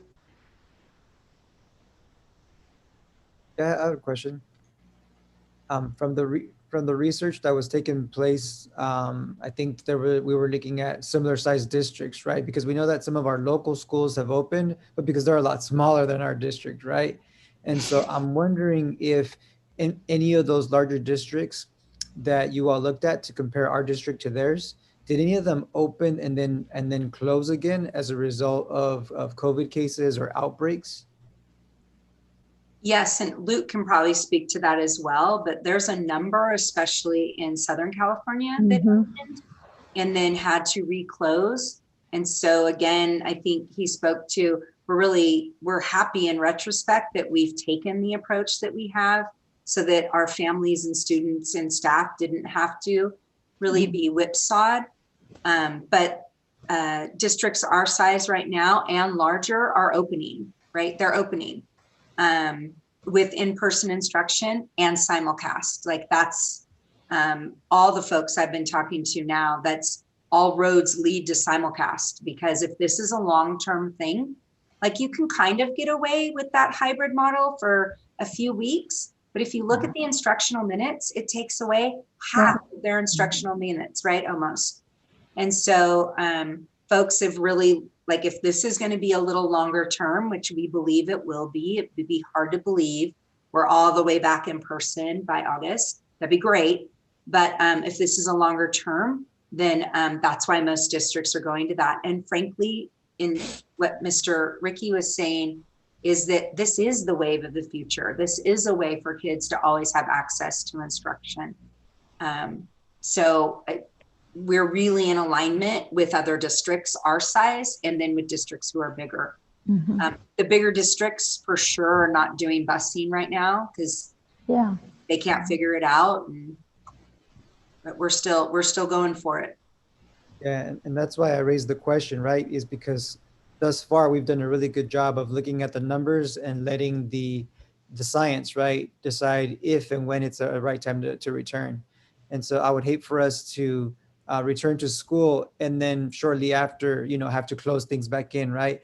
I would hate to put, our staff and our community in that predicament. And so I want to make sure that if we move forward with deciding to reopen schools in person, that we make sure that the numbers make sense, that it's backed by the research, because otherwise we're gonna, be back in a really tough situation. And so I think that's really important, just because I can sense that there's a lot of momentum and excitement, right, around opening schools. And I'm, and I would love, as a teacher, I would love to see my students again, but I would hate to reopen and then be forced to close again, just because we opened 2 weeks ahead of what we should have, right?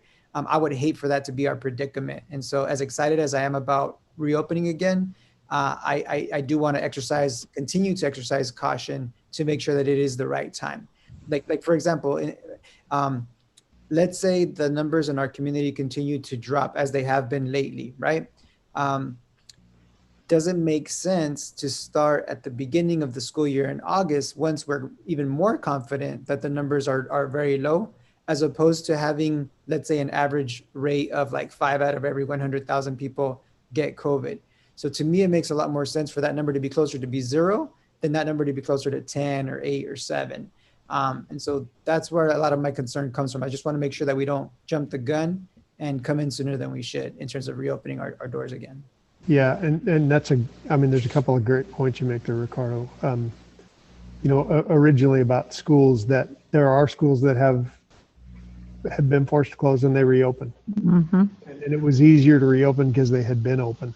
There was a couple in San Diego County that opened earlier, even high schools. And I guess I've probably been the biggest wonk of watching numbers. I do have some confidence in the numbers now. The shift, the conversation in the Board of Supervisors meeting about the shift in the dashboard is because of the trends that we're seeing statewide. I'm going to be real honest. When Governor Newsom lifted the order that was imposed right before Christmas in January, when rates were still going up, I thought, boy, that's a poor decision. But the data is becoming more predictive than it was. As I mentioned earlier, in the fall, when we were on that cusp of getting below 7 for Santa Maria, I was thinking, boy, this is the right time. No, it wasn't. We saw that big spike. Yeah, this is the right time. We're talking about enough lead time now also, where there isn't, and we've got some designs to be able to adjust to. My concern about starting next year is we have this opportunity, this short runway, to build some experience around this concept and the phasing of designs, because to start a school year again, in trying to phase in and not have had that experience, I think we'd be missing an opportunity. Right. If numbers start to climb between now and April 12th, then our design allows us to remain in that first phase, and so but you've got to enter into that design in order to be able to transfer from phase to phase. Yeah, definitely. In an odd way, it's kind of almost like a pilot. Yeah, it is. And we're piloting kind of this. I mean, Yeah. but I think, one of the things, Mr. Valencia, that we talked about in the fall when that was happening was exactly the point. We don't want to move forward and then pull the rug out from under folks. And I think vaccinations, I think, is going to change that in a big way in our community. Nonetheless, I think you're right to be cautious now too. And I think one of the things we tried to encourage people before the break was to think about where they were going for the holiday and the break, and to be sensible about that. And I know with the prospect of going back to in person right now, I think that we have to reiterate that. I think that for staff, and then I don't know how we do it for families, but families too. So I mean, it's not like we're out of the woods. That's for certain. You're very, very right. But just to that point, County Public Health did forward a draft to superintendents today of something that they put out just to make people aware, hey, we're in a good position now. Let's hold form, and it's around spring break. So we do have something to use from public health that we can convey across. Yeah, we have no contest for athletics. There's no contest during the break. There's no practices and all that kind of choice. Yeah. Oh, really? Okay. Wow. A follow-up question that I have is, I remember some of our staff, like for example, there was one of our staff members that has pre-existing conditions, and she hasn't had the chance to get the vaccine yet. What would happen in the situation? Hopefully the situation doesn't pan out, or the scenario, but what if there's teachers that are trying to get the vaccine, for whatever reason can't get it prior to returning to in-person?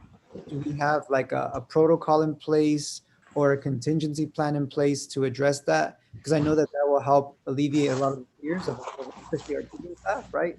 Once all the ones that choose to get vaccinated, once they've had the chance to get the vaccine, what if there's a situation where a handful, let's just say 5 or 10, try to get the vaccine, but for whatever reason weren't able to?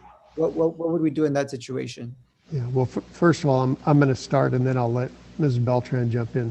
I've been a bad boy during the meeting. I've been following emails that I've been getting from the public health about these vaccine clinics.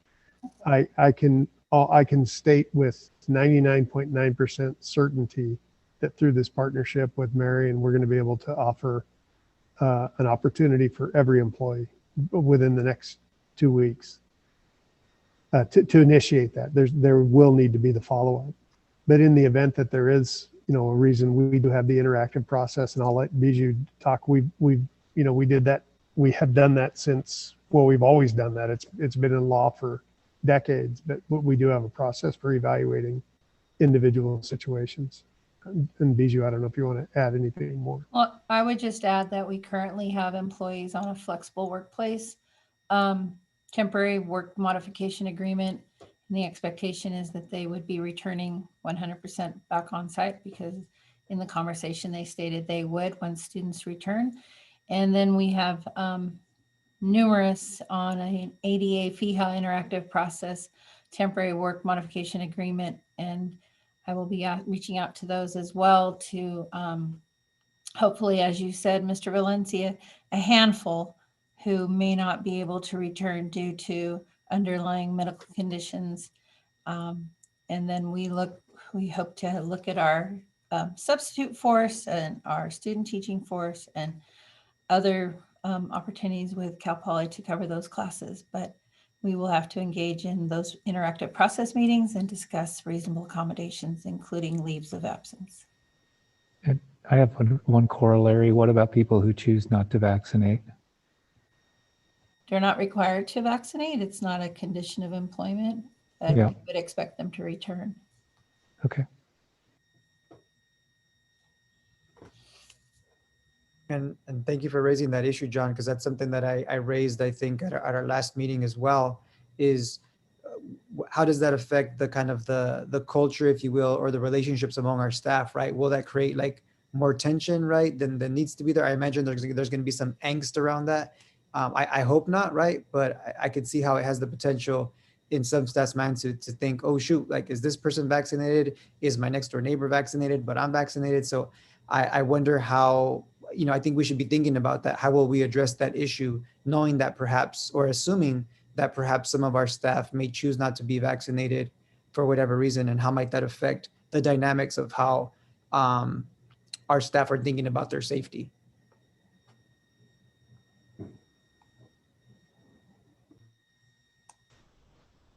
I'll respond to that. And number one, the only way someone would know is if they announced it because of HIPAA. And if I'm vaccinated and someone chooses not to vaccinate, I number one, first off, I most likely wouldn't know, but I am going to go with the assumption that the vaccination will keep me more safe than not being vaccinated, and the unvaccinated person is more at risk than I am, so it's not an issue. Ms. Cordero, you're absolutely right. It is a confidentiality matter, and individuals are encouraged not to share their private medical information, including vaccinations, with others if they, unless they choose to do so. Well, plus all proper PPE protocols are going to be in place anyways. You're going to be distanced your 6 feet. You're going to be wearing your mask or your face shields. So, and like you said, HIPAA's in there. So you're really pretty much, it is what it's going to be. Because I mean, if I were a teacher and I didn't decide to get vaccinated, I'm sure I'm not going to be going in there and telling anybody I'm not vaccinated. You're going to follow all proper protocols that are being instructed to all the educators as well as the students and anybody that's on the school grounds.